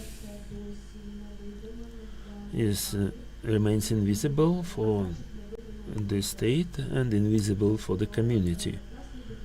So it appears like we are not existing. So there are some friends, they live together. So why are you vocal about your rights and why are you talking about that? But seriously, do we want really to speak up and tell about our problems? No.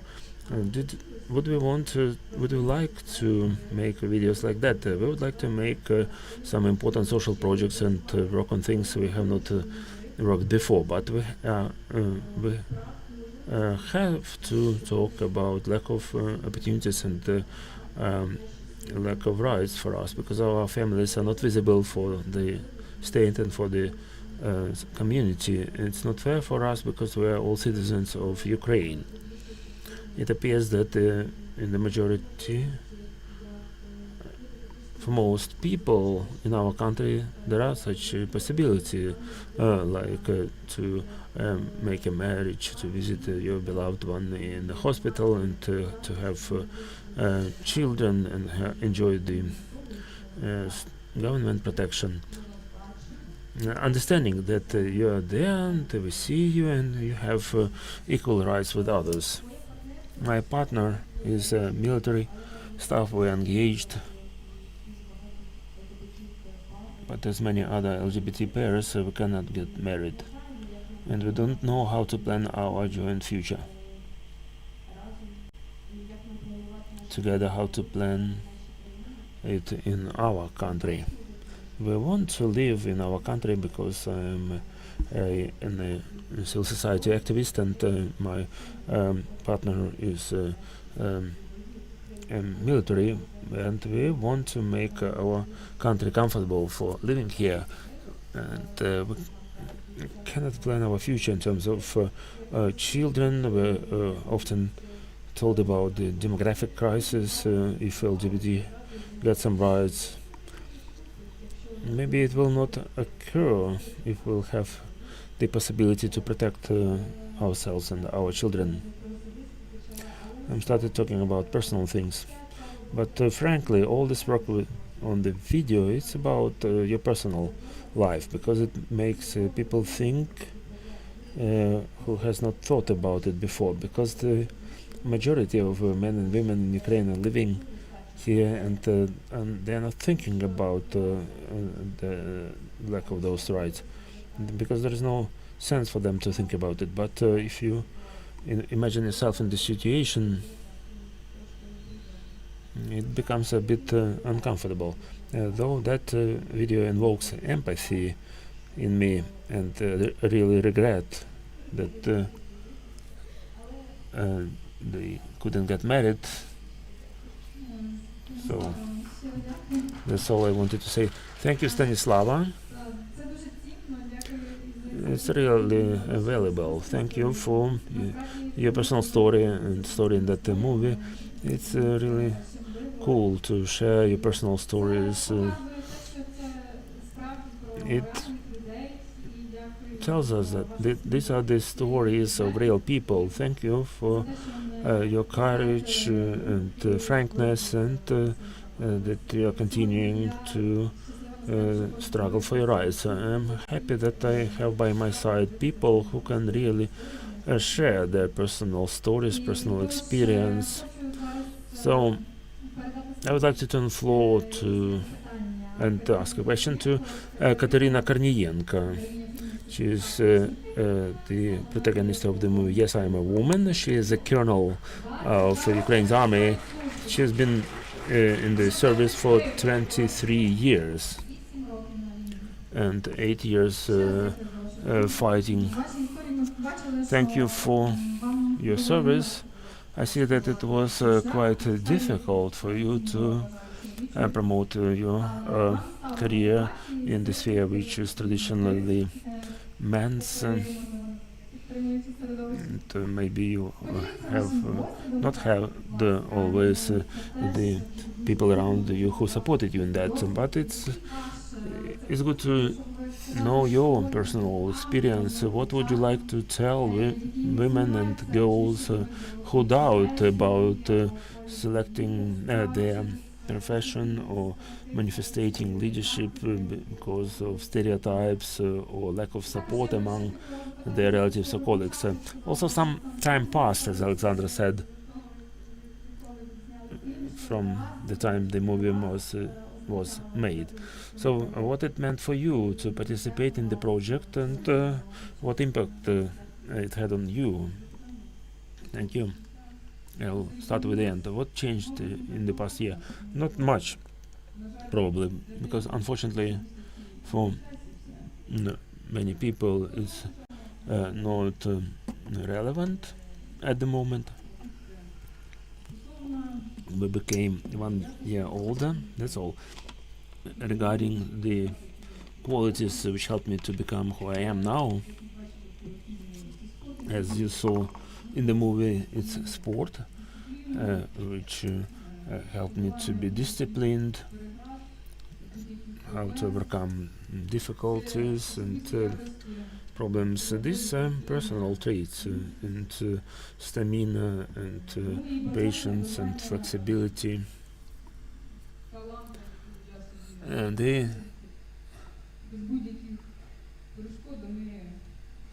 desire, the goal I have, I'm thinking about achieving it. Applause, please.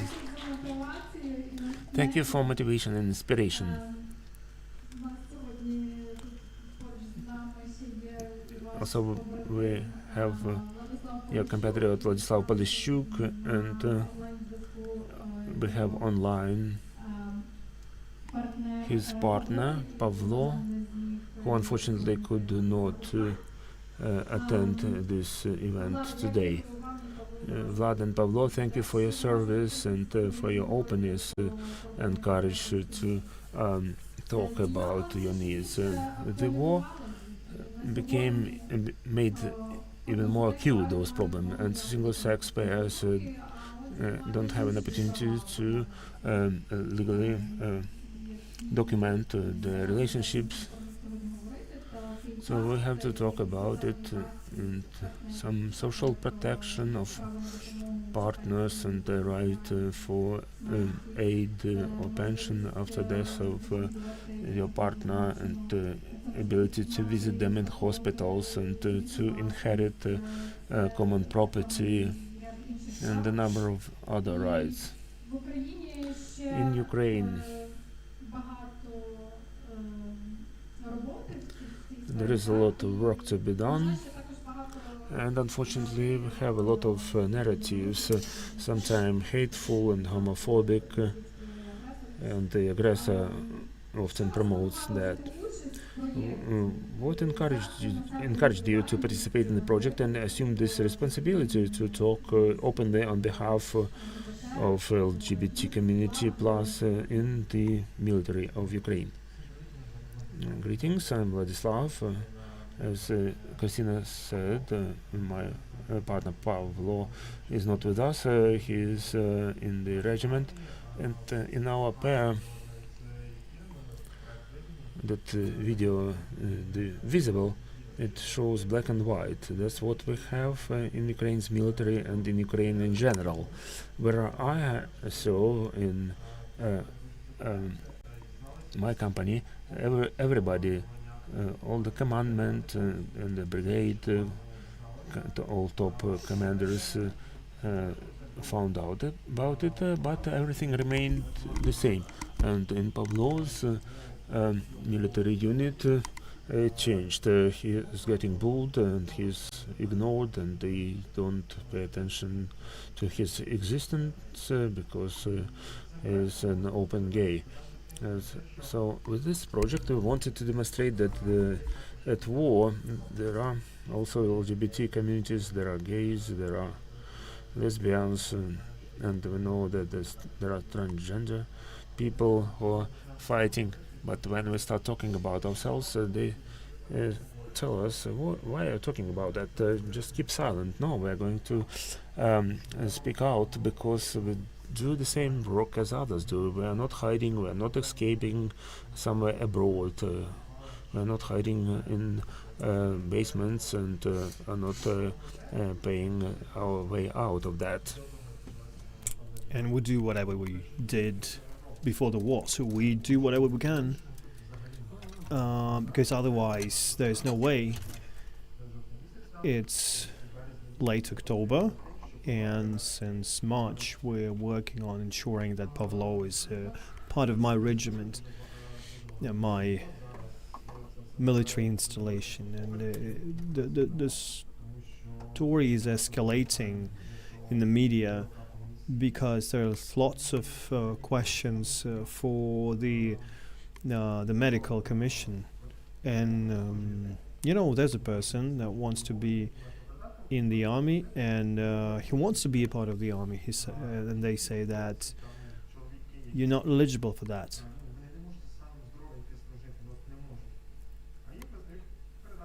And there are people that have health problems, and they say that they're eligible.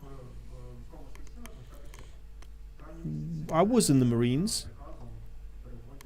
In May, they made me a part of the territorial defense, and nobody just figured it out.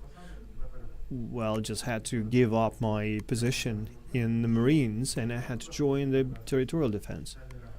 If you really want to be transferred to a different regiment, it's not real.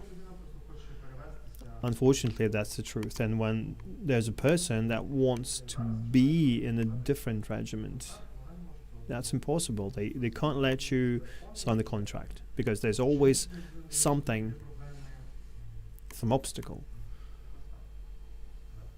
Just the way it is. And we don't give up with Pavlo, and we are fighting for that. And I'm pleased that the Ministry of Defense and Ministry of Justice supported this draft law, and we're monitoring that. We looking at the progress, and it was interesting when we shot the movie, and we're waiting for that, and we will keep defending the country, and we will keep destroying the enemy, the external enemy, and we will also try to destroy the internal enemy, the corruption and of our society. Thank you.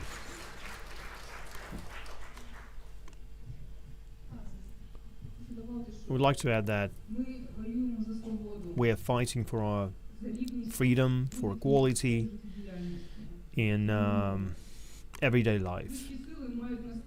So the higher power should support us, and we want to live in a free country that is filled with love.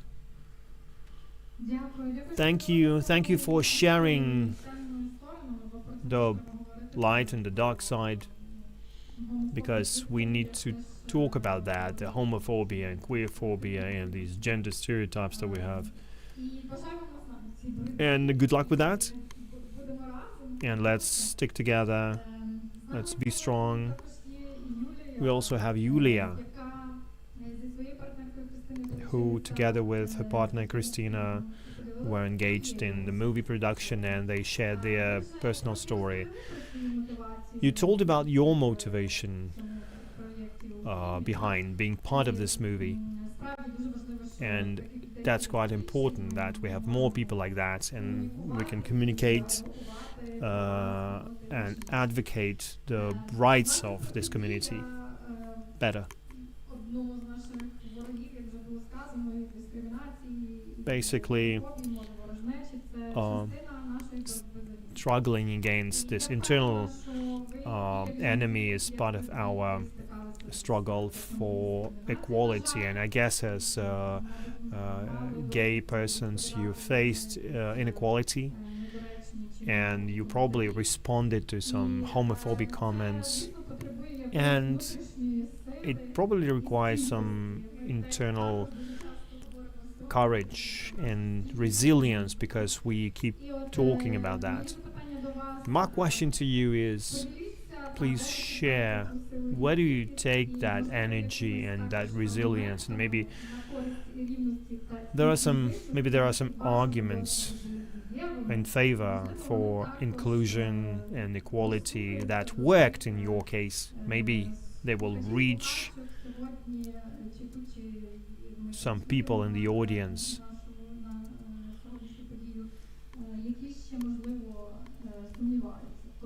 Maybe people that have doubts whether we need it, that we need to build a democratic society with equality standards.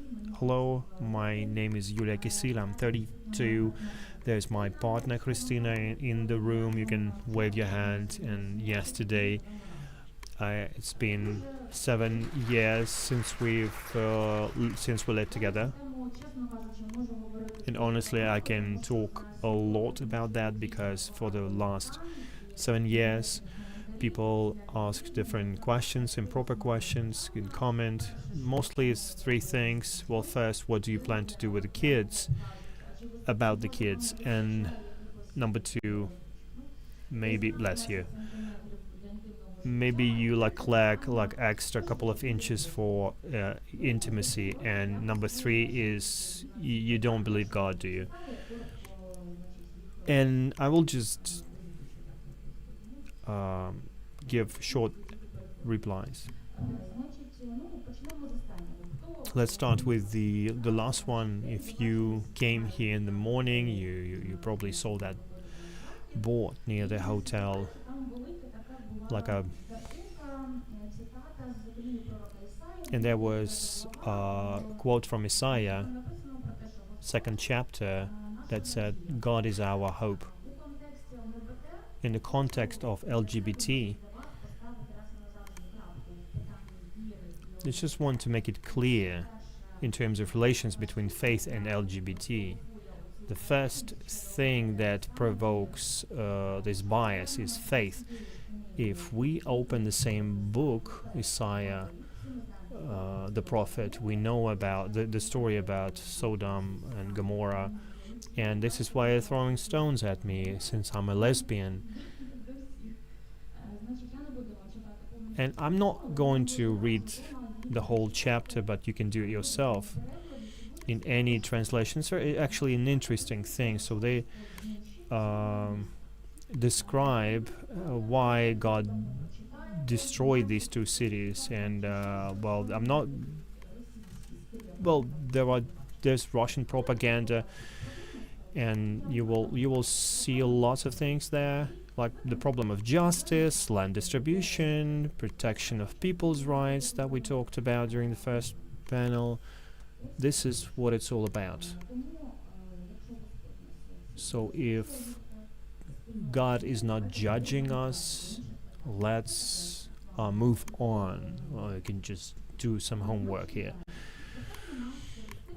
And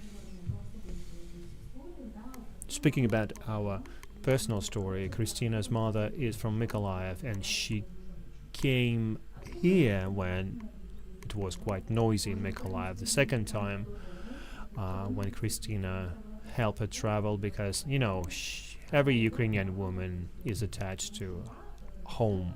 And I cried the whole day because I realized if something happens with them on the way there, if something happens, I won't be able to get to the intensive care room because legally I'm no one for her. And just to back my words, I'd say that my mother died in the intensive care ward.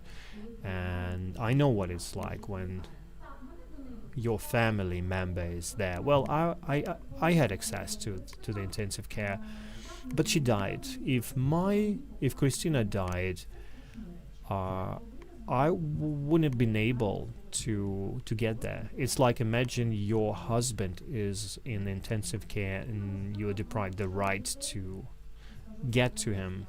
And speaking about children, I was raised by only women, so it's basically a same-sex family, and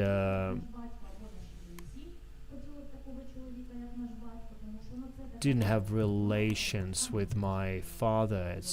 It actually was a common problem there. So I'm thankful for giving me possibility to participate in that movie.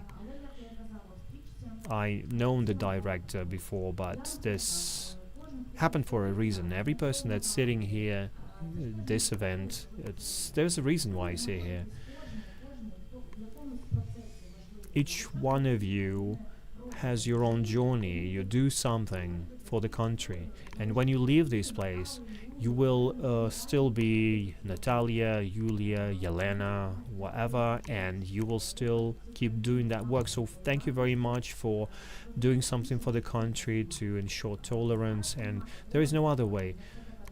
Now people are very clear about that. There are no gray areas here. We can't get back to the times when we say that lesbians and gays, they are people that needs to be treated and in a hospital. We need to move forward, and you will need to make a decision in your personal life, like what to do about these people. Is to consider them a part of normal society or not. So you have stuff to think about, and thank you very much if our results help you in any way. Thank you, Yulia. And yeah, you've touched upon things we already started discussing, and you demonstrated an example from your personal life, and that's very important. And it's not about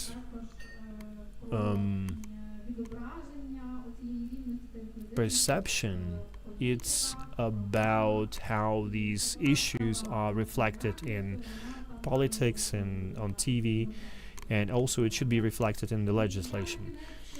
And finally, I would like to address Oleg Maximyuk, that represents the Secretariat of Interfaction, the Parliamentary Association Equal Possibilities. Now Ukraine has an opportunity to change situation with rights in terms of ensuring marriage equality through draft law on the Institute of Registered Partnerships that was initiated some deputies, and you were engaged in promotion of this law. So please tell us more about this. What's the audience for this project? Why it's important, and why it's also important for other people than LGBT community, and what we can do to promote it. Hello? Before I started to work in the Secretariat Equal Opportunities, I was engaged in the creation of this law, and a lot of activists and NGOs were engaged in through NDI as well, that created a platform for communication among MPs and the public in order to consider all perspectives of people that are beneficiaries of this draft law. So I was engaged as well, and the reason why we created it, why civil activists were engaged, where I was engaged, because we heard the same stories, the stories that these people have told. But these stories were a lot more tragic, especially service people that lost their loved ones and they couldn't join the funeral, and these are horrible stories. And there are lots of them. Some stories we've learned about them recently, but they happened long ago. They just became public recently, and this is why we realized that it's the right time to do that. And Inga Sassoon initiated that. She said that it needs to be done in order to provide these rights to these people that are needed by the community. And we were honest, and we realized that the Ukrainian parliament is a pretty conservative community. And we realized that the marriage equality that people is talking about is not really possible, because it's in the constitution. The marriage is a union between a man and a woman. You can't change the constitution during the war, and after the war you need to collect 300 votes, and don't think that it will be possible in the parliament, in the current and next parliament. So we want it to be realistic, and we want it to do as quick as possible, because stories that we heard, they can't wait. The story about Pavlo and about other people on the front line and the girls that have been living together for 7 years, we don't have any time to wait. So this is why we've developed a pretty balanced draft law that would provide the same rights as in the marriage, excluding taking care of children, adopting, because this parliament will not be able to adopt that law. So we would like to give at least part of the rights. That's important. So this is why children adoption is not mentioned there. And thank you for being engaged. Thanks to this draft law, we have like the 4 committees have supported it. Also, there are ministries that supported this draft law. Recently, Ministry of Justice changed their position, and they wanted to create their draft law, so they are ready to support the current draft law. And the Ministry of Defense was against that, but now they are ready to support it. And I think it happened due to military service people that became more visible, and their voices now are heard, because their commanders started to notice them. And well, this whole situation has affected the army, and also it affected the Ministry of Defense. So they decided to change their stance on the draft law. So we are working in the parliament, and my colleagues in the secretariat and people here, we communicate with the deputies, MPs from different factions,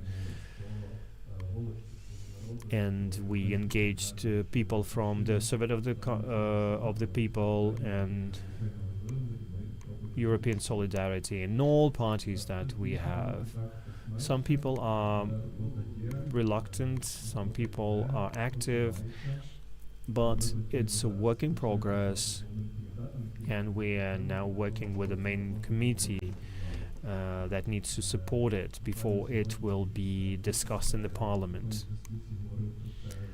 And I had a conversation with Alana Schlag, who's here, and she's being engaged in the whole process. So I think if the more people we engage, the better success we'll have, and you can really speed up the process and expedite the progress. All of these draft laws, they're supported for 2 reasons. The first one it's just a call from Brussels or Washington, like you have to do it, and they do that. And the second thing, pressure from the society. Well, the third reason is, well, somebody needs something, but we talk about good draft laws. So far, we don't have any calls from Brussels or Washington, like it happened with Istanbul Convention. They just voted for it in a couple of days because there was a huge pressure. So we want to work on making sure that society puts enough pressure. And what the MPs are saying, somebody privately, somebody publicly, they request us and you, they tell us, make us do that. That's the words I heard from Andriy Matelvilov. It's the first deputy head of Servant of People faction. You have to make us adopt it because you are the society, and you have to exert pressure on us to adopt that law. So at least at the first reading we have success on the law on cannabis, because there was pressure from community, from society. It was promoted everywhere, on TV, on the media. Same with banning the Moscow church in Ukraine. So that's what we want to have, this first step to contribute to equality. We also have to exert pressure, and we want it promoted in the social media, in the lead mass media. We need it to be discussed on TV, otherwise the parliament will not adopt that most likely. So I encourage each of you, you have Facebook, Instagram, someone may have Twitter or TikTok, various social media, write about it. Not every day, maybe once a month you can share a story of a pair which does not enjoy the rights you can tell the story of Vlad and Pavlo, or story of the girls. They're wonderful stories. They were written on the media. You can also share those. So this will give the reaction where the people on the social media get excited, and it will make MPs adopt the law. And there is a brochure. You can also share those videos. Yeah, it may become an example for you. You can share those videos about LGBT people's stories. You can also write a post why it is important. There is a brochure. It was developed by NDI. On the back there is a QR code, and you can use it to send letters to MPs. Actually, MPs are not reading those, but their assistants do. This is also important because they influence the opinions of those MPs, and the more letters they get, the higher is the likelihood that some MP will say that a lot of people wrote about it, and we need to support it, because a lot of people wrote against it, and there was one letter signed by the whole church community with 175 signatures that they're against it. So the MPs get those letters and they think that most people are against it. So you have to send those letters and tell them that you support this law. And when they make a decision on it, and I hope it will be done in the first quarter of 2024, if will exert enough pressure, they will vote for it thanks to your letters. This is the QR code and your 5 minutes, which you can contribute to equality. It's easy to scan that QR code and fill in your data on Telegram, and the letters to 440 MPs will get your opinion, your position in 5 minutes. So I really encourage you to participate and share it on your Facebook and Instagram to engage other people. Make it that wave, and in that way we'll achieve changes in the country. Just a small remark on the church community. story from life. Why I'm not scared to talk on the stage. The most difficult for me was forced coming out. What happened? My relatives on the husbands on the father's line are part of the Messiah Church, Jewish Church in Dnipropetrovsk region. What I learned, my friends told us, because I'm from the believers family, that the pastor of that community called my 80-year-old grandmother to show my pictures from Facebook where there was nothing illegal. There were two people, myself and my partner, and he told, she's so sinful. Same was with my aunt and my other relatives. Sometimes the church communities are lazy. I don't say that homophobes are bad people. There are people who want to live and take the right position. They don't want to make some violence or whatever. They want to do some right things, but often they don't distinguish those things, and they say that what they are used to say, not learning the biblical basics. So the church communities can be against it. This is the question to the leaders. Why are not studying that? Let them not study it. Study it yourselves, and we really need your support. Vote for that and send those letters. We are live people, not some perverts. We are normal people who want not to be better than you, but equal to you. Thank you.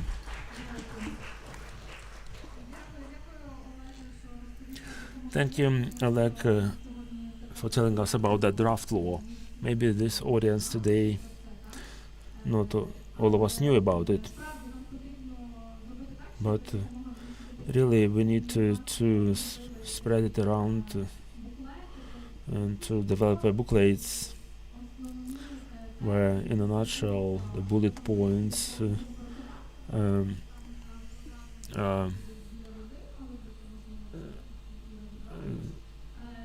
depicted.